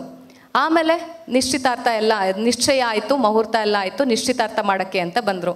ಒಂದು ಕ್ಲೋಸ್ ಸರ್ಕಲ್ ಅಂತೇಳಿ ಒಂದು 40 ಜನನ ಕರ್ಕೊಬಂದರು. ನಿಶ್ಚಿತಾರ್ಥ ಎಲ್ಲ ಆಯಿತು, ಉಂಗುರ ಎಕ್ಸ್ಚೇಂಜು ಆಯಿತು. ಆಮೇಲೆ ಮದುವೆ ನಿಶ್ಚಯ ಆಯಿತು, ಮುಹೂರ್ತ ಬಂತು. 1 ಬಸ್ಸು 2 ಬಸ್ಸು ನಮ್ಮ ಶಕ್ತಿ ಪ್ರದರ್ಶನ ಅಂತ ಹೇಳಿ ಎಲ್ಲರನ್ನೂ ಕರ್ಕೊಬಂದು, ಅವ್ರ ನೆಂಟರು ಇವ್ರ ಫ್ರೆಂಡ್ಸು ಎಲ್ಲರೂ ಬಂದರು. ಎಷ್ಟು ಜನ ಬಂದರು? ಒಂದು 3 ಬಸ್ ಜನ ಬಂದರು. ಮೊದಲು ಬಂದಾಗ 4 ಜನದ ಜೊತೆಗೆ ಬಂದ ಗಂಡು, 2ನೇ ಸಲ ಬಂದಾಗ ಒಂದು 40 ಜನದ ಜೊತೆಗೆ ಬಂದ. ಆಮೇಲೆ ಬರುವಾಗ ಮದುವೆ ಸಂದರ್ಭದಲ್ಲಿ ಒಂದು 400 ಜನದ ಜೊತೆಗೆ ಬಂದ. ಮದುವೆ ಮುಗೀತು. ಆಮೇಲೆ ಹೆಣ್ಣು ಒಬ್ಳೆ ಹೊರಟ್ಲಲ್ರಿ ಮದುವೆ ಅವ್ರ ಗಂಡನ ಮನೆಗೆ, ಜೊತೆಗೆ ಯಾರು ಬಂದ್ಲಾ? ಈಗ ಹೇಳಿ, ಯಾರಿಗೆ ಹೆದರ್ಬೇಕಾಗಿರೋದು? ಗಂಡ ಹೆದರ್ಕೊಂಡು 4 ಜನದ ಜೊತೆಗೆ ಬಂದ, ಹೆಂಡತಿ ಒಬ್ಳೆ ಹೋದ್ಲು. ಅದಕ್ಕೆ ಚಾಮುಂಡೇಶ್ವರಿ ಅಂತ ಹೇಳೋದು. ಇವನು ಹುಲಿ ಆದರೂ ಕೂಡ ಹೆಂಡತಿ ಚಾಮುಂಡೇಶ್ವರಿ. ಹಾಗಾಗಿ ಹೆಂಡತಿ ಆಗಲಿ ಹೆಲ್ಮೆಟ್ ಆಗಲಿ ಎರಡನ್ನೂ ಕೂಡ ತಲೆ ಮೇಲಿಟ್ಟುಕೊಂಡರೆ ಕ್ಷೇಮ ಅಂತ ಅಲ್ವಾ? ತಲೆ ಮೇಲೆ ಇಟ್ಕೊಂಡೇ ಇಷ್ಟು, ತಲೆ ಒಳಗೆ ಇಟ್ಕೊಂಡಿದ್ರೆ ಗತಿ ಏನು? ಅದಕ್ಕೆ ಇನ್ನೂ ಕ್ಷೇಮ ಮಾಮ, ಸೌಖ್ಯ ಅದು. ಆದ್ರೂ ನೋಡಮ್ಮ, ನಾವು ಇಷ್ಟೆಲ್ಲ ಮಾತಾಡಿದರೂ ಕೂಡ ನಾನು ಇನ್ಮೇಲೆ ಪೂಜ್ಯ ಸ್ವಾಮೀಜಿಯವ್ರ ಒಂದು ಪ್ರಾರ್ಥನೆ ಮಾಡ್ತೀನಿ. ಸ್ವಾಮೀಜಿ, ನೀವೆಲ್ಲಾದರೂ ಜುಗಲ್ಬಂದಿ ಕರೆಯೋದಾದ್ರೆ ನನ್ನೊಬ್ಬನ್ನೇ ಕರೀರಿ, ಅವಳನ್ನ ಕರಿಬೇಡಿ. ಅವಾಗ ಜುಗಲ್ಬಂದಿ ಅಂತ ಅನ್ನಿಸ್ಕೊಳಲ್ವಲ್ಲ ಮಾಮ? ಅಲ್ಲ, ಯಾಕೆ ಅಂತಂದ್ರೆ ಇವರು ಏಕಪಾತ್ರಾಭಿನಯ ಆಗೋಗ್ಬಿಡತ್ತೆ. ಅದ್ರೊಳಗೆ ಅದು ಬರುತ್ತಲ್ಲ, ಏಕಪಾತ್ರಾಭಿನಯದಲ್ಲೂ ಬಂದ್ಬಿಡುತ್ತಲ್ಲ. ಏಕಪಾತ್ರಾಭಿನಯದಲ್ಲಿ ಸತ್ಯ ಹೇಳಿಸೋರು ಅವರೇನೆ. ಅದಕ್ಕೆ ನೋಡಿ, ಯಾಕೆ ನೋಡಿ, ಸುಳ್ಳು ಹೇಳಿದ್ರೆ ಎಲ್ಲ ನೀವು ಚಪ್ಪಾಳೆ ತಟ್ತೀರಾ ಅಂತ ಅವರು ಒಬ್ಬರನ್ನೇ ಇಲ್ಲ ನಮ್ಮದು ನಾವು ಹೇಳಿದ್ನಲ್ಲ, ಇರೋ ವಿಷಯ ಹೇಳ್ಕೊಳ್ಳೇಬೇಕಲ್ಲ ಅಲ್ವಾ? ನೋಡಿ, ನೆನ್ನೆ ತಾನೇ ಯಾರೋ ಪೊಲೀಸ್ ಇಲಾಖೆಯವ್ರು ಬಂದು ಕೇಳಿದ್ರು, ಈ ದೇಶದಲ್ಲಿ ಕಳ್ತನ ದರೋಡೆ ಎಲ್ಲ ನಿಲ್ಲಬೇಕು ಅಂದರೆ ಕಣ್ಣನ್ನವರೇ ನಿಮ್ಮ ಅಭಿಪ್ರಾಯ ಏನು ಅಂದರು. ಅವ್ರು ಯಾಕೆ ಕೇಳಿದ್ರು ಗೊತ್ತಾ? ವೈಕುಂಠ ಏಕಾದಶಿ ಅಂತ ನಿನ್ನೆ ಕಾರ್ಯಕ್ರಮ. ಈ ಜನ ಮುಗಿಲು ಬಿದ್ದು ಮೇಲು ಬಿದ್ದು ಕೆಳಗೆ ಬಿದ್ದು ರಂಪ ಬಿದ್ದು ಬರ್ತಾ ಇದ್ದಾರೆ. ನಾನಂದು ಸ್ವಲ್ಪ ನಿಧಾನಕ್ಕೆ ಬನ್ನಿ, ಸಿಂಗಲ್ಲಾಗಿ ಬರಬೇಡಿ, ಮಿಂಗಲ್ಲಾಗಿ ಬಂದ್ರೇ ನಿಮಗೆ ಪೊಂಗಲ್ ಸಿಗೋದು, ಹಂಬಲ್ ನೆಸಲ್ಲಿ ಬನ್ನಿ ಹಿಂದೆ ಒಂದು ಹೇಳಿದೆ. ಅಲ್ರಿ, ವೈಕುಂಠ ದ್ವಾರ ಪ್ರವೇಶೋತ್ಸವ ಅಂತಿದೆಯೇ ಹೊರತು ವೈಕುಂಠ ಪ್ರವೇಶೋತ್ಸವ ಅಂದರೆ ಬರ್ತಾ ಇದ್ರ ನೀವು? ಅದನ್ನು ಸ್ವಲ್ಪ ನಿಧಾನಕ್ಕೆ ಬನ್ನಿ ಅಂತ ಹೇಳ್ಬೇಕಾದ್ರೆ ಪೊಲೀಸ್ನವ್ರಿಗೆ ಕೇಳಿದರು, ಕಳ್ತನ ದರೋಡೆ ಎಲ್ಲ ನಿಲ್ಬೇಕಾದ್ರೆ ಕಣ್ಣನವ್ರು ಏನು ಮಾಡಬೇಕು ಅಂದು. ಏನಿಲ್ಲ ಸರ್, ಪೊಲೀಸ್ ಇಲಾಖೆಗೆ ಹೆಣ್ಣು ಮಕ್ಕಳನ್ನೇ ಹೆಚ್ಚು ಅವರನ್ನು ಉದ್ಯೋಗಕ್ಕೆ ತಗೊಂಡ್ರೆ ಈ ದೇಶದಲ್ಲಿ ದರೋಡೆ ಗಿರೋಡೆ ಎಲ್ಲ ನಿಂತೋಗ್ಬಿಡುತ್ತೆ ಅಂದರು. ಎಲ್ಲ ಹೆಣ್ಮಕ್ಳು ಚಪ್ಪಾಳೆ ಹೊಡೆದ್ಬಿಟ್ರು. ಯಾಕೆ ಅಂತ ಯಾಕೆ ಅಂತ ಕೇಳಿದ್ರು. ಏನು ಸರ್ ಹಂಗೆ ಹೇಳ್ಬಿಟ್ಟಿಂದ ನೋಡಿ, ಆ ಹೆಣ್ಮಕ್ಳು ನೀವು ಉದ್ಯೋಗಕ್ಕೆ ತಗೊಂಡ್ಬಿಟ್ಟು ಸಂಜೆ ಹೊತ್ತು ಬೀಟ್ ಅಂತಿದೆಯಲ್ಲ, ಸೀಟ್ ಬಿಟ್ಟು ಕಳಿಸ್ಬಿಟ್ರೆ ಕಳ್ಳ ದರೋಡೆ ಮಾಡೋನು ಮುದುಕ ಎಲ್ಲರೂ ಹೋಗ್ತಾ ಇದ್ರೆ ಅವ್ರು ನೋಡ್ತಾ ನಿಂತು ಬಿಡ್ತಾರೆ, ಕಳ್ತನನೇ ಮರ್ತು ಬಿಡ್ತಾರೆ. ನೋಡಿ ಮಾಮನ್ ಚಾಣಾಕ್ಷತನ ಏನ್ ಹೇಗಿದೆ ಅಂದ್ರೆ, ಪೊಲೀಸ್ ಇಲಾಖೆಗೆ ಹೆಣ್ಮಕ್ಳನ್ನ ಜಾಸ್ತಿ ರಿಕ್ರೂಟ್ ಮಾಡಿ ಅಂತಾರೆ, ಶಿಕ್ಷಣ ಸಂಸ್ಥೆಗೆ ಜಾಸ್ತಿ ಹೆಣ್ಮಕ್ಳನ್ನ ತಗೊಳ್ಬೇಕು, ಮುದ್ದಾಗಿ ಪಾಠ ಮಾಡ್ತಾರೆ ಅಂತಾರೆ, ಎಲ್ಲ ಇಲಾಖೆಗಳಿಗೂ ಹೆಣ್ಮಕ್ಳನ್ನ ಇವರು ಸಜೆಸ್ಟ್ ಮಾಡ್ತಾರೆ. ಆದ್ರೆ ಇವ್ರ ಇಲಾಖೆಗೆ ಬನ್ನಿ, ಇವ್ರ ಇಲಾಖೆನಲ್ಲಿ ಕೇಳ್ತಾರ, ಬರೀ ಚಪ್ಪಾಳೆ ತಟ್ಬಿಟ್ರೆ. ಇವ್ರ ಮುಜರಾಯಿ ಇಲಾಖೆನಲ್ಲಿ ನಮ್ಮ ಹೆಣ್ಮಕ್ಳನ್ನ ಬಿಟ್ಟಿದಾರ ಜಾಗನ. ಯಾಕೆ ಮಾಮ ನಿಮ್ ಪೂಜಾರಿ ಸ್ಥಾನಕ್ಕೆ ನಮ್ಮ ಹೆಣ್ಮಕ್ಳು, ನಾವು ವೇದ ಕಲ್ತಿದೀವಿ, ಉಪನಿಷತ್ ಕಲ್ತಿದೀವಿ, ಮಂತ್ರ ಹೇಳ್ತೀವಿ, ಪೂಜೆ ಮಾಡ್ತೀವಿ, ಅಭಿಷೇಕ ಮಾಡ್ತೀವಿ, ಏನ್ ಕಮ್ಮಿ ಇದೀವಿ ಅಂತ ನಮ್ಮನ್ನ ಸೇರಿಸ್ಕೊಳ್ಳಲ್ಲ ನೀವು? ಆಯ್ತು, ಒಪ್ಕೊಳ್ತೀನಿ. ನೋಡಿ, ಯಾವತ್ತು ಜಾಗೃತತನ ಇರಬೇಕು. ಉತ್ತಿಷ್ಟ ಜಾಗೃತ ಪ್ರಾಪ್ಯ ವರಾನ್ ನಿಬೋಧತ ಅಂತ ಯಾವತ್ತೂ ಜಾಗೃತರಾಗಿರ್ಬೇಕು ನಾವು. ಯಾರಿಗೆ ಯಾರು ಮೀಸಲಾತಿ ಬೇಕಾದರೂ ಕೊಡಲಿ, ಗೊತ್ತಾಯ್ತಾ? ನಮ್ಮ ಸ್ವಾಮೀಜಿ ಮುಂದೆ ಧೈರ್ಯವಾಗಿ ಹೇಳ್ತಿದ್ದೀನಿ, ಅರ್ಚಕ ವೃತ್ತಿ ಪೂಜಾ ವೃತ್ತಿಗೆ ಮಾತ್ರ ಹೆಣ್ಣು ಮಕ್ಕಳಿಗೆ ಏನೇ ಕಾರಣಕ್ಕೂ ದೇವಸ್ಥಾನದಲ್ಲಿ ಅವ್ರಿಗೆ ಸ್ಥಾನ ಕೊಡಬಾರ್ದು. ಯಾಕೆ ಅಂತಂದರೆ ನಮ್ಮದು ಸ್ವಾರ್ಥ ಇಲ್ಲ ಸ್ವಾಮಿ, ನಾವು ನಿಸ್ವಾರ್ಥಿಗಳು. ಯಾಕೆ ಗೊತ್ತಾ? ಹೆಣ್ಣು ಮಕ್ಕಳನ್ನ ನೀವು ಅರ್ಚಕರಾಗಿ ನಿಲ್ಲಿಸ್ಬಿಟ್ರೆ ದೇವಸ್ಥಾನಕ್ಕೆ ಬರೋ ಭಕ್ತಾದಿಗಳ ದೃಷ್ಟಿಯೆಲ್ಲ ಬೇರೆ ಕಡೆಗೆ ಹೋಗ್ಬಿಡುತ್ತೆ. ದೇವರ ಕಡೆಗೆ ಇರಲಿ ಅನ್ನೋಕ್ಕೋಸ್ಕರ ನಾವು ಅರ್ಚಕರಿಗೆ ಪುರುಷರನ್ನೇ ಕೊಡಬೇಕು ಅಂತ ಕೇಳಿದ್ವಿ ಹೊರತು ಬೇರೆ ಏನಿಲ್ಲ. ಯಾಕೆಂದ್ರೆ ಇವರ ಬುರಾಸಾಧ್ಯರು ಏನಾದರೂ ಬಾಯಿ ಬಿಡಿಸ್ಬಿಡ್ತಾರೆ, ಸುಮ್ಮನಿರಲ್ಲ, ಪತ್ರಿಕೆ ತಗೊಂಡ್ಬಿಡೋದು, ಓದ್ಬಿಡೋದು. ಅವ್ನ ಗಂಡ ಅಲ್ಲಿ ಕೂತಿದ್ರೆ ಇಫ್ ಯು ಡೋಂಟ್ ಮೈಂಡ್, ಇದೊಂಥರ ಹಿಂಸೆ ರಾಗ, ಅದು ಹಂಸಧ್ವನಿ ಅಲ್ಲ. If you don't mind to be frank with you see just listen my words ಅಂದ ಕೂಡಲೇ ಅವನು ಪೆದ್ದಂಬಟ. ಅವನಿಗೆ ಹೌಸ್ ವೈಫ್ ಅಂತ ಏನು ಕರಿತೀವೋ ಹಾಗೆ ಅವನು ಏನಂತ ಕರೀತಾರಲ್ಲಿ ಹೆಣ್ಮಕ್ಕಳೆಲ್ಲ, is my husband, my husband ಅಂತ. ಯಾಕೆ ಹೇಳಿ ಹಸ್ಬೆಂಡ್ ಅಂತ ಕರೆಯೋದು? ಹಸು ಥರ ಬೆಂಡಾಗಿರ್ತಾನಲ್ಲ, ಅದಕ್ಕೆ ಹಸ್ಬೆಂಡ್. ಕಿತ್ಕೊಂಡು ಹಸು ಥರ ಬೆಂಡಾಗಿರ್ತಾನಲ್ಲ, ಅದಕ್ಕೆ ಯಾ ಯಾ ಯಾ ಅಂತಾನೆ. ಪತ್ರಿಕೆ ಓದ್ತಾ ಇದ್ದ, ಬಿಡ್ತಾರ ಇವರು ಚಂಡಿ, ಏನು ಹೇಳಿದೆ ನಾವು ಚಂಡಿ ಆಗ್ತೀವಿ. ಅಯ್ಯೋ ಬರೀ ಅಟ್ಟೆ ಅಲ್ಲ, ಚಂಡಿ, ಚಾಮುಂಡಿ, ನಿರಪಾಯೆ, ನಿಗಮಾರ್ಚಿತೆ, ಮಂತ್ರಮಯಿ, 3ನೇ 4ನೇ ಪದ ಮಹಾಮಾಯೆ. ಮಂಡಿ ಊರಿ ನಿಲ್ಬೇಕು. ಇಲ್ಲ, ನಮ್ಮನ್ನ ಬ್ರಹ್ಮಲೋಕಕ್ಕೆ ತಗೊಂಡೋಗೋರೆ ನೀವು. ಪಾಪ ಅವ್ರು ಕಾಫಿ ಕೇಳ್ತಾರೆ, ಕಾಫಿ ಕೊಡ್ಬೇಕಾ ಬೇಡವಾ? ಕೇಳಿದ್ಕೊಳ್ಳೋ ಕೊಡ್ಬೇಕಾ ಬೇಡ? ಹೆಂಡ್ತಿ ಕಾಫಿ ಕೊಡೆ, ಬಿಸಿಬಿಸಿಗೆ ಒಂದು ತೊಟ್ಟು ಕಾಫಿ ಕೊಡು. ನಿಮ್ಮ ಅಪ್ಪನ ಮನೆದ ಅಂದರು. ಇವ್ರು ನಿಂತ್ಕೊಂಡು ಇದು ಯಾರಪ್ಪನ ಮನೆದು ಅಂತ ನಿಂತ್ಕೊಳ್ಳಿ ಸುಮ್ಮನೆ ಆಗ್ಬಿಟ್ಟ. ಕಾಫಿ ತಗೊಂಬರಷ್ಟೇನು ಮಾಡಿ ಹತ್ಬಿಟ್ಟ ಮೇಲಕ್ಕೆ, ಬರಲೇ ಇಲ್ಲ. ಈ ಹೆಂಡತಿ ಪಾಪ ಕಾಫಿ ತಗೊಂಡು ಬಾ ಅಂತ ಹೇಳಿದ್ದು ಈ ಪ್ರಾಣಿ ಬಿಸಿಯಾಗಿ ಕಾಫಿ ತಂದರೆ ಊರಿಗೆ ಮುಂಚೆ ಮಂತ್ರ ಹತ್ಬಿಟ್ರಲ್ಲ ಮೇಲಕ್ಕೆ. ಏನು ಮಾಡ್ತಾನೆ ನೀವು ಅಲ್ಲಿ ಹೋಗಿ ಅಂದ್ಬಿಟ್ಟು ಇವಳು ಕಾಫಿ ತಗೊಂಡು ರೀ ಕಾಫಿ ತಗೊಂಬ ಅಂದ್ರಲ್ಲ, ಬಿಸಿಯಾಗಿ ತಂದೀನಿ, ಏನು ಮಾಡ್ತಿದ್ದೀರಿ ಇಲ್ಲಿ ಅಂದಾಗ ಅವನು ಕೈ ಹಿಂಗಂತ ಇದ್ದಾನೆ. ಹಿಂಗೆ ಇವನು ಕೇಳಿದ್ಲು, ಯಾರಿಗ್ರಿ ಅದು ಕೈ ಹಿಂಗಂತಿದ್ದೀರ ಅಂತ. ಸಿಟ್ಟು ಮಾಡ್ಕೊಬ್ರೆ ಕಣೆ, ಸ್ವಲ್ಪ ನೀನು ಮಾತಾಡಬೇಕಾದ್ರೆ ಸ್ವಲ್ಪ ಯೋಚನೆ ಮಾಡಿ ಮಾತಾಡಬೇಕು, ಕಿರ್ಚ್ಕೊಬೇಡ ನೀನು. ಯಾಕೆ ಅಂದ್ರೆ ಎದುರು ಮನೆಗೆ ಒಂದು ಕಂಪಾರ್ಟ್ಮೆಂಟ್ ಅಂತಿದೆಯಲ್ಲ ಸಂಕೀರ್ಣಕ್ಕೆ, ಯಾರೋ ಹೊಸದಾಗಿ ಬಾಡಿಗೆಗೆ ಬಂದಿದ್ದಾರೆ, ಅವ್ರು ನಮಗೆ ಪರಿಚಯ ಅಂತ ಕಾಣುತ್ತೆ. ಅವ್ರ ಕೈ ಹಿಂಗೆ ಅಂತ ಇದ್ರು. ನಾನು ಅದಕ್ಕೆ ಆ ಮಹಿಳೆಗೆ ಕೈ ಹಿಂಗನ್ನೆ ಮುಂಡ ಮೋಸ್ತು ಅವ್ರ ಮನೆ ಕೆಲಸದವಳು, ಅವಳು ಗಾಜು ಒರೆಸ್ತಾ ಇದ್ದಾಳೆ. ನಿಮ್ಮನ್ನೆಲ್ಲ ಕರೆದಿದ್ದು ಬನ್ರಿ. ಬ್ರಹ್ಮಲೋಕಕ್ಕೆ ಒಳಪಡಿಸೋರು ಯಾರು ಹೇಳಿ? ಅವ್ರೆ ಕರೆಯೋದು ಯಾಕೆ ಮಾಮ? ಬ್ರಹ್ಮಲೋಕಕ್ಕೆ ಒಳಪಡಿಸೋದು ನಾವಲ್ಲ, ನೀವುಗಳೇನೆ.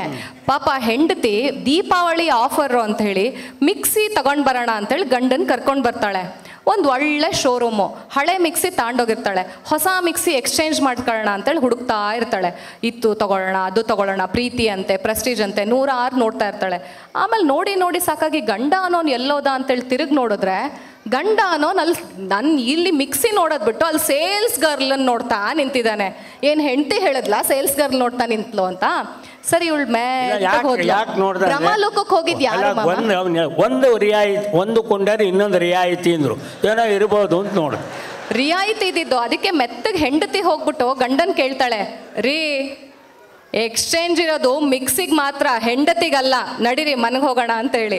ಹಾಗಾಗಿ ಆ ಥರ ಇದ್ದಾಗ ಬ್ರಹ್ಮಲೋಕಕ್ಕೆ ಹೋಗೋದು ನಾವಲ್ಲ, ನೀವುಗಳು. ಆದರೂ ಬಾಯಿ ಬಿಡಿಸೋರು ಅವರೇ ಸ್ವಾಮಿ, ನಾವು ಹುಷಾರಾಗಿರ್ಬೇಕು. ಯಾರೋ ಒಬ್ರು ಕೇಳಿದ್ರು, ಕಳ್ಳನಿಗೂ ಗಂಡನಿಗೂ ಏನು ವ್ಯತ್ಯಾಸ ಅಂತ. ಎಂಥ ಉತ್ತರ ಕೊಟ್ಬಿಟ್ರು ಅವರು. ಇಬ್ಬರೂ ಕಳ್ಳರೇ, ಸಮಯ ಸಿಕ್ಕಿದ್ರೆ ಗೋಡ ಹಾರುವವರೇ. ಅದರಿಂದ ಒಂದು ಸಂಸಾರದಲ್ಲಿ ಶರಣ ಸತ್ಯ ಲಿಂಗಪತಿ ಅಂತ ಅನ್ನುವಾಗ ಮನುಷ್ಯನಿಗೆ ಜೀವನದಲ್ಲಿ ಬೇಕಾಗಿರ್ತಕ್ಕಂಥದ್ದು ಬರೀ ದುಡ್ಡಲ್ಲ, ಮನುಷ್ಯನ ದುಡ್ಡು ಬ್ಲಡ್ಡು ಫುಡ್ಡು ಮೂರೂ ರೊಟೇಟ್ ಆಗ್ತಾ ಇದ್ದರೆ ಮಾತ್ರ ಮಧ್ಯಪ್ರದೇಶ ಉತ್ತರ ಪ್ರದೇಶ ಸರಿಗಿರುತ್ತೆ, ಇಲ್ಲ ಅಂದರೆ ಪ್ರಯೋಜನ ಇಲ್ಲ. ಆ ದೃಷ್ಟಿ ಒಳಗೆ ಸ್ವಾಮೀಜಿಯವರು ಈ ರೀತಿಯ ಕಾರ್ಯಕ್ರಮ ಮಾಡುವಾಗ ಹಾಸ್ಯವೂ ಕೂಡ ನಮ್ಮ ಜೀವನಕ್ಕೆ ಒಂದು ಸಂದೇಶ ಅಂತ ಅವ್ರು ಹೇಳಿದ್ದಾರೆ. ಹಾಗಿದ್ದ ಮೇಲೆ ಉಪದೇಶ ಅಂತಕ್ಕಂತಹ ಸ್ವಾಮೀಜಿ ಕೊಡೋರು ನಮ್ಮನ್ನು ಹಾಸ್ಯ ಅಂತ ಯಾಕೆ ಇಲ್ಲಿ ಶುರು ಮಾಡಿದ್ರು ಅನ್ನೋದಕ್ಕೊಂದು ಜನಗಳಿಗೆ ಬೇಕಲ್ಲ. ಹೌದು, ಸತ್ಯೇಶ್ ಬೆಳ್ಳೂರವರು ಒಂದು ಚಂದಾದ ಒಂದು ಮಾತು ಬರೀತಾರೆ. ಉಸಿರು ಗಟ್ಟಿಸುವುದಯ್ಯ ಬರಿಯ ಉಪದೇಶ, ಉಸಿರು ಗಟ್ಟಿಸುವುದಯ್ಯ ಬರಿಯ ಉಪದೇಶ, ಹಾಸ್ಯವೂ ಕೊಂಚ ಬೆರೆತಿರಲಿ ಅದು ಆಮ್ಲಜನಕ ಅಂತ ಹೇಳಿ. ಹಾಗಾಗಿ ನಮಗೆ ಹಾಸ್ಯ ಕೊಂಚ ಬೆರೆತಿರ್ಬೇಕು, ಹೆಚ್ಚಾಗಿಯೂ ಅಲ್ಲ. ಆಯಿತು, ನಮ್ಮ ಸ್ವಾಮೀಜಿಯವರು ವಿಚಾರಪರರು, ಹೌದಾ? ಕೃತಿಯನ್ನು ಬಿತ್ತು ವಿಚಾರವನ್ನ ಬೆಳೆಸು, ವಿಚಾರವನ್ನು ಬಿತ್ತು ಚಾರಿತ್ರ್ಯವನ್ನ ಬೆಳೆಸು, ಚಾರಿತ್ರ್ಯವನ್ನು ಬಿತ್ತು ಸ್ವಭಾವವನ್ನು ಬೆಳೆಸು, ಸ್ವಭಾವವನ್ನು ಬಿತ್ತು ಭವಿಷ್ಯವನ್ನ ಬೆಳೆಸು. ನಮ್ಮ ಭವಿಷ್ಯಕ್ಕಾಗಿ, ನಮ್ಮ ಮನುಕುಲದ ಭವಿಷ್ಯಕ್ಕಾಗಿ ಸ್ವಾಮೀಜಿಯವರು ಈ ಥರದ ಧಾರ್ಮಿಕ ಕಾರ್ಯಕ್ರಮತೆಯಲ್ಲೂ ಕೂಡ ಈ ಲೇಪನ ತಂದಿದ್ದಾರೆ ಅನ್ಬೇಕಾದ್ರೆ ನಮ್ಮ ನಡೆನುಡಿ ಯಾವತ್ತೂ ಎಚ್ಚರಿಕೆಯಲ್ಲಿರಬೇಕು. ಅದಕ್ಕೆ ನೋಡಿ, ಕರ್ನಾಟಕದಲ್ಲಿ ಕೈಲಾಸಂ ಅವರು ಎಷ್ಟು ಸೊಗಸಾಗಿ ಹೇಳಿಬಿಟ್ರು ಅಂತಂದರೆ, ಅವ್ರ ತಂದೆ ಬಿಳಿ ಕಾಲರ್ ಕೋಟ್ ಮೇಲೊಂದು ಗುಲಾಬಿ ಅಥವಾ ಪೇಟ ಛತ್ರಿ ಹಿಡ್ಕೊಂಡು ಲಾಲ್ಬಾಗ್ ಹತ್ರ ಬರ್ತಾಯಿದ್ರೆ ಆ ಕಡೆಯಿಂದ ಇನ್ನೊಬ್ಬ ವ್ಯಕ್ತಿ ಅವನ ಜೊತೆಲಿ ಒಬ್ಬ ಸ್ನೇಹಿತ ಬರ್ತಾಯಿದ್ರು. ಆ ಸ್ನೇಹಿತ ಬೇರೆ ಯಾರೂ ಇಲ್ಲ, ಕನ್ನಡದ ತಂಜಾವೂರಿನ ಪರಶಿವಂ ಕೈಲಾಸಂ ಅವ್ರು ಬರ್ತಾಯಿದ್ರು. ಯಾರೋ ಒಬ್ರು ಕೇಳಿದ್ರು, ಇನ್ನೀ ವೈಟ್ ಕಾಲರ್ ಪಿಡಿಚಿಂಡು ಕೈಲೇ ಕೊಡು ಪಟ್ಟಿ ನೇರ ಬರಾನೆ ಅಂದ ಮನುಷ್ಯನ ಯಾರಂದರು. ಏನಯ್ಯ ಬಿಳಿ ಕೋಟ್ ತೊಟ್ಕೊಂಡು ಪೇಟ ಹಾಕ್ಕೊಂಡು ಛತ್ರಿ ಹಿಡ್ಕೊಂಬರ್ತೇವೆ, ಅವ್ನು ಯಾರಯ್ಯ ಅಂದರು. ಎಂಥ ಕನ್ನಡದಲ್ಲಿ ಪದಪ್ರಯೋಗ ಕೊಟ್ಟರು ಅಂದರೆ, ಸ್ವಾಮೀಜಿಯವರು ಹೇಳಿದ್ದು ಭಾಷೆಯ ಶ್ರೀಮಂತಿಕೆಯನ್ನು ಕೂಡ ನೀವು ಮಂತಾಡಿಸ್ಬೇಕು ಅನ್ನೋದಕ್ಕಾಗಿ ಇವತ್ತಿನ ಈ ಕಾರ್ಯಕ್ರಮಗಳ ಒಂದು ಆಲೋಚನೆ ಅನ್ನೋದನ್ನು ನಮ್ಮ ಜನಕ್ಕೆ ಮನದಟ್ಟು ಮಾಡಿಸೋದಕ್ಕಾಗಿ ನಾವು ಉದಾಹರಣೆ ಕೊಡ್ತಿದ್ದೀವಿ. ಅವನು ಎಷ್ಟು ಚೆನ್ನಾಗಿ ಹೇಳಿದರು ಕೈಲಾಸಂ ಅಂದರೆ, ಆ ಎದುರಿಗೆ ಬರ್ತಾ ಇದ್ರಲ್ಲ ಯಾರಯ್ಯ ಅವರು ಅಂದರೆ, ಇವ್ರು ಏನು ಹೇಳಿದ್ರು ಗೊತ್ತಾ? ಇವನ ಆಮ್ಲಜನಕ ಅಂದರು. ತಂದೆ ಅನ್ನೋದಕ್ಕೆ ಕನ್ನಡದಲ್ಲಿ ಬಳಸಿದ ಪದ ಇವರ ಆಮ್ಲಜನಕ ಅಂದರು. ಓ, ನಿಮ್ಮ ತಂದೆನಾ ಅಂದರು. ಆಮ್ಲಜನಕಪ್ಪ, ನಿಮ್ಮ ತಾಯಿ ಇಂಥವನನ್ನು ಹಡದ್ನಲ್ಲ ಅಂತೇಳಿ ಅವಳು ಜಲಜನಕ ಅಂದರು. ಜಲಜನಕ ಅಂತ ನಿಮ್ಮ ತಾಯಿ ಹತ್ರ ಯಾಕಂದೀಯ ಅಂದರೆ, ಏನು ಮಾಡ್ತೀಯ, ನಾನು ಕಪ್ಪು ಕೊಟ್ಟಿದ್ದೇನೆ, ನಾನು ಹಿಂಗಾಲ, ಅದರಿಂದ ಏನು ಮಾಡಲಿ, ನನ್ನ ಮಗಳಿಗೆ ಮನೆಯಲ್ಲಿ ನನ್ನ ತಾಯಿ ಮುಂದೆ ನಾನು ಕಪ್ಪು. ಆದರೂ ಕೂಡ ನಾವು ನಮ್ಮ ವಚನ ಸಾಹಿತ್ಯವನ್ನು ತುಂಬ ಚೆನ್ನಾಗಿ ಅಧ್ಯಯನ ಮಾಡಿ ಉರ್ದು ಸಾಹಿತ್ಯ ಕನ್ನಡ ಸಾಹಿತ್ಯ ಎರಡನ್ನೂ ಕೂಡ ಕನ್ನಡ ನಾಡಿಗೆ ಕೊಟ್ಟಂತಹ ನಮ್ಮ ಸಿದ್ದಯ್ಯ ಪುರಾಣಿಕರು ಕಾವ್ಯಾನಂದ ಅಂತ ಹೆಸರಿಟ್ಕೊಂಡು ಆ ಕಪ್ಪು ಬಿಳಿಪಿಗೂ ಒಂದು ಮಾತು ತುಂಬ ಚೆನ್ನಾಗಿ ಹೇಳಿದರು. ನಾ ಬಿಳಿಯ ಹಾಡನಿ ಕಪ್ಪು ಮಸಿಯು ಆಗೋಣ ಪ್ರೇಮ ಕವನ, ದೇಹಕ್ಕೆ ಬಣ್ಣ ದೇಶಕ್ಕೆ ಬಣ್ಣ ಆತ್ಮಕ್ಕೆ ಯಾವ ಬಣ್ಣ, ನಾ ಕರಿಯಳೆಂದು ನೀ ಜರಿಯಬೇಡ ಬಿಳಿ ಗೆಳತಿ ಗರ್ವದಿಂದ, ಕಪ್ಪಿಗಿಂತ ಬಿಳಿ ಬಣ್ಣ ಹೆಚ್ಚು ಹೇಳಾವ ಹಿರಿಮೆಯಿಂದ, ಇಳೆಗೆ ಅದೇನ್ ಮಾಡುತ್ತೆ, ಇಳೆಗೆ ನೀಡುವುದು ಬಿಳಿಯ ಮೋಡ ಬರಿ ಅಡಗುಡು ಚಂದ, ಮಳೆ ಬರಲು ಅದು ಕರಿಮೋಡ ಮಾತ್ರದಿಂದ, ಅದು ಕರಿಮೋಡ ಮಾತ್ರದಿಂದ. ಅದಕ್ಕೆ ವಿಶ್ವಮೂರ್ತಿ ನಮ್ಮ ತರಳಬಾಳ ಸಂಸ್ಥೆಯ ಉಪನ್ಯಾಸಕ ಭಾಳ ಸುಂದರವಾದ ಒಂದು ಕವಿತಾ ಬರೆದ. ಮಾಮ ಹಂಗೆ ಹೇಳ್ಕೊಂಡು ಬಂದರೆ ಆಗಲ್ಲ, ಇವತ್ತಿನ ಕಾಲ ವ್ಯತ್ಯಾಸ. ಯಾಕೆ ಅಂತ ಹೇಳಿದ್ರೆ ನೋಡಿ, ಅವತ್ತಿನ ಇಳೆಗೆ ಜಡೆ ಅಂತ ಒಂದು ಪದ ತಂದ್ರಿ, ಇವತ್ತು ಹೆಂಗೆ ಗೊತ್ತಾ ಅಂದರು. ಏನು ಅಂದೆ, ಅದಕ್ಕೆ ಅವ್ರು ಹೇಳಿದ್ರು, ನಮ್ಮೂರಲ್ಲಿ ಅಲನೆಯರು ಬಲು ಗರತಿಯರು ಮಾರುದ್ದ ಜಡೆಯ ಮೊಟ್ಟುದ್ದ ಮಾಡಿ ನಮ್ಮ ಅಜ್ಜನ ಜುಟ್ಟು ನೆನಪಿಸುವವರು, ಮೆಟ್ಟುತ್ತ ಹೈ ಹೀಲ್ಡ್ ಕೆರ ಕಂ ರ ಗೋ ರ ಎಂದು ಎನ್ನಜ್ಜಿಯ ಕನ್ನಡ ಭಾಷೆಗೆ ಮಂಕುಬೂದಿ ಎರಚುವವರು, ಮಳೆಗೆ ಸಾಗಿ ಬಿಸಿಲಿಗೆ ಬಾಗಿ ಒಂದು ಹಡದದ್ದಕ್ಕೆ ಎಲ್ಲ ರೀತಿಯ ವೈದ್ಯಕೀಯ ಚಿಕಿತ್ಸೆಯನ್ನೆಲ್ಲ ಉಪಯೋಗಿಸಿ ಒಂದು ಹಡದದ್ದಕ್ಕೆ ಉಸ್ ಎಂದು ಮೂಲೆ ಸೇರುವ ಇವರು ನಮ್ಮಜ್ಜಿಯ ಕಾಲದಲ್ಲಿ ಹೀಗಿರಲಿಲ್ಲವಂತೆ ಸ್ವಾಮಿ, ನಮ್ಮಜ್ಜಿಯ ಕಾಲದಲ್ಲಿ ಹೀಗಿರಲಿಲ್ಲವಂತೆ ಸ್ವಾಮಿ, ನಮ್ಮಜ್ಜಿಗೆ 8 ಹಡೆದರೂ ಇನ್ನೂ 4 ಹಡಿಯುವ ಬಯಕೆ ಇತ್ತಂತೆ. ಅಯ್ಯೋ ಪಾಪ, ಅಯ್ಯೋ ಪಾಪ, ಅಷ್ಟರಲ್ಲಿ ಅಜ್ಜನೇ ಗೊಟಕ್ಕೆ ತಂದಿದ್ದಾನಂತೆ. ಅದರಿಂದ ನಮ್ಮಲ್ಲಿ ಯಾರು ತುಂಬ ಗಟ್ಟಿ ಅಂತೇಳಿದರೆ, ಅದಕ್ಕೆ ನಾನು ಹಳ್ಳಿ ಒಳಗೆ ಒಂದು ಕೇಳಿದೆ ಪುಟ್ಟಮ್ಮ, ಮದ್ದು ಅರ್ಥ ಆಗಲಿಲ್ಲ. ಏನವ ಈಗಿನ ಕಾಲದಲ್ಲಿ ಅವರ ಮಕ್ಕಳು ಅನ್ನೋದಕ್ಕೆ ಅವ್ರ ಐಕ್ಳು ಅಂತಾರೆ. ಏನವ ಈಗಿನ ಕಾಲದ ಐಕ್ಳು ಅವ್ರ ಅಪ್ಪನ ಅವರ ಅಮ್ಮನಲ್ಲಿ ತಗೊಂಡು ಮಠಕ್ಕಾಗ್ತಾವಲ್ಲ ಯಾಕೆ ಹಿಂದೆ ಅಯಾ ಕೇಳೋದೇನು ಸ್ವಾಮಿ, ಹೊಟ್ಟುರ್ಕೊಂಡು ಮಕ್ಕಳು ಹೊಟ್ಟುರ್ಕೊಂಡು ಸಾಯ್ತೀವಿ, ನೆಟ್ ಹುಟ್ಟಿದ್ರು ಹೌದು ಒಂದು. ನನಗೂ ಅರ್ಥ ಆಗಲಿಲ್ಲ, ನಿಮಗೇನೋ ಅರ್ಥ ಆಯ್ತಾ? ಇಲ್ಲ. ಎರಡನೇ ಸತಿ ಅವ್ಳು ಕೈಯಲ್ಲಿ ತೋರಿಸು, ಹೊಟ್ಟರ್ಕೊಂಬಂದು ಮಕ್ಕಳು ಹೊಟ್ಟರ್ಕೊಂಡು ಸಾಯ್ತವೆ ಅಂದರು. ಸಿಸೇರಿಯನ್ನಾಗಿ ಬಂದಂತಹ ಮಕ್ಕಳು ಅವ್ರ ಅಪ್ಪ ಅಮ್ಮನ ಮಠಕ್ಕೆ ಹಾಕೋದು, ನೆಟ್ಟಗುಟ್ಟಿದ್ರೆ ಅವರೆಲ್ಲ ಹಾಕ್ತಾರೆ ಸ್ವಾಮಿ, ಚೆನ್ನಾಗಿ ನೋಡ್ಕೊಳ್ತಾರೆ ಅಂದರು. ಅದಕ್ಕೊಂದು ಮಾತು ಅಂತ ಹೇಳಿದರೆ, ನೀವು ಮೊನ್ನೆ ದಿವಸ ನೋಡಿ ಕಾಶಿಗೆ ಹೋದ್ರೆ ಚೌಕಾಶಿ ಮಾಡ್ತೀವಿ, ಆ ಕಾಶಿ ಒಳಗೆ ಶ್ರೀನಾಥ ಅನ್ನೋರೊಬ್ಬರು ಹೋಗ್ಬಿಟ್ರು. 80 ಕೋಟಿ ಒಡೆಯ ಉದ್ಯಮಪತಿ. ಆ 80 ಕೋಟಿ ಇಬ್ಬರೇ ಮಕ್ಕಳು, ಒಬ್ಬ ಗಂಡು ಮಗು, ಒಂದು ಹೆಣ್ಣು ಮಗು. ಹೆಣ್ಣು ಮಗಳು ನ್ಯಾಯಾಲಯದಲ್ಲಿ ಇರ್ತಕ್ಕಂಥವಳು, ಗಂಡು ಮಗು ಉದ್ಯೋಗಸ್ಥ. ಇಬ್ಬರು ಸೇರಿ ತಂದೆಯನ್ನು ಮಠಕ್ಕೆ ಹಾಕಿದ್ರು. ಮಠಕ್ಕೆ ಹಾಕಿದ್ಮೇಲೆ ಮೊನ್ನೆ ಹೋಗ್ಬಿಟ್ಟಾಗ ಬನ್ನಿ ಅಂದರೆ 2 ಮಕ್ಕಳು ಬರಲೇ ಇಲ್ಲ, ಬೇನಾಮಿಯಾಗಿ ಸುಟ್ಟರು. 80 ಕೋಟಿ ಒಡೆಯ ಒಂದು ಅಂಗೋಟಿಗೂ ಗತಿ ಇಲ್ದಂಗೆ ಮಾಡಿದರು. ಅದಕ್ಕೋಸ್ಕರನೇ ಸ್ವಾಮೀಜಿಯವರು ಇದನ್ನೆಲ್ಲ ಜೀವನ ತಿಳಿಬೇಕು ಅಂತೇಳಿ, ಜೀವನದಲ್ಲಿ ನಿರೀಕ್ಷೆ ಇರಲಿ, ನಿರಾಸೆ ಬೇಡ, ಪರೀಕ್ಷೆ ಇರಲಿ, ಫಜಿತ ಬೇಡ, ಸರಸವಿರಲಿ, ವಿರಸ ಬೇಡ. ಜಾತಿ ಗಂಟಿದರೆ ದೇಶ ಹಾಳು, ಜಾತಿ ಗಂಟಿದರೆ ದೇಶ ಹಾಳು, ಭ್ರಷ್ಟತೆ ಗಂಟಿದರೆ ಧರ್ಮ ಹಾಳು, ದಾಂಪತ್ಯದಲ್ಲಿ ಸಂಶಯ ಮೂಡಿದರೆ ಗಂಡ ಹೆಂಡತಿರ ಮನಸ್ಸು ಹಾಳು. ಇವೆಲ್ಲವನ್ನು ಸಹಿಸಿಕೊಂಡರೆ ಮಕ್ಕಳ ಭವಿಷ್ಯ ಹಾಳು ಹಾಳು ಹಾಳು ಅನ್ನುವುದಕ್ಕೆ ಕೂಡುದು ಅಂತ ಹೇಳಿ ನಮ್ಮನ್ನು ಮಸಾಜ್ ವಿತ್ ಮೆಸೇಜಲ್ಲಿ ನಮ್ಮ ಜನಗಳನ್ನ ಎಚ್ಚರಿಸಬೇಕು ಅನ್ನುವುದಕ್ಕೆ ನಮ್ಮನ್ನು ಹಾಸ್ಯ ಮತ್ತು ಲಾಸ್ಯದಲ್ಲಿ ಮೊದಲು ಮಕ್ಕಳ ಮನೋರಂಜನೆ ಕೊಟ್ಟು ಹೇಳಿದರು. ಮಕ್ಕಳ ಕಾರ್ಯಕ್ರಮವನ್ನು ಸ್ವಾಮೀಜಿ ಎಷ್ಟು ಬುದ್ಧಿವಂತಿಕೆಯಿಂದ ಮೊದಲೇ ಮಾಡಿಸಿದ್ರು ನೋಡು. ಯಾಕೆ ಹೇಳು? ಯಾಕೆ?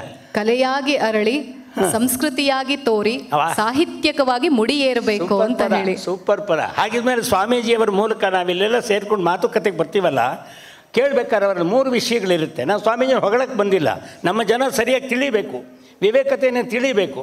ನೀನು ಒಂದು ಮಾತು ಹೇಳಿದೆ, ಸ್ವಾಮೀಜಿ ಅಂತ ಒಂದು ಮಠಕ್ಕೆ ಘನತೆ ಬರಬೇಕಾದ್ರೆ ಏನಿರಬೇಕು ಗೊತ್ತಾ? ಸಿದ್ಧಿಂ ಸತ್ಸಂಪ್ರದಾಯ ಸ್ಥಿರತೆಯ ಮನಗಂ ಶ್ರೋತ್ರಿಯಂ ಬ್ರಹ್ಮನಿಷ್ಠಂ ಸತ್ವಸ್ಥಂ ಸತ್ಯವಾಚಂ ಸಮಯನೀಯತೆಯ ಸಾಧುವೃತ್ಯ ಸಮೇತಂ ಡಂಭ ಅಸೌಯಾದಿ ಮುಕ್ತಂ ಜಿತವಿಷಯ ಗಣಂ ದೀರ್ಘಬಂಧನ್ ದಯಾಳಂ ಸ್ವಾಭಾವಿಕ ಅನವಧಿಕ ಅತಿಶಯ ಜ್ಞಾನ ಬಲ ಐಶ್ವರ್ಯ ವೀರ್ಯ ಶಕ್ತಿ ತೇಜ ಸೌಶೀಲ್ಯ ವಾತ್ಸಲ್ಯ ಆರ್ಧವ ಮಾರ್ಧವ ಸೌಹಾರ್ದ ಸಾಮ್ಯ ಕಾರುಣ್ಯ ಮಾಧುರ್ಯ ಗಾಂಭೀರ್ಯ ಚಾತುರ್ಯ ಧೈರ್ಯ ಸ್ಥೈರ್ಯ ಶೌರ್ಯ ಪರಾಕ್ರಮ ಸತ್ಯಕಾಮ ಸತ್ಯಸಂಕಲ್ಪ ಕೃತಿತ್ವ ಕೃತಜ್ಞತಾ ಅಸಂಖ್ಯೇಯ ಗುಣಗಳುಳ್ಳಂಥವರೇ ನಮ್ಮ ಸ್ವಾಮೀಜಿಯವರು. ಅದನ್ನು ನಾವು ಮರಿಬಾರ್ದು ಮಾಮ. ಅದಷ್ಟು ಸೇರಿಸಿ ನಮ್ಮ ಶಿವಪ್ಪನವ್ರು 4ನೇ ಸಾಲಿನಲ್ಲಿ ಹೇಳ್ಬಿಟ್ರಲ್ಲ ಮಾಮ. ಹೇಳು. ಅನುಭವದ ನೆಲೆಯಲ್ಲಿ ನಿಜವರಿತ ಸಿದ್ಧನಿಗೆ, ಅನುಭವದ ನೆಲೆಯಲ್ಲಿ ನಿಜವರಿತ ಸಿದ್ಧನಿಗೆ, ಉಪ್ಪರಿಗೆ ಹಂಗೇನು ಬರಿಗುಡಿಸಲೇನು, ಕಲ್ಲು ಮಾಣಿಕವೆಲ್ಲ ಒಂದೇ ಬಗೆ ನೋಟದಲ್ಲಿ, ಕಲ್ಲು ಮಾಣಿಕವೆಲ್ಲ ಒಂದೇ ಬಗೆ ನೋಟದಲ್ಲಿ, ಅವರಾತ್ಮ ನಿರ್ಮಲವೋ ಮುದ್ದು ರಾಮ, ಅವರಾತ್ಮ ನಿರ್ಮಲವೋ ಮುದ್ದು ರಾಮ. ಅಷ್ಟೇ. ಚಾಣಕ್ಯ ಒಂದು ಮಾತು ಹೇಳ್ದ, ಎಲ್ಲರೂ ನಮ್ಮ ಸ್ವಾಮೀಜಿನ ನೆನಪು ಮಾಡ್ಕೊಂಡು ಆ ಕ್ಯಾಟಗರಿ ತರ್ಸಕ್ಕಾಗಲ್ಲ. ಕಾಡಿನಲ್ಲಿ ಬೇಡದಲ್ಲಿರೋ ಮರಗಳೆಲ್ಲ ಬೆಳೆದಿರುತ್ತೆ. ದಂಡಕಾರಣ್ಯದ ಒಳಗೆ ಒಂದು ಗಂಧದ ಮರ, ಇಡೀ ಗಂಧದ ಮರ ಇಡೀ ದಂಡಕಾರಣ್ಯದಲ್ಲಿ ಅದೇ ಸುವಾಸನೆ ಕೊಡುವಂಥದ್ದು. ಅದು ಇತ್ತೀಚೆಗೆ ದೇವರು ದೇವಸ್ಥಾನ ಮಠಗಳು ಮತ್ತೊಂದು ಎಲ್ಲ ಎಲ್ಲಿ ನೋಡಿದ್ರೆ ಶುರುವಾಗಿದೆ. ಅದಕ್ಕೆ ಗಂಡ ಹೆಂಡತಿ ಇಬ್ಬರು ಮಾತಾಡ್ತಾ ಇದ್ರಂತೆ, we will go to that ashram, such a fantastic ashrama. The Swamiji is a very much colored fellow and young and energy. When I saw at least once, nange often ಅಲ್ಲಿ ಹೋಗಬೇಕು ಅನ್ಸುತ್ತೆ ಹೆಂಡತಿ ಅಂದು. It is your fate. ನನ್ನ ಜೊತೆಲೇ ನಿಂತ್ಕೊಂಡು ಕೂತ್ಕೊಂಡು ಸರಿಯಾಗಿ ಮಾತಾಡೋಕ್ಕೆ ಬರ್ತಾರೆ ಇದ್ದವರು ಅಲ್ಲಿ ಹೋಗ್ಬಿಟ್ಟು ಏನು ಮಾಡ್ತಾರೆ, keep quiet, you don't know what is that swamiji personality ಅಂತ. ಬಂದರು, ಅವನು ಹುಡುಗ ಬಂದಾಗ ಕೂತಿದ್ದ, ಇವನು ಎದುರು ಕೂತಿದ್ರು. ಸ್ವಾಮೀಜಿ ಕಣ್ಣು ಮುಚ್ಕೊಂಡು ಕೂತಿದ್ರಂತೆ. ಕೂತ್ಕೊಂಡಿದ್ರು. ಇನ್ನೊಬ್ಬ ಕೂತಿದ್ದ. ನೋಡ್ದ, ಸ್ವಾಮೀಜಿ ನನಗೆ ಬಂಗ್ಲಾ ಇದೆ, ನನಗೆ ಮನೆಯವಳಿದ್ದಾಳೆ, ನನಗೆ ಕಾರ್ ಇದೆ, ನನಗೆ ಸ್ಕೂಟ್ರ್ ಇದೆ, ನನಗೆಲ್ಲ ಇದೆ, ಮಕ್ಕಳಿದ್ದಾರೆ, ಎಲ್ಲ ಇದ್ದಾರೆ. ಆದರೆ ಕೊಂಚ ತಡವಾಗಿ ಬಂದುಬಿಟ್ರೆ ಮನೆಗೆ ಹೆಂಡತಿ ಕಿರಿಕಿರಿ ಮಾಡಿಬಿಡ್ತಾಳೆ, ವಿಪರೀತ ಕಿರಿಕಿರಿ ಮಾಡ್ತಾಳೆ. ಅದನ್ನು ಯಾವ ಥರ ಕಂಟ್ರೋಲ್ ಮಾಡಬೇಕು ಅನ್ನೋದನ್ನು ನೀವು ನನಗೆ ಉಪದೇಶ ಮಾಡಿಬಿಟ್ರೆ ಮುಂದಿನ ವರ್ಷ ನಿಮ್ಮ ತುಲಾಭಾರ ಹುಟ್ಟುಹಬ್ಬಕ್ಕೆ ಸಂಪೂರ್ಣ ಖರ್ಚು ನಂದೆ. Swamiji, you please bless me, you please bless me. I want few more words and I want sweet words. I want to kept in my heart, not in my hand. ಅಂತ ಸ್ವಾಮೀಜಿ ಅಲ್ಲಿವರೆಗೂ ಕಣ್ಣು ಮುಚ್ಕೊಂಡಿದ್ದಾರೆ. ಕಣ್ಣು ಬಿಟ್ಟು ಹೇಳಿರಂತೆ, ಅಯ್ಯ ಅದು ನನಗೆ ಗೊತ್ತಿದ್ದರೆ ನಾನು ಯಾಕೆ ಸನ್ಯಾಸಿ ಆಗ್ತಿದ್ದೇನೆ. ಇಂಥವ್ರನ್ನ ಸೇರಿಸ್ಕೊಂಡು ನಮ್ಮ ಸ್ವಾಮೀಜಿನ ಅದಕ್ಕೆ ಸೇರಿಸೋದಿಲ್ಲ. ನಮ್ಮ ಸ್ವಾಮೀಜಿ ಹತ್ರ ಇದೆಯಲ್ಲ. ಹೌದು, ಅದಕ್ಕೆ ಮಾಮ ಹಂಗೇನೆ 50 ವರ್ಷದ ವಿವಾಹ ವಾರ್ಷಿಕೋತ್ಸವವನ್ನು ಆಚರಿಸ್ತಿದ್ದಂಥ ದಂಪತಿಗಳಲ್ಲಿ ಹೆಂಡತಿ ಮುಖದಲ್ಲಿ ತುಂಬಾ ಖುಷಿಯಾಗಿದ್ರಂತೆ. ಆದ್ರೆ ಗಂಡ ಮಾತ್ರ ಹ್ಯಾಪ್ ಮೋರೆ ಹಾಕೊಂಡಿದ್ನಂತೆ, ಹೆಂಡತಿ ಹ್ಯಾಪಿ ಮೋರೆ. ಸ್ನೇಹಿತ ಬಂದ್ಬಿಟ್ಟು ಗಂಡನ್ ಕೇಳಿದ್ನಂತೆ, ಯಾಕಪ್ಪ 50ನೇ ವರ್ಷ ವಾರ್ಷಿಕೋತ್ಸವ ಆಚರಿಸ್ತಿದ್ಯಾ, ಇವತ್ತು ಹ್ಯಾಪ್ ಮೋರೆ ಹಾಕೊಂಡಿದ್ಯಲ್ಲ, ಏನಾಯ್ತು ಅಂತೇಳಿ. ಅದಕ್ಕೆ ಅವನು ಹೇಳಿದ್ನಂತೆ, ಇಲ್ಲ ಕಣೋ, 50 ವರ್ಷದ ಹಿಂದೆ ನಮ್ಮಪ್ಪ ಹೇಳಿದ ಒಂದು ಮಾತು ನೆನಪಾಗ್ತಾ ಇದೆ. ಏನಂತ? ನಮ್ಮಪ್ಪ ಹೇಳಿದ್ದ 50 ವರ್ಷದ ಹಿಂದೆ, ನೋಡೋ, ಒಂದು ಮದುವೆ ಆಗೋ, ಇಲ್ಲ ಅಂದರೆ ನಿನ್ನ ಜೈಲಿಗೆ ಹಾಕ್ಬಿಡ್ತೀನಿ ಅಂತ ಹೇಳ್ತಿದ್ದ. ಹಾಂ, ಅದ್ರದ್ದೇನು? ಇಲ್ಲ ಕಣೋ, ನೋಡು, ಇವತ್ತು ಜೈಲಿಗೆ ಹೋಗಿದ್ದಿದ್ರೆ 50 ವರ್ಷ ಆಗ್ತಿತ್ತು, ನನಗೆ ಬಿಡುಗಡೆ ಸಿಗ್ತಾ ಇತ್ತು. ಆದರೆ ನನಗೆ ಇವತ್ತಿಗೂ ಬಿಡುಗಡೆ ಸಿಕ್ಕಿಲ್ಲ, ಹಾಗಾಗಿ ನನಗೆ ತುಂಬ ಬೇಜಾರಾಗಿದೆ ಅಂತ ಹೇಳಿ ಕೂತ್ನಂತೆ. ಹಾಗೆ ಅಕಸ್ಮಾತ್ ಅಂತ ಮನೆ ಒಳಗೆ ಭೂತ ಗೀತ ಹಿಡಿತು ಅಂತಂದ್ರೆ ಏನು ಮಾಡ್ತಾರ? ಹೆಂಡತಿ ಪಾಪ ಎಷ್ಟೇ ಮಾದ್ರು ಮಾಮ, ಹೆಂಡತಿ ತವ್ರ ಮನೆಗೆ ಹೋಗುವಾಗ ಗಂಡನ ಜೊತೆಗೆ ಗಂಡನ್ಗೊಂದು ಕಾಳಜಿ ಇರುತ್ತೆ. ಗಂಡ ಪಾಪ ಒಬ್ಬನೇ ಇರ್ತಾನೆ, ತಿಂಡಿ ಮಾಡು, ಅಡುಗೆ ಮಾಡು ಎಲ್ಲ ಮಾಡಿಟ್ಟು ತವ್ರ ಮನೆಗೆ ಹೋಗುವಾಗ ಪಾಪ ಗಂಡ ರಾತ್ರಿ ಒಬ್ಬನೇ ಇರ್ತಾನಲ್ಲ. ರೀ, ಒಬ್ಬರೇ ಇರ್ತೀರಾ, ಅಕಸ್ಮಾತ್ ಭೂತಗೀತ ಏನಾದ್ರು ಬಂದರೆ ಏನ್ರಿ ಮಾಡ್ತೀರಾ ಅಂತ ಪಾಪ ತುಂಬ ಕಾಳಜಿಯಿಂದ ಕೇಳ್ತಾ ಇದ್ದಾಳೆ. ಗಂಡ ಅದೋನ್ ಏನು ಅನ್ಬೇಕೋ, ಲೇ ಸುಮ್ಮನಿರೇ, ಭೂತ ಬಂದರೆ ಓಡಿಸ್ತೀನಿ, ಗೀತ ಬಂದರೆ ನಾಳೆ ಕಳಿಸ್ತೀನಿ ಅಂತ ಹೇಳಿ. ಅಂಥ ಒಂದು ಚಾಣಾಕ್ಷತನ ಮಾಮ ನಿಮ್ದು ಮಾತು, ಬುದ್ಧಿವಂತದ್ದು. ನಮ್ಮ ಪಾಪ ಹೆಣ್ಮಕ್ಳಿಗೆ ಕಾಳಜಿ, ಹಾರೈಕೆ, ಆರೈಕೆ. ಹಾಗಿದ್ಮೇಲೆ ಇನ್ನು ಚಾಣಾಕ್ಷತನದ ಈ ಸಂಸಾರಕ್ಕೆ ಸಂಸ್ಕೃತದಲ್ಲಿ ಚಾಣಕ್ಯ ಇಡೀ ಜಗತ್ತಿಗೆ ಕೊಟ್ಟುಬಿಟ್ಟ. ಶರಣಸತಿ ಲಿಂಗಪತಿ ಹೇಗಿರಬೇಕು ಅನ್ನೋದಕ್ಕೆ ಮೊದಲಿನ ಸಾಲೇನು. ಹೌದು, ನಾವು ಏನೇ ಹಾಸ್ಯ ಮಾಡಿದ್ರು ಕೊನೆಗೆ ದಾಂಪತ್ಯದಲ್ಲಿ ಚಾಣಕ್ಯ ಹೇಳುವಂಥ 10 ನೀತಿ ಸೂತ್ರಗಳೇ ಕೊನೆಗೆ ಬರುವಂತಹ ಒಂದು ನೀತಿ ನಿಯಮ. ಆನಂದಂ ಸದನಂ ಸುತಾಶ್ಚ ಸುದಯ ಕಾಂತಾ ಮನೋಹಾರಿಣಿ ಸನ್ಮಿತ್ರಂ ಸುಧನಂ ಸ್ವಯೋಷಿತಿ ರತಿಶ್ಚ ಆಜ್ಞಾಪರ ಸೇವಕಾಃ ಪಾಂಡಿತ್ಯಂ ಶಿವಪೂಜನಂ ಪ್ರತಿದಿನಂ ಮಿಷ್ಟಾನ ಪಾನಂಗೃಹೇ ಸಾಧು ಸಂಗಮುಪಾಸತೆ ಹಿ ಸತತಂ ಧನ್ಯೋ ಗೃಹಸ್ಥಾಶ್ರಮ ಅಂತೇಳಿ. ನೋಡಿ, ಚಾಣಕ್ಯ ಗೃಹಸ್ಥಾಶ್ರಮಕ್ಕೆ ಧನ್ಯತೆಯನ್ನ ಕೊಡ್ತಾನೆ. ಬ್ರಹ್ಮಚಾರಿ ಆಗಿದ್ದು ಕೂಡ ಎಷ್ಟು ನಿಭಾಯಿಸ್ಕೊಡ್ಲಿಕ್ಕಿರುತ್ತೆ ಅಂತಂದ್ರೆ, ಹೆಂಡತಿ ಒಂದು ಪುಟ್ಟ ಜೋಕ್ ಹೇಳಿದ್ರದ್ದು ಉತ್ತರ ಹೇಳ್ಬಿಡ್ತೀನಿ. ಎಷ್ಟು ನಿಭಾಯಿಸುವಿಕೆ ಗೃಹಸ್ಥಾಶ್ರಮದಲ್ಲಿ ಇರುತ್ತೆ ಅಂದ್ರೆ, ಗಂಡ ಹೆಂಡತಿ ಇಬ್ರು ಮದುವೆಗೆ ಹೋಗಿರ್ತಾರೆ.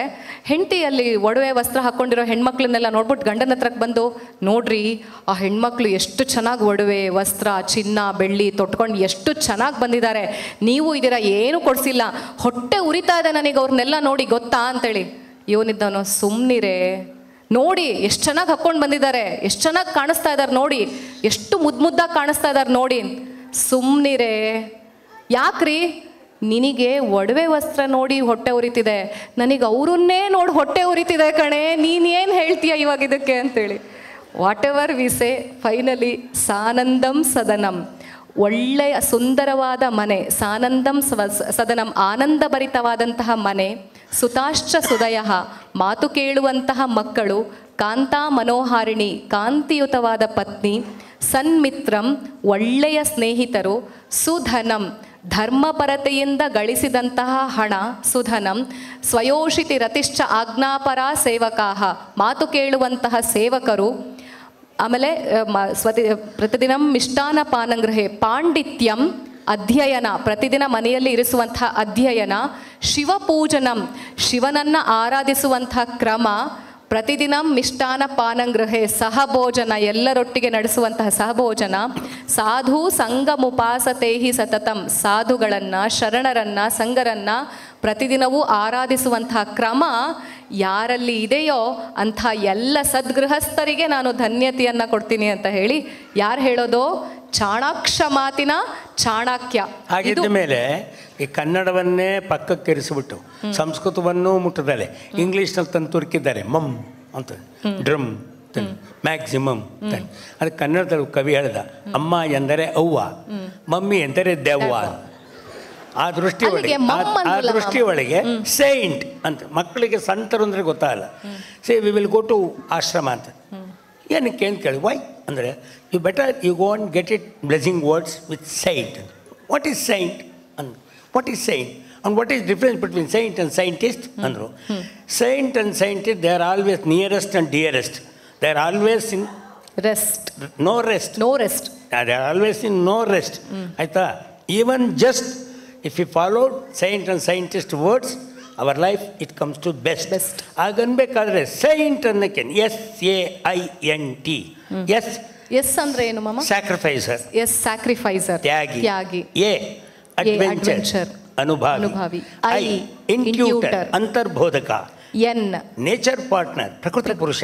ಯೋ ವೇದಾದೋ ಸ್ವರ ಪ್ರೋಕ್ತೋ ವೇದಾಂತೆ ಚ ಪ್ರತಿಷ್ಠಿತಃ ತಸ್ಯ ಪ್ರಕೃತಿ ಲೀನಸ್ಯ ಯಃ ಪರಸ್ಯ ಮಹೇಶ್ವರಃ. ಕನ್ನಡದಲ್ಲೇನು? ವೇದದಾದಿಯ ಪ್ರಣವ ಶಬ್ದವು ವೇದದಂತ್ಯದಿ ಅದುವೆ ಸ್ವರವು ಪ್ರಕೃತಿ ಲೀನತೆಗೊಂಡ ತಾರಕನಾಥನೇ ಪರಮೇಶಿಯು. ಆದ್ದರಿಂದ ಐ ಅಂದರೆ ಇಂಟ್ಯೂಟರ್, ಎನ್ ನೇಚರ್ ಪಾರ್ಟ್ನರ್, ಥಿಂಕರ್. ಸದಾಕಾಲ ಚಿಂತನೆ ಮಾಡಿ ಅದರಲ್ಲೂ ಎಷ್ಟು ಮಟ್ಟಿಗೆ ಇಡೀ ಜಗತ್ತು ಸಂಪೂರ್ಣವಾಗಿ. ಇವಾಗ ಬಸವಣ್ಣವ್ರಿಗೆ ಒಂದು ಮಾತು ಹಾಕಬೇಕಾದ್ರೆ ನಾವು ಯೋಚನೆ ಮಾಡಬೇಕು. ಜಗಜ್ಯೋತಿ ಬಸವೇಶ್ವರರು ಅಂತೀವಿ, ಹೌದಾ? ಆ ಜಗಜ್ಯೋತಿ ಬಸವೇಶ್ವರಕ್ಕೆ ನೀವು ಮೊನ್ನೆ ಒಂದು ಲೇಖನದಲ್ಲೇ ಹಾಕಿದ್ದೆ. ದೀಪ ಉರಿಯುವುದು ದೀಪ ಉರಿಯುವುದು ಇನ್ನೊಬ್ಬರನ್ನು ನೋಡಿ ಅಲ್ಲ, ಇನ್ನೊಬ್ಬರನ್ನು ನೋಡಿ ದೀಪ ಉರಿಯುವುದಿಲ್ಲ, ಇನ್ನೊಬ್ಬರಿಗಾಗಿ ದೀಪ ಉರಿಯುತ್ತದೆ. ಇನ್ನೊಂದು ಪದ ಇದೆ, ದೀಪ ಉರಿಯುವುದು ಮತ್ತೊಬ್ಬರನ್ನು ಉರಿಸುವುದಕ್ಕಾಗಿ ಅಲ್ಲ, ಇನ್ನೊಬ್ಬರ ಜೀವನದಲ್ಲಿ ಬೆಳಕು ಕೊಡುವುದಕ್ಕಾಗಿ. ಆದರೆ ನಮ್ಮಲ್ಲಿ ಬತ್ತಿ ಇಟ್ಟು ದೀಪ ಹಚ್ಚಿದ ಮೇಲೆ ಬೇರೆಯವ್ರಿಗೆ ಬತ್ತಿ ಇಡೋವರೇ ಜಾಸ್ತಿ. ಏನೋ ನಮ್ಮ ದೀಪ ಇನ್ನೂ ಉರಿತ ನೋಡಿ, ದೀಪ ಇನ್ನೂ ಉರಿತಾ ಇದೆ, ಆ ಕಡೆವರೆಗೂ ಉಡಿಯುತ್ತೆ. ಏನಾದ್ರು ಒಂದು ಪಕ್ಷ ಇಲ್ಲಿ ಕರ್ಕೊಂಬಂದು ಒಂದು ಸಚಿವರ ಕೈಲೋ ಶಾಸಕನ ಕೈಲೋ ಹಚ್ಬಿಟ್ಟಿದ್ದಿದ್ರೆ ಅದೇನು ಮಾಡುತ್ತೆ?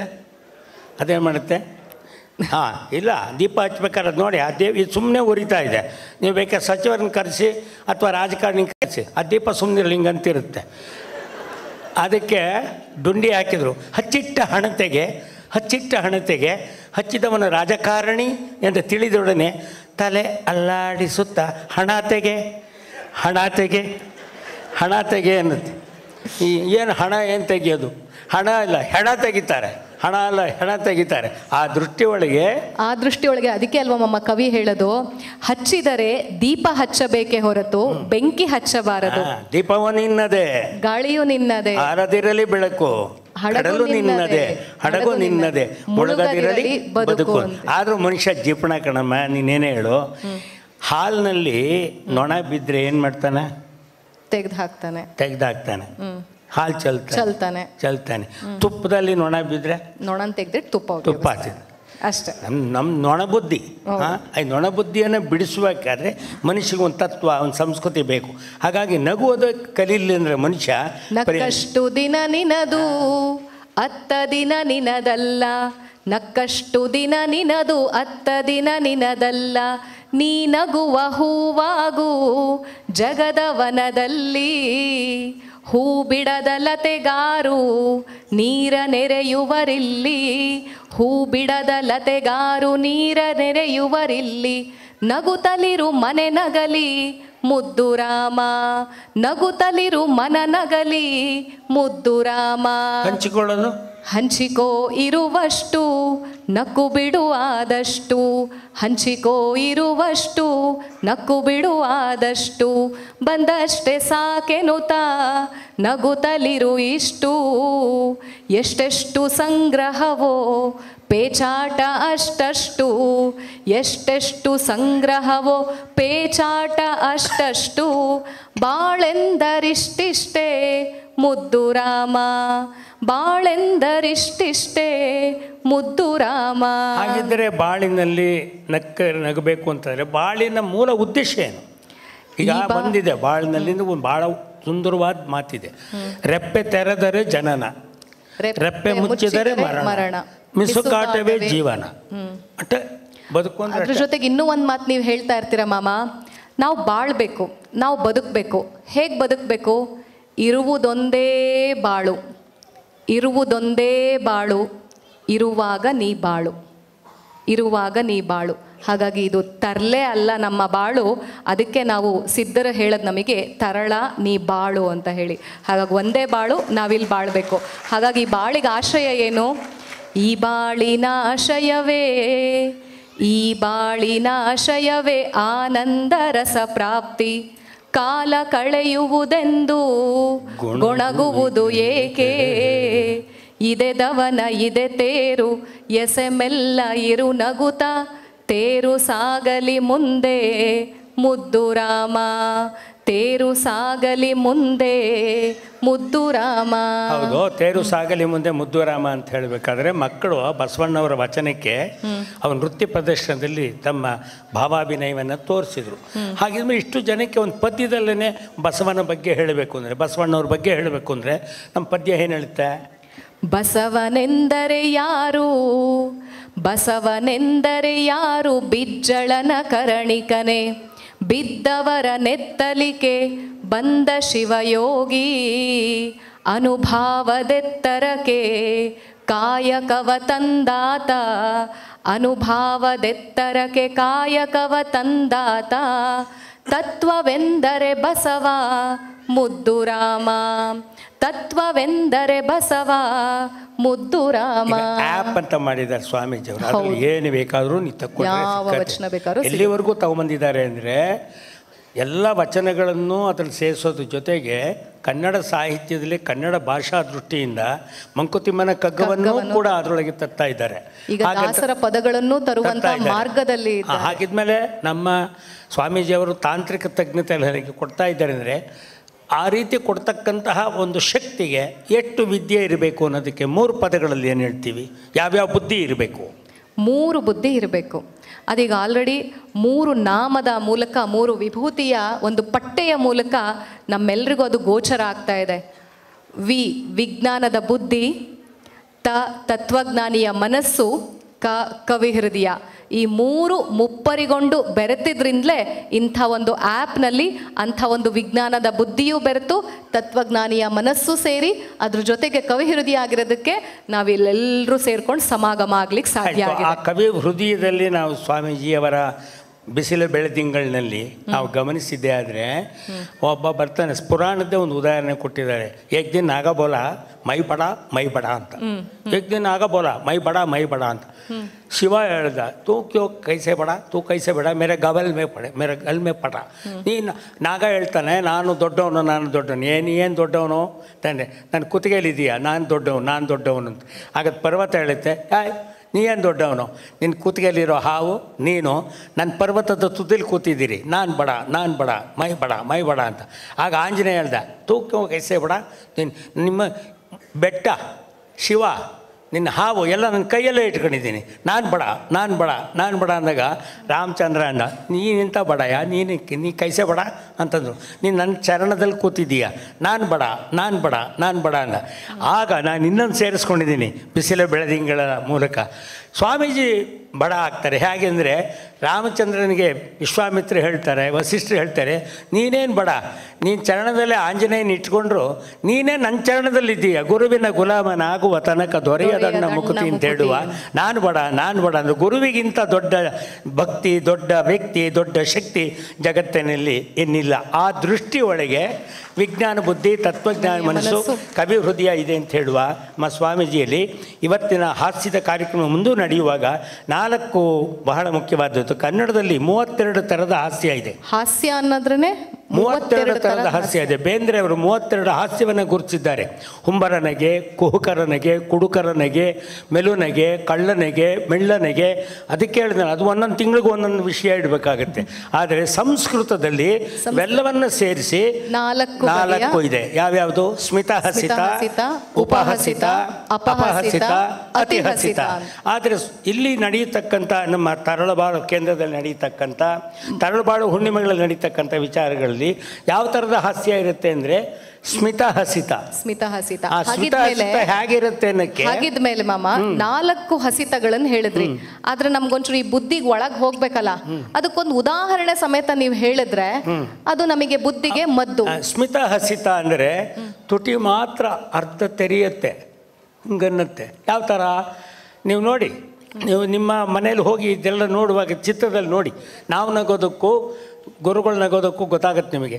ಸ್ಮಿತಹಸಿತ ಅನ್ನೋದಕ್ಕೆ ಒಂದು ವ್ಯಾಖ್ಯಾನ ಅಂತ ಹೇಳಿದ್ರೆ, ಈಗ ಹೇಗಿದ್ರೆ ಆ್ಯಪಲ್ಲಿ DVG ಹಾಕ್ತಿದ್ದಾರೆ, ಅವರೇ ಹೇಳಿಬಿಟ್ರು, ಸ್ಮಿತವಿರಲಿ ವದನದಲ್ಲಿ ಸ್ಮಿತವಿರಲಿ ವದನದಲ್ಲಿ, ಕಿವಿಗೆ ಕೇಳಿಸದಿರಲಿ, ಹಿತವಿರಲಿ ವಚನದಲ್ಲಿ, ಹಿತವಿರಲಿ ವಚನದಲ್ಲಿ, ಋತವ ಬಿಡದಿರಲಿ, ಮಿತವಿರಲಿ ಮನಸ್ಸಿನ ಉದ್ವೇಗದಲ್ಲಿ, ಭೋಗದಲ್ಲಿ, ಅತಿ ಬೇಡ ಎಲ್ಲಿಯೂ ಮಂಕುತಿಮ್ಮ.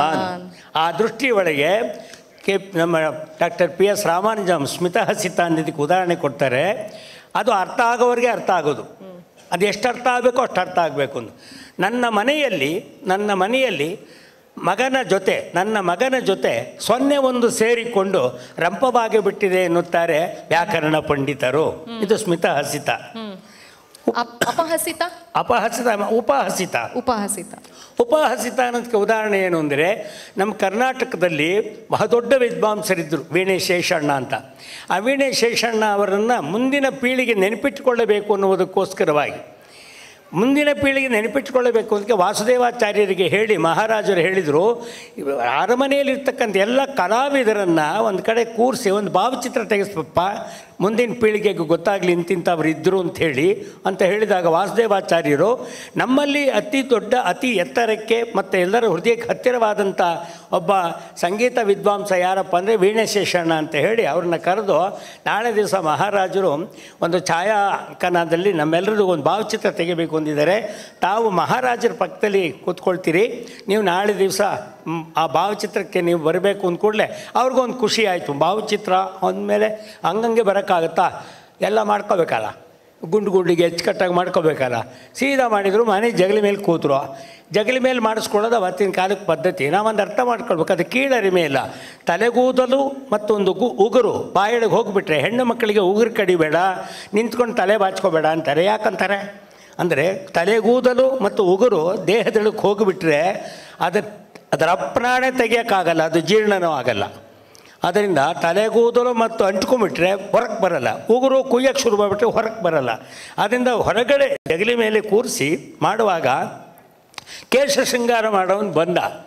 ಅವತ್ತೇನೋ ಒಂದು ಕ್ರಮ ಅಂತ ಹೇಳಿದರೆ ಮಾತಾಡೋದಿಲ್ಲ, ಅದು ಅವನಿಗೆ ಕೇಶ ಶೃಂಗಾರ ಮಾಡ್ಬೇಕಾದ್ರೆ ಮಾತಾಡೋದಿಲ್ಲ. ಅವ್ರು ಸಾಲದಕ್ಕೆ ವೀಣೆ ಶೇಷಣ್ಣವರು ಈ ಸಂಪ್ರದಾಯದ ಬದ್ದರು ಕೂತ್ಕೊಂಡು ಅಂದ್ಕೊಂಡು ವಿಶ್ವಂ ವಿಷ್ಣು ಷಟ್ಕಾರೋ ಭೂತ ಭವಿ ಅದು ಒಳಗೆ ಹೇಳ್ಕೊಳ್ತಾ ಇದ್ರು. ಅದು ಹೇಳ್ಕೊಳ್ಳೋಕ್ಕೆ ಮುಂಚೆ ಅವನು ಕೇಳ್ದ ಏನು ಮಾಡಬೇಕು ಅಂತ. ಅವನು ಮಾತಾಡೋಂಗಿಲ್ಲ, ಅವನು ಮಾತಾಡಬಾರ್ದು, ಏನು ಮಾಡಬೇಕು ಅಂತ ಕೇಳ್ದ. ಇವರೇನು ಮಾಡಿದರು, ಹಿಂಗಂದರು, ಅಂದರೆ ಎಲ್ಲ ಅಚ್ಚುಕಟ್ಟು ಮಾಡು ಅಂತ. ಅವನು ಮಾಡ್ದ. ಇವರು ಮಾಡಿಸ್ಕೊಂಡ್ರು. ಎಲ್ಲ ಆದಮೇಲೆ ಒಂದು ಕನ್ನಡಿ ಕೊಡ್ತಾನೆ. ಆ ಕನ್ನಡಿಲಿ ನೋಡ್ಕೊಂಡ್ರೆ ಸಿಟ್ಟು ಬಂದುಬಿಡ್ತು. ಬಬ್ಬ ಅಂತ ಸುಸು ಅಂತ ಹೇಳ್ತಾರೆ. ಅವನಿಗೂ ಉಗ್ಗು ಅಂತ ಇವ್ರಿಗೆ ಗೊತ್ತಿಲ್ಲ. ಅವನು ಕೇಶ ಶೃಂಗಾರ ಮಾಡೋನಿಗೂ ಉಗ್ಗು, ಇವ್ರಿಗೂ ಉಗ್ಗು. ಇವರು ಬಬ್ಬ ಅಂತಾರೆ, ಸುಸು ಅಂತಾರೆ. ಅವನು ನನ್ನ ಅಂತಾರೆ. ಏನಪ್ಪ ಆಗಿದೆ ಅಂದರೆ ಕನ್ನಡಿ ತೋರಿಸಿದಾಗ ಹುಬ್ಬಾದಿಯಾಗಿ ಹರಿದು ಬಿಟ್ಟಿದ್ದಾನೆ. ಇಡೀ ಮುಖದ ಹುಬ್ಬೆಲ್ಲ ಹೋಗ್ಬಿಟ್ಟಿದೆ.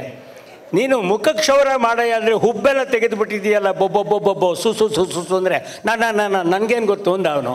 ಅದು ಗೊತ್ತಾಯಿತು ವಾಸುದೇವಾಚಾರ್ಯರಿಗೆ. ಓಡೋಗಿ ಏನು ಮಾಡಿದ್ರು, ಏನು ವೀಣೆ ಶೇಷಣ್ಣವರೇ ಇದು ಅಂದರೆ, ಮುಂಡಾ ಮೋಸ್ತ ಕಣಯ್ಯ, ಇದರಲ್ಲೂ ಹೋಗಿ ನಾನು ಫೋಟೋ ತೆಗೆಸ್ಕೊಂಡ್ರೆ ಏನೇ ಆಗತಿ ಅಂತ ಮಹಾರಾಜರಿಗೆ ಹೋಗಿ ಹೇಳಿದ್ದಕ್ಕೆ ಮಹಾರಾಜರು ಎಷ್ಟು ಕರುಣೆ ತೋರಿಸ್ಬಿಟ್ರು ಅಂದರೆ, ವೀಣೆ ಶೇಷಣ್ಣವರ ಹುಬ್ಬಿನ ಮೇಲೆ ಮತ್ತೆ ಕೇಶ ಚಿಗುರುವವರೆಗೆ ಈ ಫೋಟೋ ತೆಗೆಸುವ ಕಾರ್ಯಕ್ರಮ ಪೋಸ್ಟ್ಪೋನ್ ಆಗಿದೆ ಅಂತೇಳಿ ಒಂದು ದೇಹ ಕೊಟ್ಟರು. ಇದು ಅತಿಹಸಿತ ಅಂದರೆ ಸ್ಮಿತಹಸಿತ, ಅತಿಹಸಿತ.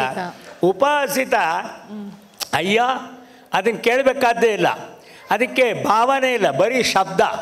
ಒಮ್ಮೇಶ್ರು ಪಾಠ ಮಾಡ್ತಿದ್ದಾನೆ, ಪಾಠ ಮಾಡ್ದ. ಹೋಗಿ ಕೇಳಿದ್ರು ಒಬ್ಬರು ನಮ್ಮ ಗುರುಗಳ ಜೊತೆಯಲ್ಲಿ ವಿದ್ಯಾವಂತರೆಲ್ಲ ಹೋಗಿ ಕೇಳಿದ್ರೆ, ನಮ್ಮ ಗುರುಗಳು ಬರ್ತಾರೆ ನಾಳೆ ಶಾಲೆಗೆ, ಗೊತ್ತಾಯ್ತಾ, ಅವ್ನು ಸಚಿವರು ಬೇರೆ ಬರ್ತಾನೆ, ಅದು ಶಿಕ್ಷಣ ಸಚಿವರು ಬರ್ತಾರೆ, ಸರಿಯಾಗಿ ಪಾಠ ಮಾಡಬೇಕು. ಏನು ಮಾಡ್ತಿದ್ದೀಯ ನೀನು? ಕನ್ನಡ ಪಾಠ ಅಲ್ಲ. ನಿಂತ್ಕೊಂಡಿದ್ದ ವಿವೇಕಾನಂದರು ಒಬ್ಬರೇ ಯಾಕೆ ನಿಂತ್ಕೋಬೇಕು, ನಾನು ನಿಂತಿದ್ದ. ನಿಂದೇನೇ ಆ ವಿಷಯ ಅಂದರು. ಕನ್ನಡ ಅಂದ. ಎಷ್ಟು ವರ್ಷದಿಂದ ಇದೆಯಾ? 20 ವರ್ಷದಿಂದ. ಮತ್ತು ಹೋಗಿ ಕನ್ನಡ ಪಾಠ ಮಾಡೋದು ಮಾಡ್ದ. ಎಲ್ಲ ಅಲ್ಪ ಪ್ರಾಣದಲ್ಲೇ ಮಾಡಿದ್ದಾನೆ, ಮಹಾಪ್ರಾಣವೇ ಇಲ್ಲ. ಗಾಬರಿ ಆಗ್ಬಿಟ್ಟು ಕೇಳಿದ್ರು, ಏನೇ ಕನ್ನಡಕ್ಕೆ ಅಲ್ಪ ಪ್ರಾಣನ ಇದೆಯೇ, ಇವತ್ತು ಮಹಾಪ್ರಾಣ ಇಲ್ವೇನೇ ಅಂದರು. ಅಯ್ಯ ಸರ್, 20 ವರ್ಷ ಆಯಿತು ನನ್ನನ್ನು ಕೆಲಸಕ್ಕೆ ತಗೊಂಡು, ಸಂಬಳನೇ ಕೊಟ್ಟಿಲ್ಲ, ಕಣ್ಬಿಟ್ಟು ನೋಡ್ತೀನಿ, ಮದುವೆ ಬೇರೆ ಆಗ್ಬಿಟ್ಟು 2 ಮಕ್ಕಳಾಗಿದೆ, ಇನ್ನು ಯಾವ ಪ್ರಾಣ ಇರುತ್ತೆ ಸರ್ ನನಗಿರೋದೇ ಅಲ್ಪ ಪ್ರಾಣ. ನಾನು ಪರ್ಮನೆಂಟ್ ಮಾಡಿ ನಾನು ಮಹಾಪ್ರಾಣಕ್ಕೆ ಬರ್ತೀನಿ. ಇದು ಕೊನೆ ಇವ್ರಿಗೆ ಬೇಜಾರಾಗ್ಬಿಟ್ಟು ಇನ್ನೇನಾದ್ರು ಮಾಡಿಬಿಡ್ತಾರೆ, ನೀನು ಪಾಠ ಮಾಡಬೇಡಪ್ಪ, ಒಂದು ಬರೆಯೋಕ್ಕೆ ಬರುತ್ತಾ ಅಂದರು. ಬರುತ್ತೇನು ಬರೀ ಅಂದರು. ಬರ್ದ. ಅದನ್ನು ಅಲ್ಪ ಪ್ರಾಣದಲ್ಲೇ ಬರೆದಿದ್ದಾನೆ. ಏನಂತ ಬರೆದಿದ್ದಾನೆ? ಈರ್ಭದ್ರಯ್ಯ ಅಂತ ಅವನ ಹೆಸರು, ಇರಬಾರ್ದಯ್ಯ ಅಂತ ಬರೆದಿದ್ದಾನೆ. ನಮ್ಮ ಶಿಕ್ಷಣ ಕ್ಷೇತ್ರ ನೀವು ಲೆಕ್ಕ ಹಾಕ್ಕೊಳ್ಳಿ. ಪ್ರಾಥಮಿಕ ಶಿಕ್ಷಕರೇ ಬೇಡುವೆನು ನಮಿಸಿ, ಮಕ್ಕಳಿಗೆ ಮೊದಲು ಮಾನವತೆ ಕಲಿಸಿ, ಮಾಧ್ಯಮದ ಶಿಕ್ಷಣಕ್ಕೆ ನಂತರವ ಕಳಿಸಿ, ಕಾಲೇಜು ಶಿಕ್ಷಕರ ಹಲ್ಲುಗಳ ಉಳಿಸಿ ಅಂತ ನಮ್ಮ ವಿಡಂಬಾರಿ ಬರೆದ್ರು. ಇದು ಸ್ಮಿತಹಸಿತ, ಉಪಹಸಿತ, ಅಪಹಸಿತ, ಅತಿ ಹಸಿತ. ಸ್ವಾಮೀಜಿ ಕ್ಷಮಿಸಬೇಕು, ನೀವು ರಮಿಸಬೇಕು. ಕನ್ನಡ ಬರ್ಕೊಟ್ರೆ ಓದಕ್ಕೆ ಬರೋದಿಲ್ಲ. ನಮ್ಮ ಕನ್ನಡ ಇವತ್ತು ಸಚಿವರಿಗೂ ಬರೋದಿಲ್ಲ, ಪೋಷಕರಿಗೂ ಬರೋದಿಲ್ಲ. ಅಲ್ಲೆಲ್ಲ ಬರೆಸ್ಕೊಟ್ರು ಅವನಿಗೆ. ಅದು ಉದ್ಘಾಟನೆ. ಈ ಉದ್ಯಾನವನದಲ್ಲಿ ಆಘ್ರಾಣಿಸಲು ಬನ್ನಿ ಹೂ ಸುವಾಸನೆ ಅಂತ ಕೊಟ್ಟರು. ಇವನು ಬಂದು ಉದ್ಘಾಟನೆಯಲ್ಲಿ ಹೇಳಿಬಿಟ್ಟ, ಈ ಉದ್ಯಾನವನದಲ್ಲಿ ಆಸ್ವಾದಿಸ ಬನ್ನಿ ಹೂ ಸುವಾಸನೆ ಅಂದ್ಬಿಟ್ಟ. ಹೂ ಸುವಾಸನೆ ಅಂತಿರೋದು, ಹೂಗೆ ಸೂ ಸೇರಿಸ್ಬಿಟ್ಟ. ಹೂಸುಗೋಸ್ಕರ ಅಲ್ಲಿ ಹೋಗೋಕ್ಕಾಗತ್ತಾ ಅಂದರು. ಇದು ಅತಿ ಹಸಿತಾನ. ಅದನ್ನು ಸಾಹಿತ್ಯದಲ್ಲಿ ನಗೋದಕ್ಕೊಂದು ಗಂಭೀರತೆ ಇದೆ. ನಕ್ಕಷ್ಟು ದಿನ ನೀನದೊಂದೇ.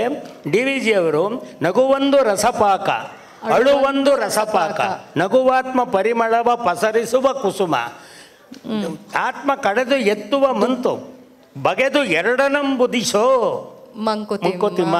ಈಗ ಕನ್ನಡ ಭಾಷೆ ಅಂತ ನೀನು ಹೇಳುವಾಗ ಈ ಜನಕ್ಕೆ ಕೇಳಿಬಿಡ್ಬೇಕು ನಾವು. ಬೇಂದ್ರೆ ಅವ್ರಿಗೊಬ್ಬರು ಪ್ರಶ್ನೆ ಹಾಕಿದ್ರು. ಏನಂತ ಹಾಕಿದ್ರು? ವಚನ ಸಾಹಿತ್ಯದ ಕುರಿತು ನೀವು ಎಲ್ಲ ಶರಣರಲ್ಲಿ ಪ್ರಮುಖ ಶರಣನ್ನು ಸೇರಿಸ್ಕೊಂಡು ಒಂದು ಕನ್ನಡಕ್ಕೊಂದು ಕೀರ್ತನೆ ಮಾಡಿ ಅಂದರು. ಎಷ್ಟು ಚೆನ್ನಾಗಿ ಮಾಡಿಬಿಟ್ರು ಪುಟಿ. ಒಂದೊಂದು ಮೂರ್ತಿ ಒಡಮೂಡಿ, ಆವರಣವನ್ನೇ ಒಡಗೂಡಿ, ಸಾಕ್ಷಾತ್ ಆಯಿತು ಶಿವಮೋಡಿ, ಹಿಮಗಿರಿಯ ಬಾಲೆ ಹೊತ್ತಿಸಿದ ಜ್ವಾಲೆ, ಆಹಾ ಶಿವನ ಲೀಲೆ ಮತ್ತೂ ಮರಳಿಸಿ, ಇತ್ತತ್ತ ಏಕೆ ಅತ್ತತ್ತ ಬರಲಿ ಜಗದತ್ತ ಎಂದು ಇಳೆಗೂ ಇರಳಿಸಿ, ಪಿಂಡಾಂಡದಲ್ಲಿ ಬ್ರಹ್ಮಾಂಡವನ್ನು ಉದ್ದಂಡವಾಗಿ ಹೂ ಅರಳಿಸಿ, ಆನಂದಿಯಲ್ಲಿ ಹಲವಂದಿಯಲ್ಲಿ ಯುಗಸಂಧಿಯಲ್ಲಿ ಬಸವನ್ನ ಬೆಳಗಿಸಿ, ಗನದಾಚೆ ಮೋಡ ಸಿಡಿಲ್ಮಿಂಚು ಕೂಡ ಪ್ರಭುವಾಗಿ ಬೆಳಗಿಸಿ, ಇಹದೇವಿಯಾಗಿ ಮಹದೇವಿಯಾಗಿ ಬಹುತಾಯಿಯಾಗಿ ಶ್ರೀಶೈಲ ತೊಳಗಿಸಿ, ಕಲ್ಯಾಣ ಕಟ್ಟಿ ಉಳಿವಿಯನ್ನು ಮುಟ್ಟಿ ದಿಗ್ದೇಶ ಮೆಟ್ಟಿ, ಲಿಂಗಾಂಗ ಗಪ್ಪಿದ ಮಾತೆಲ್ಲ ಜ್ಯೋತಿ ಸರ್ವಜ್ಞ ರೀತಿ ಭವಿಸಂಗ ತಪ್ಪಿದ, ಇಂತಹದಿ ಅ ಆ ಇ ಎನ್ನುವ ನಾಡು ಕನ್ನಡ ನಾಡು, ನನ್ನದು ನನ್ನದು ನನ್ನದು ಅಂತ ಒಂದು ಪದ್ಯದಲ್ಲಿ ನಮ್ಮ ಕನ್ನಡ ನಾಡಿನ ವಚನ ಸಾಹಿತ್ಯವನ್ನು ತೋರಿಸ್ಕೊಟ್ಬಿಟ್ರು. ಆದ್ದರಿಂದ ಭಾಷೆ ಒಳಗೆ ಈಗ ನಮ್ಮ ಸ್ವಾಮೀಜಿ ಹಚ್ಕೊಂಡಿರುವ ವಿಭೂತಿ ಒಳಗೆ ಮೊದಲನೇ ಸಾಲ ಏನು ಹೇಳಿದೆ ನೀನು? ವಿಜ್ಞಾನ ಬುದ್ಧಿ. ಎರಡನೇದು ತತ್ವಜ್ಞಾನಿಯ ಮನಸ್ಸು. ಮೂರನೇದು ಕವಿ ಹೃದಯ. ಅದನ್ನು ಜನಪದದಲ್ಲೇ ಕೇಳಬೇಕು. ಒಂದು ಅಜ್ಜಿ ಬಂದುಬಿಟ್ಟು ಈಶ್ವರನ ಹತ್ರ ಪ್ರಾರ್ಥನೆ ಮಾಡ್ತಾಳೆ, ನನಗೊಂದು ಮಗುನ ಕೊಡು, ಮನೆಗೆ ಬೆಳಕು ಕೊಡು. ಆಯಿತು, ದೇವ್ರು ಕೇಳ್ದ, ನೀ ಏನು ಕೊಡ್ತೀಯ ಅಂದರು. ಆಕಳದ ತುಪ್ಪ ನಿನಗೆ ಕೊಡ್ತೀನಿ ಅಂದರು. ಎಲ್ಲ ಆದಮೇಲೆ ಮಗು ಆಯಿತು, ಸೀದಾ ಓಡಿ ಬಂದು ಏನು ಕೇಳಿದ್ರು ಅಂದರೆ, ಸಾಕು ಮಾಡೈ ಶಿವನೇ ಸಾವಂತೆ ಹೂವ ಮಾಡು, ಬಿಲ್ವಾ ಪತ್ರದ ಬನ ಮಾಡು, ಬಿಲ್ವಾ ಪತ್ರದ ಬನ ಮಾಡು, ರಾಮಯ್ಯ ಲೋಬಾನ ಮಾಡೋ ಶಿವನಲ್ಲಿ. ಆವಾಗ ಶಿವ ಕೇಳ್ದ, ಅಯ್ಯೋ ತಿಕ್ಕಲಿ, ನೀನು ಎಲ್ರೂ ಆಯಸ್ಸು ಕೊಡು, ಶಕ್ತಿ ಕೊಡು, ಮೊಮ್ಮಕ್ಕಳನ್ನ ಸುಖಪಡಿಸೋದು ಕೊಡು, ಸೊಸೆ ಬರೋದು ಕೊಡು ಅಂತ ಕೇಳ್ಕೋಬೇಕು. ಬಿಲ್ವ ಪತ್ರ ಕೇಳ್ತೀಯಲ್ಲ ಅಂದರೆ ಅವಳು ಹೇಳ್ತಾಳೆ, ಈಶ್ವರ ಅಂದ್ರೆ ಏನು ಶಿವನೇ ಅಂತ ಕೇಳ್ತಾಳೆ. ನಾವೆಲ್ಲ ವಿದ್ಯಾವಂತರು ಅಂತೀವಲ್ಲ, ಸಾಕ್ಷರರು ನೋಡಿ. ಹಳ್ಳಿ ಜನ ಪುಟ್ಟಮ್ಮ, ಹಳ್ಳಿಯ ಮಾತೇ ಮಾತು. ಈಶ್ವರ ಅಂದ್ರೇನು ಒಬ್ಬೊಬ್ರು ಒಂದೊಂದು ಹೇಳ್ತಾರೆ. ಈಗ ನಾನು ನೀನು ಶುರು ಮಾಡಿಬಿಟ್ರೆ, ಶಂಭವೇ ನಮಃ ನಮಸ್ತೆ ಅತ್ತು ಭಗವನ್ ವಿಶ್ವೇಶ್ವರಾಯ ಮಹಾದೇವಾಯ ತ್ರಯಂಬಕಾಯ ತ್ರಿಪುರಾಂತಕಾಯ ತ್ರಿಕಾಗ್ನಿಕಾಲಾಯ ಕಾಲಾಗ್ನಿ ರುದ್ರಾಯ ನೀಲಕಂಠಾಯ ಮೃತ್ಯುಂಜಯಾಯ ಸರ್ವೇಶ್ವರಾಯ ಸದಾಶಿವಾಯ ಶ್ರೀಮನ್ ಮಹಾದೇವಾಯ ನಮಃ. ಇಷ್ಟುದ್ದ ಹೇಳ್ತೀವಿ. ಆದರೆ ಅಜ್ಜಿ ನೋಡಿ ಅವಳು ಹೇಳ್ತಾಳೆ, ಈಶ್ವರ ಅಂದ್ರೆ ಏನು ಅನ್ಕೊಂಡಿದ್ದೀಯಪ್ಪ ಅಂದರು. ಏನವ ಈಶ್ವರ ಅಂದ್ರೇನು? ಅದು ಈಟೆ ಕಂಡು ಸ್ವಾಮಿ, ಆ ಅಪ್ಪನ ಮುಂದೆ ಕೂತ್ಕೊಂಡು ಗಂಟು ಮಾಡ್ಕೊಳಕ್ಕೆ ಯಾಕೆ ಹಂಗೆ ಗಂಟ್ಲು ಹೊಡ್ಕೊಂತೀಯ ಅಂತಾರೆ ಭಟ್ರುಗಳಿಗೆ. ನಮ್ಮ ಅಜ್ಜಿ ಮಾತಾಡೋದು ಕೇಳಿ ಏನು ಮಾಡೋಣ ಅಂದರೆ, ಈ ಸ್ವರ ಅಂದ್ರೆ ಇದೆಯಾ, ಈ ಸ್ವರ ಇಲ್ಲಿದ್ರೆ ಈ ಸ್ವರ, ಇಲ್ಲಿರೋ ಸ್ವರ ಆಚೆಗೋದ್ರೆ ಮಗಚ್ಕೊಳ್ಳೋದೆಯಾ? ಉಸಿರು ದೇವರು ಅಂದರು. ಉಸಿರು ದೇವರು. ನಾವು ಹುಟ್ಟಿದಾಗ ನಮಗೆ ಉಸಿರಿರುತ್ತೆ, ಹೆಸರಿರುವುದಿಲ್ಲ. ನಮ್ಮ ಹುಟ್ಟಡಗಿದಾಗ ನಮಗೆ ಹೆಸರಿರುತ್ತೆ, ಉಸಿರಿರುವುದಿಲ್ಲ. ಹೆಸರಿನ ಉಸಿರಿನ ನಡುವೆ ಇರುವವರ ಜೊತೆಯಲ್ಲಿ ಕೆಸರೆರಚದಲ್ಲೇ ಬದುಕಿದರೆ ನಮ್ಮ ಉಸಿರು ಅವ್ರ ಹೆಸರು ಹಸಿರಾಗಿರುತ್ತೆ ಅಂದರು. ಅಜ್ಜಿಯ ಆ ಮಾತು ಕೇಳಿದಾಗ ಶಿವ ಅಂದ, ಏನು ಮಾಡೋಣ ಅಂದರೆ ಬಿಲ್ವಪತ್ರೆ ಮಾಡೋದು. ಬಿಲ್ವಪತ್ರೆ ಯಾಕೆ ಮಾಡಬೇಕು? ನೀನು ಮಾಡು ಅಂದ. ಏನು ಮಾಡ್ತೀಯ ಬಿಲ್ವಪತ್ರೆ ಮಾಡಿ? ನೋಡು, ಬಿಲ್ವಪತ್ರೆ ಮಾಡಿದರೆ ಜಂಗಮ ಪೂಜೆ ಮಾಡಬೇಕು ಅಂದರೆ ಗುಡಿ ಹತ್ರಕ್ಕೆ ಬಂದರೆ ನಿನ್ನ ಕೂಟ ಬರೋದಿಲ್ಲ. ಎಲ್ಲಿಗೆ ಬರ್ತಾನೆ? ನನ್ನ ಕೂಟ ಬರ್ತಾನೆ. ಬಿಲ್ವಪತ್ರೆ ಮಾಡಿರ್ತೀಯಲ್ಲ, ನನ್ನ ಕೂಟ ಬರ್ತಾನೆ. ಬಂದೇನು ಮಾಡ್ತಾನೆ ಅಂದರು. ಮೊದಲು ನಿನಗೆಲ್ಲ ಅಭಿಷೇಕ ಮಾಡ್ತಾನೆ, ನನ್ನ ಮೈ ತೊಳಿತಾನೆ, ನನಗೆ ಗಂಗೆ ನೀರು ಹಾಕ್ತಾನೆ, ಆಮೇಲೆ ಬಿಡಿಸ್ಕೊಂಡು ಬರ್ತಾನೆ. ಬಿಡಿಸ್ಕೊಂಡು ಗುಡಿ ಬಾಗಿಲು ತೆಗಿತಾನೆ, ತೆಗೆದುಬಿಟ್ಟು ನಿನ್ನ ಮುಂದೆ ನಿಲ್ತಾನೆ. ಈಶ್ವರ ಅವಾಗಂದ. ಅಜ್ಜಿ ಒಂದು ತಿಳ್ಕ, ತಲೆ ಮೇಲೆ ಗಂಗೆ ಕುಂತಿರ್ತಾಳೆ. ಎಲ್ಲಿ ಕುಂತಿರ್ತಾರೆ? ಇಟ್ಕೊಂಡವಳು ಇರೋ ತನಕ, ಕಟ್ಕೊಂಡವಳು ಕಡೆ ತನಕ. ಅದರಿಂದ ಒಂದು ಅರ್ಥ ಮಾಡ್ಕ, ತಲೆ ಮೇಲೆ ಕುಂಡ್ರಿಸ್ಕೊಂಡು ನನ್ನನ್ನು ಕುಂಡ್ರಿಸ್ತಾರೆ. ನಿನ್ನ ಕುಂಡ್ರಿಸ್ಕೊಂಡವಳನ್ನ ಕರ್ಕೊಂಬಂದು ನನ್ನ ಮೈ ತೊಳಿತಾರೆ. ನನಗೆ ಗಂಗೆ ನೀರು ಉಯ್ದ ಮೇಲೆ ನಿನಗೆ ಮೈ ತೊಳಿತಾರೆ. ಅವಾಗ ಹೇಳ್ತಾಳೆ ಅಜ್ಜಿ ಕೇಳಿ, ಈಶ್ವರ ಅಂತಾನೆ, ಎಷ್ಟು ತನಕ ಕುಂತಿರ್ತೀಯ ಅಂದರು. ಬಿಡೋ, ಎಷ್ಟು ತನಕ ಕುಂತಿರ್ಬೇಕು, ಕುಂತಿರೋವರೆಗೂ ಕುಂತಿರ್ತೀನಿ, ಕೆಳಗೋದ್ರೆ ನೀನು ಬುಡಕ್ಕೆ ಬೀಳ್ತೀನಿ ಅಂದರು. ಬುಡಕ್ಕೆ ಬಿದ್ದರೂ ನೋಡವ 2 ದಿನ ಬೀಳ್ತೀಯ, ತೆಗೆದು ಆಚೆಗೆ ಹಾಕ್ತಾರೆ. ಆಚೆಗೆ ಹಾಕ್ಲಿ ಅಂತಲೇ ಹುಟ್ಟಿದ ಮಕ್ಕಳೇ ಬದುಕುವಾಗಲೇ ಆಚೆಗೆ ಹಾಕಿದ್ದಾರೆ. ಇನ್ನು ನಿನ್ನ ಕೂಟ ಬಂದರೆ ನೀನು ಆಚೆಗೆ ಹಾಕಿದರೆ ನನ್ನನ್ನು ನೋಡ್ಕೊಂತೀಯ, ನನ್ನ ಮಕ್ಕಳು ನೋಡ್ಕೊಳೋದಿಲ್ಲ ಅಂತಾರೆ. ಹೆಂಗವ ಅಂದರೆ, ಗುಡಿಯಿಂದ ಆಚೆಗೆ ಹಾಕಿದ್ರೆ ಈ ಪೂಜಾರಪ್ಪ ಕೊಟ್ಟರೆ ಕರ್ಪೂರ ಎಲ್ಲ ಕಚ್ಚಿರೋದಿಲ್ಲ, ಹಂಗೆ ಗುಡ್ಡೆ ಮಾಡಿ ಇಕ್ಕಿರ್ತಾನೆ. ಅದು ತಗೊಂಬಂದು ಏನು ಮಾಡ್ತಾನೆ, ನನ್ನ ನಿರ್ಮಾಲ್ಯ ಅಂತೇಳಿದ ಮೇಲೆ ಕಡಿಗೀಸ್ತಾನೆ. ಗೀಜಿದ ನಾನೇನು ಹಾಕ್ತೀನಿ ಅಂದರು. ಊದೋದು ಹೋಗುತ್ತೆ ಅಂದರು. ಬೂದಿ ಹಾಕ್ತೀನಿ. ಅಷ್ಟೇಯ, ಬೂದಿ ಆದಮೇಲೆ ನನ್ನೇನು ಮಾಡ್ತಾರೆ ಗೊತ್ತಾ? ನಿನಗೆ ಗಂಗೆಯಿಂದ ಅಭಿಷೇಕ ಮಾಡಿದ ಮೇಲೆ ನಮ್ಮ ಸ್ವಾಮಿಯರ ಹಣೆ ಮೇಲೆ ನನ್ನ ಹಚ್ತಾರೆ, ನಿನ್ನ ಹಚ್ತಾರೆ. ನಾನಿದ್ದರೆ ನಿನ್ನ ಹಣೆ ಮೇಲೆ ಇರ್ತೀನಿ, ಕುಂತ್ರೆ ನಿನ್ನ ತಲೆ ಮೇಲೆ ಕೂರ್ತೀನಿ, ಬಿದ್ದರೆ ನಿನ್ನ ಬುಡಕ್ಕೆ ಬೀಳ್ತೀನಿ, ನನಗೆ ಯಾವುದಕ್ಕೆ ಬೇಕೋ ನಾನು ಬಿಲ್ವಪತ್ರೆ ಮಾಡು ಅಂತಾರೆ. ಇದು ನಮ್ಮ ಜೀವನದ ಒಂದು ಪ್ರಮುಖ ಸ್ವಾರಸ್ಯವಾಗಿರ್ತಕ್ಕಂಥ ಒಂದು ಅಂಶ ಅನ್ನೋದನ್ನು ನಾವು ಮರಿಬಾರ್ದು. ಭಕ್ತಿ ಎಂಬುದು ಯಾವತ್ತೂ ಹಾಗೆ. ಅದಕ್ಕೆ ಮುದ್ದುರಾಮನಲ್ಲಿ ಅಲ್ಲಮ, ಕನಕ ಮತ್ತು ಬಸವ ಎಲ್ಲರನ್ನು ಒಂದೇ ಪದ್ಯಕ್ಕೆ ತಂದರು. ಏನಂತ ತಂದರು? ಬಸವ ಅಲ್ಲಮ ಕನಕ ಸಿರಿ ಪುರಂದರ ವ್ಯಾಸ, ಬಸವ ಅಲ್ಲಮ ಕನಕ ಸಿರಿ ಪುರಂದರ ವ್ಯಾಸ, ಬರೆದರೇನ್ ಅನಿಸಿಕೆಯ ಪೆಸರ ಪೊಗಳಿಕೆಗೆ, ಗುಣ ಒಂದೇ ಸತ್ಕೃತಿಗೆ ಅಂಕಿತದಲ್ಲೇನಿದೆಯೋ ಮುದ್ದು ರಾಮ, ಅಂಕಿತದಲ್ಲೇನಿದೆಯೋ ಮುದ್ದು ರಾಮ. ಆಯಿತು, ಅಂಕಿತದಲ್ಲಿ ಏನಿದೆಯೋ ಮುದ್ದು ರಾಮ ಅಂದಮೇಲೆ ನಮ್ಮ ಒಂದು ಭಾಷೆಯ ಈ ದೇಶದ ಸಂಸ್ಕೃತಿ, ನಮ್ಮ ವಚನ ಸಾಹಿತ್ಯ ಹೇಗೆ ಜಗದಗಲ, ಮುಗಿಲಗಲ, ಮಿಗೆಯಗಲ, ನಿಮ್ಮಗಲ, ಅಟ್ಟೆ ಅಲ್ಲ, ನಿನ್ನ ಎತ್ತತ್ತ ನೋಡಿದರೆ ಅತ್ತತ್ತ ದೇವ ಅಂತ. ಹಾಗಾಗಿ ನನ್ನ ಮನೆಗೆ ನಮ್ಮ ದೇವಸ್ಥಾನಕ್ಕೆ ಹಿರೇಮಠ ಇಸ್ರೇಲ್ನವ್ರು ಬರ್ತಾರೆ.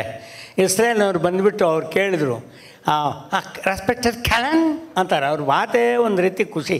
ರೆಸ್ಪೆಕ್ಟೆಡ್ ಖಾನ್ ಅಂದರು. ಹಲೋ ಅಂದೆ. I am coming from Israel. Okay, ಏನು ಮಾಡಬೇಕು? In my Jerusalem on the day of Christmas I want to perform it Christmas day our Krista puja in Sanskrit. Sanskrit ನಮಗೆ ವಾಟ್ ಯು ವಾಂಟ್ ಅಂದೆ. Can you compose one Yesu Krista stotra? I think it is related to Gayatri, please ಅಂದ. ಇವಾಗ ಮಾಡಬೇಕು. ನಾನು ನಮ್ಮ ಸ್ವಾಮೀಜಿ ಅವ್ರದ್ದೊಂದು ನೆನಪು ಮಾಡ್ಕೊಳ್ತೀನಿ. ಅದು ದೇಶ ಮರ್ತಿದ್ದೀನಿ, ವಿಯೆಟ್ನಾಮ ಏನೋ ಇದ್ದಾಗ ನೆನಪು ನನಗೆ. ಅಲ್ಲಿ ಪೂಜೆ ಮಾಡ್ಬೇಕಾದ್ರೆ ನಾವು ನಿಮ್ಮನ್ನು ಪೂಜೆ ಮಾಡೋದನ್ನು ನೋಡಬೇಕಲ್ಲ ಅಂತ ಕರೆದಾಗ ಅವರೊಂದು ಮಾತು ಹೇಳಿದಂತೆ. ಏನಂತ ಅಂತ ಹೇಳಿದರೆ, ಅವ್ನ ಪಾದ್ರಿ ಕರ್ಕೊಂಬಂದು ನಮ್ಮ ಸ್ವಾಮೀಜಿ ಅವ್ರನ್ನ ಪೂಜೆ ಮಾಡೋಕ್ಕೆ ಬಿಟ್ಟಿದ್ದಾರೆ. ಮಾರನೇ ದಿನ ನೋಡಿದರೆ ಆ ಹಿಂದ್ಗಡೆ ಯೇಸು ಕ್ರಿಸ್ತಂದಕ್ಕೆ ಚಿತ್ರಕ್ಕೆ ಒಂದು ಮರೆ ಮಾಡಿಬಿಟ್ಟಿದ್ದಾನೆ. ಯಾಕೆ ಅಂತ ಕೇಳಿದರೆ, ನೀವು ನಿಮ್ಮ ಪೂಜೆ ಮಾಡ್ತಿರಲ್ಲ, ಅದರಿಂದ ನಾನು ಅದಕ್ಕೆ ಪೂಜೆ. ಆವಾಗ ಸ್ವಾಮೀಜಿ ಕೊಟ್ಟಿರುವ ಉತ್ತರನೇ ಎಷ್ಟು ಸೊಗಸೇನಿದೆ ಅನ್ನೋದಕ್ಕೆ ಈಗ ನಾನು ಏನು ಇಸ್ರೇಲ್ ಅವ್ನಿಗೆ ಹೇಳ್ತೀನೋ ಅದೇ ಹೇಳಿದ್ರು. ಅಲ್ಲ, ನಮಗೆ ದೇವರೆಲ್ಲ ಒಂದೇ, ಅದರಿಂದ ಆ ಭಾವ ಈ ಭಾವ ಇಲ್ಲ. ಅದು ಹೇಳ್ತಾನಲ್ಲ, ನಮ್ಮ ವಚನ ಸಾಹಿತ್ಯಲ್ಲೇ ಬರುತ್ತಲ್ಲ. ಇವಾಗ ಮಕ್ಕಳು ಮಾಡಿ ತೋರಿಸ್ಲಿಲ್ವೇ ಆನಂದಮಯ ಈ ಜಗ ಹೃದಯ ಅಂತ ಹೇಳಲಿಲ್ವೇ? ಸ್ವಾಮೀಜಿ ಅವ್ರಿಗೆ ಹೇಳ್ತಾರೆ. ಅವನು ಬಂದು ಕೇಳ್ತಾನೆ ಸ್ವಾಮೀಜಿ ಅವ್ರು, ನೀವು ಪೂಜೆ ಮಾಡೋದನ್ನು ನಾವು ನೋಡಬೇಕಲ್ಲ ಅಂದರೆ, ನೀವು ನೋಡುವಾಗೆಲ್ಲ ಪೂಜೆ ಮಾಡಲ್ಲ, ಅದು ಸ್ವಾಧ್ಯಾಯ ಅಂತ ಹೇಳಿದ್ದಾರೆ. ನಾನು 30 ವರ್ಷ ಆಗಿದೆ ಆ ಪದ ಕೇಳಿ. ನಾವು ಮಾಡೋದು ಸ್ವಾಧ್ಯಾಯ, ನೀವು ಅವಾಗ ಬರಬೇಕು. ಅದಕ್ಕೆ ಪೂಜೆ ಪುನಸ್ಕಾರ ಅನ್ನೋದೆಲ್ಲ ನಿದರ್ಶನವೇ ಹೊರತು ಪ್ರದರ್ಶನ ಅಲ್ಲ ಅನ್ನೋದನ್ನು ನಾವು ಅರ್ಥ ಮಾಡ್ಕೊಳ್ಬೇಕು. ಆ ದೃಷ್ಟಿಯಿಂದ ಇಸ್ರೇಲ್ ಕೇಳ್ದ, can you compose canon one stanza actually in the name of Jesus. When I am going to back, when I am reached my Jerusalem, and the day of Xmas, I want to chant in front of Jesus Sanskrit. ಸಂಸ್ಕೃತದಲ್ಲಿ ಒಂದು ಮಂತ್ರ ಕಲಿಸ್ಕೊಡಿ ಅಂತ ಕೇಳ್ತಾನೆ. ನಮ್ಮಲ್ಲಿ ನಾವು ಸಂಸ್ಕೃತ ಇರಲಿ, ಆ ಸಂಸ್ಕೃತ ಕಲಿದಿದ್ರೂ ಪರವಾಗಿಲ್ಲ, ಅದಕ್ಕೆ ವಿಪರೀತ ವಾಚ್ಯವಾಗಿ ಬೈಯೋದು ನೋಡಿದರೆ ನಮ್ಮ ಜನಕ್ಕೆ ಬುದ್ಧಿ ಇಲ್ಲ. ಅವ್ನು ಬರ್ಕೊಟ್ಟೆ ನಾನು. ಬರ್ಕೊಳ್ಬೇಕಾದ್ರೆ ನೀನೇನು ಮಾಡಿದೆ ಮಾಮ, ಅವ್ನು ಶೇವ್ ಮಾಡ್ಕೋಬೇಕಲ್ಲ, ಶೇವ್ ಮಾಡ್ಕೊಳ್ಳೋದಕ್ಕೆ ಸಂಸ್ಕೃತ ಮಾಡ್ಕೊಳಕ್ಕಾಗತ್ತಾ ಅಂತ ಕೇಳಿದೆ. ಭಾವನೆ ದೊಡ್ಡದಾದರೆ ಭಾಷೆಯ ಹಿರಿಮೆ ದೊಡ್ಡದಾಗುತ್ತೆ. ನಾನಂದೆ ಏನು ಮಾಡಬೇಕಮ್ಮ, ಶೇವ್ ಮಾಡ್ಕೋಬೇಕಲ್ವ. ಅವ್ನು ಬರ್ಕೊಟ್ಟೆ, ತಗೊಂಡ ಅವನು. ರೇಸರ್ ಇದೆಯಲ್ಲ ಅದನ್ನು ತಗೊಂಡು ಹೇಳ್ದ, see when before going to start your puja at the time you are closing your eyes you know and then in your face twinkle twinkle little star your ತೇಜಸ್ ಅಂದ. ನಿನಗೂ ಹಂಗೆ ಆಗುತ್ತೆ, ಗಡ್ಡ ತೆಗೆದುಬಿಡು ಅಂದೆ. ಆ ಗಡ್ಡ ತೆಗಿಬೇಕಾದ್ರೆ ಅಂತ ತೆಗಿಬೇಕಾರೆ can you chant one Sam's shloka to this razor ಅಂದ. ವೈ ನಾಟ್ ಅಂದೆ. ಆರಾಮಾಗಿ ಹೇಳ್ಕೊಟ್ಟೆ ಅವನಿಗೆ. ರೇಜರೇಶ ನಮಸ್ತುಭ್ಯಂ ಪ್ರಸೀದ ಬುಲ್ಡೋಜರ ಪ್ರಾರ್ಥಯಾಮಿ ಬ್ಲೇಡೇಶ ಮುಖಮಾರ್ಜನಂ ಸುಖಂಕುರು ಸುಖಂಕುರು ಸುಖಂಕುರು. ಎರಡು ಕಡೆನ ಗಡ್ಡ ಹೆರ್ದ ಕೂತ. ಇವಾಗ ಯೇಸು ಕ್ರಿಸ್ತನ ಪೂಜೆ ಮಾಡಬೇಕು ಅಂದ. ದೇವದೇವ ಯೇಸುನಾಥ ಯಾವತ್ ಪೂಜಾವಸಾನಕಂ ತಾವತ್ವಂ ಪ್ರೀತಿಭಾವೇನ ಮೇರಿ ಪುತ್ರ ಬಿಂಬೇಸ್ಮಿನ್ ಸನ್ನಿಧಿಂ ಕುರು ಆವಾಹಯಾಮಿ ಅಂದೆ. ಒಂದು ಬದಲಾಯಿಸ್ಬಿಟ್ಟೆ. ಏನಂತ, ಆವಾಹಯಾಮಿ ಆಸನಂ ಸಮರ್ಪಯಾಮಿ ಪಪ್ಸ್ ಬನ್ ಕೇಕ್ ನಿವೇದಯಾಮಿ ಮಧ್ಯೆ ಮಧ್ಯೆ ಮಧ್ಯಂ ಸಮರ್ಪಯಾಮಿ. ನಾವು ಅವ್ರದಕ್ಕೆ ಯಾಕೆ ತೊಂದರೆ ಮಾಡಬೇಕು ಅಂತ ಅವನಂದ. ವಾಟ್ ಈಸ್ ದಿಸ್ ಅಂದ. ನೋಡಪ್ಪ, ನಮ್ಮಲ್ಲಿ 2 ಸೆಂಟ್ರ್ ಇದೆ. ಒಂದು ಡಿವೈನ್ ಸೆಂಟ್ರು, ಇನ್ನೊಂದು ವೈನ್ ಸೆಂಟ್ರು. ನೀನು ಡಿವೈನ್ ಸೆಂಟ್ರಲ್ಲಿ ಕುಡಿದರೆ ನುಡಿದರೆ ಮೆಟ್ಟಲು ಜಾರದಂತಿರಬೇಕು, ವೈನ್ ಸೆಂಟ್ರಲ್ಲಿ ಕುಡಿದರೆ ಮೆಟ್ಟಲು ಜಾರದಂತಿರಬೇಕು. ಇದು ಎರಡೇ ವ್ಯತ್ಯಾಸ ಅಂದಾಗ ಈಗ ಆನಂದ ತಗೊಳ್ತಾನೆ. ಅದೇ ಥರನೇ ಒಬ್ಬರು ಕನ್ನಡದಲ್ಲಿ ನಮ್ಮ ಮುಸಲ್ಮಾನ್ ಬಂದು ಪ್ರೊಫೆಸರ್ ಒಬ್ಬರು ಕೇಳಿದರು, ನೀನು ಇದು ಗೊತ್ತಿದೆ ನಿನಗೆ, ಕಾಲಶ್ಚ ನಾರಾಯಣ ದಿಶಶ್ಚ ನಾರಾಯಣ ಊರ್ಧ್ವಶ್ಚ ನಾರಾಯಣ ಅಧಶ್ಚ ನಾರಾಯಣ ಅಂತರ್ಬಹಿಶ್ಚ ನಾರಾಯಣ ನಾರಾಯಣೇ ಯೇ ವೇದಗಂ ಸರ್ವಂ. ಕನ್ನಡ ಮಾಡ್ರಿ ಅಂದರು. ನಾನು ಏನಿಷ್ಟು ಜೋರಾಗಿ ಕೇಳ್ತಾ ಇದ್ಬಿಟ್ಟು, ಸರ್ ಯಸ್ಯ ನಾಸ್ತಿ ಸ್ವಯಂ ಜ್ಞಾನಂ ಶಾಸ್ತ್ರಂ ತಸ್ಯಂ ಕರೋತಿ ಕಿಂ ಲೋಚನಾಭ್ಯಾಂ ಏನಸ್ಯ ದರ್ಪಣಂ ಕಿಂ ಕರಿಷ್ಯತಿ. ಅದಕ್ಕೆ ನಾನು ಏನು ಹೇಳಿದೆ ಅಂತ ನಿಮ್ಗೆ ಗೊತ್ತಾ ಸರ್ ಅಂದೆ. ನಾರಾಯಣೋಪನಿಷತ್ ಅಂದರು. ಅಂದಮೇಲೆ ಅವ್ರಿಗೆ ಗೊತ್ತಿದೆ ಅಂತಾಯಿತು. ಇದನ್ನು ಕನ್ನಡದಲ್ಲಿ ಅಲ್ಲ ಹೆಸರಿನಲ್ಲಿ ಹೇಳಿ ಅಂದರು. ನನಗೆ ಬೇಂದ್ರೆ ಕವನ ನೆನಪಾಯಿತು. ಕಾಲಶ್ಚ ನಾರಾಯಣ ದಿಶಶ್ಚ ನಾರಾಯಣ ಊರ್ಧ್ವಶ್ಚ ನಾರಾಯಣ ಅಧಶ್ಚ ನಾರಾಯಣ ಅಂತರ್ಬಹಿಶ್ಚ ನಾರಾಯಣ. ಒಂದು ನೆನಪಾಯಿತು ಪದ್ಯ. ನೀ ಅಲ್ಲೂ ಇಲ್ಲ, ನೀ ಇಲ್ಲೂ ಇಲ್ಲ, ನೀ ಎಲ್ಲೂ ಇಲ್ಲ, ನೀ ಎಲ್ಲಲ್ಲಿಲ್ಲ, ಯಾ ಅಲ್ಲ ಏನಿದಲ್ಲ ಸರ್ವಂ ಶ್ರೀ ಅಲ್ಲಾರ್ಪಣಮಸ್ತೋ. ಆರಾಮಾಗಿ ಮಾಡ್ದ. ಅದಕ್ಕೆ ಸಂಸ್ಕಾರ ಅನ್ನೋದು ತಿಳಿದಿದ್ರೆ ಪುಟಮ್ಮ ಇವೆಲ್ಲ ಆಗುತ್ತೆ. ಮೊನ್ನೆ ಮದುವೆ ಮಾಡಿಸ್ಬೇಕು, ನಾನು ಪೌರೋಹಿತ್ಯಕ್ಕೆ ಬರಲ್ಲಪ್ಪ ಅಂದೆ. ಯಾಕೆ ಅಂದರು, ಅವನಿಗೆ ಅರ್ಥವಾಗಲ್ಲ. ನಾನು ಅರ್ಥ ಹೇಳೋದು ಬಿಡೋಲ್ಲ. ಈ ಪೂಜಾರಿನೇ ಬಡ್ಕೊಂತಾನೆ, ಮಾಂಗಲ್ಯ ಅಂತಂತೂ ನಾನೇನ ಮಮ ಜೀವನ ಹೇತುನ. ಅದು ಯಾರು ಹುಡುಗ ಹೇಳಬೇಕು. ನಾನೇ ಹುಡುಗಿಗೆ ತಾಳಿ ಕಟ್ತೀನಿ ಎದೆ ತಟ್ಕೊಂಡ್ರೆ ಅವ್ನು ಸುಮ್ಮನೆ ಕೈ ಕಟ್ಕೊಂಡು ಕೂತಿರ್ತಾನೆ. ಈ ಅಪರಾಧ ಆಗಬಾರ್ದು ಅಂತೇಳಿ, ಯಾಕೆಂದ್ರೆ ಕೋರ್ಟ್ಗೆ ಹೋದರೆ ನೀವು ಯಾಕೆ ಹಿಂಗೆ ಅನ್ಕೊಂಡ್ರಿ ಅಂತ ಕೇಳಿದ್ರೆ ನಾವು ತಲೆ ತೆಗೆಸ್ಬೇಕಾಗುತ್ತೆ. ನಾನು ಅದಕ್ಕೆ ಮಾಡಿದೆ. ಅಮೇರಿಕಾದಲ್ಲಿದ್ದಾನೆ ಹುಡುಗ, ಅಮೇರಿಕಾದಲ್ಲಿದ್ದಾನೆ ಹುಡುಗಿ. ಆದರೆ ಇಲ್ಲಿ ನೋಡಿ, ಯಾರ್ಯಾರು ವಿದೇಶದಲ್ಲಿದ್ದಾರೋ ಅಂಥವರೆಲ್ಲ ತರಳಬಾಳು ಸಂಸ್ಥೆಗೆ ಬಂದು ಸ್ವಾಮೀಜಿನ ಭೇಟಿ ಮಾಡಿ ಅಲ್ಲಿಯ ವಿಚಾರವನ್ನು ತಿಳಿದು ಅಲ್ಲಿ ಆಚರಣೆಗಿದ್ದಾರೆ. ನಮ್ಮವು ಇಲ್ಲಿರೋವರ ಅಲ್ಲಿಗೆ ಹೋಗ್ಬಿಟ್ಟು ಆಚರಣೆಯೆಲ್ಲ ಬಿಟ್ಟು ಹರ್ಕೊ ಮುರ್ಕೊ ಇಂಗ್ಲೀಷ್ ಕಲ್ತ್ಕೊಂಡು ಬರ್ತಾರೆ. ಅವನು ಹೇಳ್ದ, what I want to do ಅಂತಾನೆ. ಕೈಗೆ ಮಾಂಗಲ್ಯ ಕೊಟ್ಟೆ, ಕಟ್ಟಪ್ಪ ನಿನ್ನ it's a bride and bride room. ಅವರಿಬ್ಬರು ನಿಮಗೆ ಸಂಬಂಧಪಟ್ಟಿದ್ದು ಅಂತ ಹಿಡ್ಕೊಂಬಿಟ್ಟ. ದಪ್ಪನೇ ಹಗ್ಗದ ಥರ ಸಂಪ್ರದಾಯ ಅಂದ್ಬಿಟ್ಟು ಅರಿಶಿನ ಹಚ್ಬಿಟ್ಟು ಕೊಟ್ಬಿಟ್ಟಿದ್ದಾರೆ. ಕೈಲಿ ಹಿಡ್ಕೊಂಡು ಕೇಳ್ದ, what I want to do this yellow rope ಅಂತಾನೆ. ಹಗ್ಗ ಅಲ್ಲ ಅದು, ಮಂಗಳ ಸೂತ್ರ. ಎಲ್ಲರೂ what I want to do this yellow rope ಅಂದ. ನಾನು ಹೇಳಿದೆ, ನೀನು ಈ ಥರ ಕಟ್ಟಬೇಕಪ್ಪ ಅಂತ ಮೆತ್ತಿಗೆ ಅವ್ನಿಗೆ ತೋರಿಸ್ಕೊಟ್ಟೆ. ಏನು ಮಾಡಿಬಿಟ್ಟ ಅಂತಂದರೆ ಪುಟಮ್ಮ, if you don't mind respected K, ಕಣ್ಣನ್ನು ಬರಲ್ಲ ಅವನಿಗೆ. If you don't mind respected K can you perform it practically, I will give you $extra ಅಂದ್ಬಿಟ್ಟ. ನನ್ನ ಗತಿ ಏನು ಆಮೇಲೆ? ನಾನಂದೆ, ಇಟ್ ಈಸ್ ಯುವರ್ ಫೇಟಸೇ. ಮನೇಲಿ ಒಂದು ಕಟ್ಕೊಂಡೆ ಸಾಕಾಗಿದ್ದೀನಿ, ಇನ್ನು ಇದು ಬೇರೆ ಮಾಡ್ಬೇಕಂದ್ರೆ it is your duty have to do ಅಂದೆ. ಅದನ್ನು what I want to do ಅಂದ. ಏನು ಮಾಡಬೇಕು, ಮಾಂಗಲ್ಯ ಧಾರಣೆ ಮಾಡಿದ ಮೇಲೆ 3 ಸತಿ ಅದನ್ನು ಬಂಧನ ಮಾಡಿ, ಗಂಟು ಹಾಕೋದಲ್ಲ, ಅದು 3 ಸತಿ ಬಂಧಿಸಿ ಅರಿಶಿನ ಹಚ್ಚು, ಕುಂಕುಮ ಹಚ್ಚು, ವಿಭೂತಿ ಹಚ್ಚು, 2 ಅಕ್ಷತೆ ಹಾಕು, ಹೂವಿಡು, ಊದ್ಬತ್ತಿ ತಗೊಂಡು ಈ ಥರ ಒಂದು ಆರತಿ ತೋರಿಸಪ್ಪ ಅಂತ ಇದಿಷ್ಟು ಇಂಗ್ಲೀಷ್ ಹೇಳಬೇಕು. ನಾನು ಏನು ಮಾಡಿದೆ, ಅಡ್ಡಂಬಡ್ಡಾಗಿ ಗೊತ್ತಿದ್ದೆಲ್ಲ ಹೊಡೆದೆ. You do one thing after performing the thread ceremony, you do one thing, take yellow powder and paste it, you take red powder, paste it, you take yellow rice, sprinkle it, you take flower and offer it ಅಂದೆ. ಊದ್ಬತ್ತಿನಕ್ಕೆ English ಮರ್ತೋಗ್ಬಿಡ್ತು. ಏನು ಮಾಡೋಣ, ಅದು live ಮಾಡಿಬಿಟ್ಟಿದ್ದಾನೆ, ಎಲ್ಲರಿಗೂ ತೋರಿಸ್ತಾನೆ, live ಮಾಡಿದ್ದಾನೆ, ಏನು ಮಾಡೋದು ಅಂದೆ. And then what is last item ಅಂದ.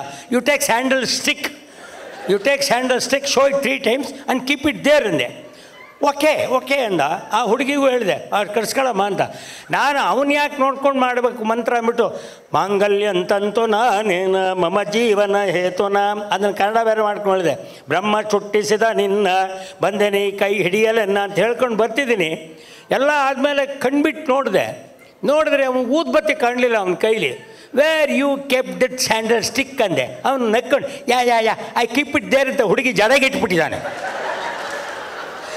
ಸಂಸ್ಕಾರ ತಿಳಿದಲೇ ಊದ್ಬತ್ತಿ ಕೊಟ್ಟಿದ್ದಕ್ಕೆ ಜಡಗಿಟ್ಟ, ಕರ್ಪೂರ ಕೊಟ್ಬಿಟ್ಟಿದ್ರೆ ನಮ್ಮ ಗತಿ ಏನು? ಆದ್ದರಿಂದ ಸಂಸ್ಕಾರವನ್ನು ತಿಳಿಬೇಕು. ಕಾಲು ಪ್ರಕೃತಿ, ಗೆಜ್ಜೆ ಸಂಸ್ಕೃತಿ, ಕೈ ಪ್ರಕೃತಿ, ಕಣ್ಣು ಸಂಸ್ಕೃತಿ. ಆ ದೃಷ್ಟಿಯಿಂದ ನಮ್ಮ ಸದ್ಯದಲ್ಲೇ ನಮಗೆ 14-15ನೇ ತಾರೀಕಿನಲ್ಲಿ ಸಂಕ್ರಾಂತಿ ಬರ್ತಿದೆ. ನಮ್ಮ ಸ್ವಾಮೀಜಿಯವರು ನಮ್ಮನ್ನೆಲ್ಲ ಕರೆಸ್ಕೊಂಡು ಹೃದಯ ಮಿಲನವಾಗೆ ಮಧುರಬಹುದು ಧಾತ್ರಿ ಅಲ್ವಾ, ಹೃದಯ ಮಿಲನವಾಗಿ ಮಧುರವಾದು ಧಾತ್ರಿ. ನಿನ್ನ ಬಾಂಧಳದಂತೆ ನನ್ನ ಮನವಿರಲಿ, ನಿನ್ನ ಸಾಗರದಂತೆ ನನ್ನ ಎದೆ ಇರಲಿ. ಕಡೆಯಲ್ಲಿ ಏನು ಹೇಳ್ತಾರೆ, ನಿನ್ನಾಳ ನನಗಿರಲಿ, ನೀನೇ ನನಗಿರಲಿ. ಆದ್ದರಿಂದ ನಾವೆಲ್ಲರೂ ಸಹಿ ಆಗ್ತೀರಾ ಮಾಮ. ಮಾಂಗಲ್ಯ ಧಾರಣೆ ಏನೋ ಮಾಡಿಸಿದ್ರಿ, ಆದ್ರೆ ಸಪ್ತಪದಿಲಿ ಸೋತ್ ಬಿಡ್ತೀರಲ್ಲ. ಸಪ್ತಪದಿ ಮಾಡಿಸಿದ್ರಲ್ಲಿ ಮಾಮ ಅಂದ್ರೆ ಪೂಜಾರಿಗಳು ಸೋತ್ ಬಿಡ್ತಾರೆ. ಈಗ ಇಲ್ಲಿರುವಂತ ದಾಂಪತ್ಯಗಳಲ್ಲಿ ಹೇಳಿ, ಎಷ್ಟು ಜನ ನೀವು ವಾಕಿಂಗ್ ಹೋಗುವಾಗ ಬೆಳಿಗ್ಗೆ ನಿಮ್ಮ ಹೆಂಡತಿನ ಕರ್ಕೊಂಡು ಹೋಗ್ತೀರಾ? ಅಯ್ಯೋ, ಸತ್ಯ ಹೇಳಕ್ಕಾಗತ್ತೇನ್ರಿ? ಅಲ್ವಾ, ಕರ್ಕೊಂಡು ಹೋಗ್ತೀರಾ? ಖಂಡಿತ ಇಲ್ಲ. ಯಾಕೆ ಅಂತ ಪ್ರಶ್ನೆ ಕೇಳಿ. ಯಾಕೆ ಕರ್ಕೊಂಡೋಗಲ್ಲ ಅಂದ್ರೆ, ಅಲ್ಲಿ ಯಾರೋ ಬಂದಿರೋರ್ನೆಲ್ಲ ಇವ್ರಿಗೆ ಹೇಳ್ಬೇಕು. ಅವ್ರು ಕರ್ಕೊಂಡು ಹೋಗ್ಬಿಟ್ಟ. ಒಂದಿನ ಅವಳೇ ಕೇಳ್ಬಿಟ್ಲು, ನಾನು ಬರ್ತೀನಿ ರೀ, ನಾ ಬಂದರೆ ನಿಮ್ಗೆ ಕಟ್ಟಣ ಅಂದರು. ಏನಿಲ್ಲ ಬಾತ ಏನು ಕರ್ಕೊಂಡೋದ. ಅವಳು ಎದುರುಗೊಬ್ಳು ಬರ್ತಿದ್ಲು. ಅವಳು ಇವನು ನೋಡ್ಬಿಟ್ಟು ಹಲೋ ಹಾಯ್ ಅಂದಾಗ ಇವಳು ಪಕ್ಕದಲ್ಲಿ ಅವ್ರು ಯಾರ್ರಿ ಯಾರಿದ್ರೆ ಬಾಯಿ ಮುಚ್ಕೊಂಬಾರೆ ತಿರುಗಿ ಅವಳಿಗೆ ಬರೀ ನೀ ಯಾರು ಅಂತ ಹೇಳಬೇಕು, ಬರೀ ಸೇನು. ಅದಕ್ಕೆ ಕರ್ಕೊಂಡೋಗ್ಬೇಕು. ಹೌದು, ಅದಕ್ಕೇನೆ ಮನೆ ಜಗಳ ಬೀದಿಗೆ ಬರಬಾರ್ದು ಅಂತ ಹೇಳಿ ವಾಕಿಂಗ್ ಕರ್ಕೊಂಡು ಹೋಗಲ್ವಂತೆ. ಹಾಗಾಗಿ ನಾವು ಹರ ಅಂತೇಳಿ ಹೇಳ್ತೀವಿ, ರಕಾರ ಇದೆ. ಇಷ್ಟೆಲ್ಲ ಹಾಸ್ಯ ಕೇಳಿದ್ರಿ. ಕೊನೆಗೊಂದು ನೀತಿ ಮಾತಿನೊಂದಿಗೆ ನಾವು ಮನೆಗೆ ತೆರಳೋಣ. ಪ್ರತಿದಿನ ಬೆಳಿಗ್ಗೆ ವಾಕಿಂಗ್ ಹೋಗ್ತೀವಿ. ಆ ವಾಕಿಂಗ್ ಹೊರಡೋದಕ್ಕಿಂತ ಮುಂಚೆ ನಾವೊಂದು ಅರ್ಥ ಮಾಡ್ಕೊಳ್ಬೇಕು. ಏನಂತ, ವಾಕಿಂಗ್ ಹೊರಡುವ ಮುನ್ನ ಇಷ್ಟೇ, ಎದುರಿಗೆ ಯಾರಾದರೂ ಸಿಕ್ಕಿ ನಮಸ್ಕರಿಸಿದರೆ ಅದು ಶಿಷ್ಟಾಚಾರ. ಎದುರಿಗೆ ಸಿಕ್ಕಿ ನಮಸ್ಕರಿಸಿದರೆ ಶಿಷ್ಟಾಚಾರ. ಚೆನ್ನಾಗಿದ್ದೀರಾ ಅಂತ ಕೇಳಿದರೆ ಅದು ಕ್ಷೇಮಕರ. ತುಟಿ ತೆರೆದು ಮಾತನಾಡಿದರೆ ಅದು ಆರೋಗ್ಯಕರ. ಮಾತು ಮನ ಮುಟ್ಟಿದರೆ ಅದು ತೃಪ್ತಿಕರ. ಅದೇ ಮಾತು ವಾದ ವಿವಾದಕ್ಕೆ ತಿರುಗಿದರೆ ವಾಕ್ ಸಮರ. ತಪ್ಪು ಅರಿತು ನಡೆದರೆ ಅದೇ ಪರಿಹಾರ. ಹಾಗಾಗಿ ಈ 6 ರಕಾರಗಳ ಸಂದೇಶವನ್ನು ಹೊತ್ತು ನೀವು ನಡೆದದ್ದೇ ಆದರೆ ಆಗ ನೀವು ಆಗುವಿರಿ ವಾಕಿಂಗ್ ಸರದಾರ. ಅಷ್ಟೇ ಅಲ್ಲ, ವಾಕಿಂಗ್ ಸರದಾರ. ಹಾಗಾಗಿ ಹೀಗಿರಲಿ ಪ್ರಕೃತಿಯ ನಡುವೆ ಬೇಡ ಅನ್ಯರ ವಿಚಾರ. ಹೀಗಿರಲಿ ನಮ್ಮ ವಿಹಾರ. ಇಲ್ಲದಿರೆ ಅದು ಅನಾರೋಗ್ಯಕರ, ಅಹಿತಕರ, ದೊಡ್ಡ ಅಪಚಾರ. ಹೀಗಿರಲಿ ನಮ್ಮ ನಿಷ್ಕಲ್ಮಶತೆಯ ನಿಸ್ವಾರ್ಥದ ಒಂದು ವಿಹಾರ. ಅದೇ ಮಾರ್ನಿಂಗ್ ಆಹಾರ. ಪರಸ್ಪರ ನಡೆನುಡಿಯ ಆಹ್ಲಾದಕರ. ಏಕೆಯೇನೆ ವಾಯು ಮಾಲಿನ್ಯಕ್ಕಿಂತ ಮನೋಮಾಲಿನ್ಯ ಅಪಾಯಕರ. ಹಾಗಾಗಿ ವಾಕಿಂಗ್ ಹೊರಡುವ ಮುನ್ನ ಇಂತಿಷ್ಟು ರಾಕಾರಗಳನ್ನು ನಾವು ನೆನಪಿಸ್ಕೊಂಡು ನಡೆದದ್ದೇ ಆದರೆ ನವರೀತಿ ನವವಿಧಿಯ ನೋಡು ಹೊಸತನದಿಂದ, ಕಿವಿಗೊಟ್ಟು ಕೇಳುವುದ ಕಲಿಗಮನದಿಂದ. ಸುಗ್ಗಿ ಸಂಭ್ರಮ ಕಾಲ ಇಂದು ಈ ಯುಗಮಾನ, ಸುಗ್ಗಿ ಸಂಭ್ರಮ ಕಾಲ ಇಂದು ಈ ಯುಗಮಾನ. ತೆರೆದ ಮನ ಸಂಕ್ರಾಂತಿ ಮುದ್ದು ರಾಮ, ತೆರೆದ ಮನ ಸಂಕ್ರಾಂತಿ ಮುದ್ದು ರಾಮ. ಕವಿ ವಿಭೂತಿಗೆ ನಮೋ. ಕೃತಿ ವಿಭೂತಿಗೆ ನಮೋ. ದರ್ಶನ ಧ್ವನಿ ರಸಾಮೃತ ಪಾನದಾನಂದದಿಂ. ಲೋಕ ಶೋಕವ ನಳಿಸಿ ಭುವನತ್ರಯಂಗಳ. ಕಣಿಪನಂದನ ತಪೋದೀಕ್ಷೆಯಂಕೊಂಡೆ ಸಪ. ರಸಋಷಿಗೆ ಯೋಗಮತಿಗೆ ಸಹೃದಯ ವಿಭೂತಿಗೆ ನಮೋ. ಸಿರಿಗನ್ನಡಂ ಗೆಲ್ಗೆ, ಸಿರಿಗನ್ನಡಂ ಗೆಲ್ಗೆ, ಸಿರಿಗನ್ನಡಂ ಗಲ್ಲಿ ಗಲ್ಲಿಗೆ. ನಮಸ್ಕಾರ.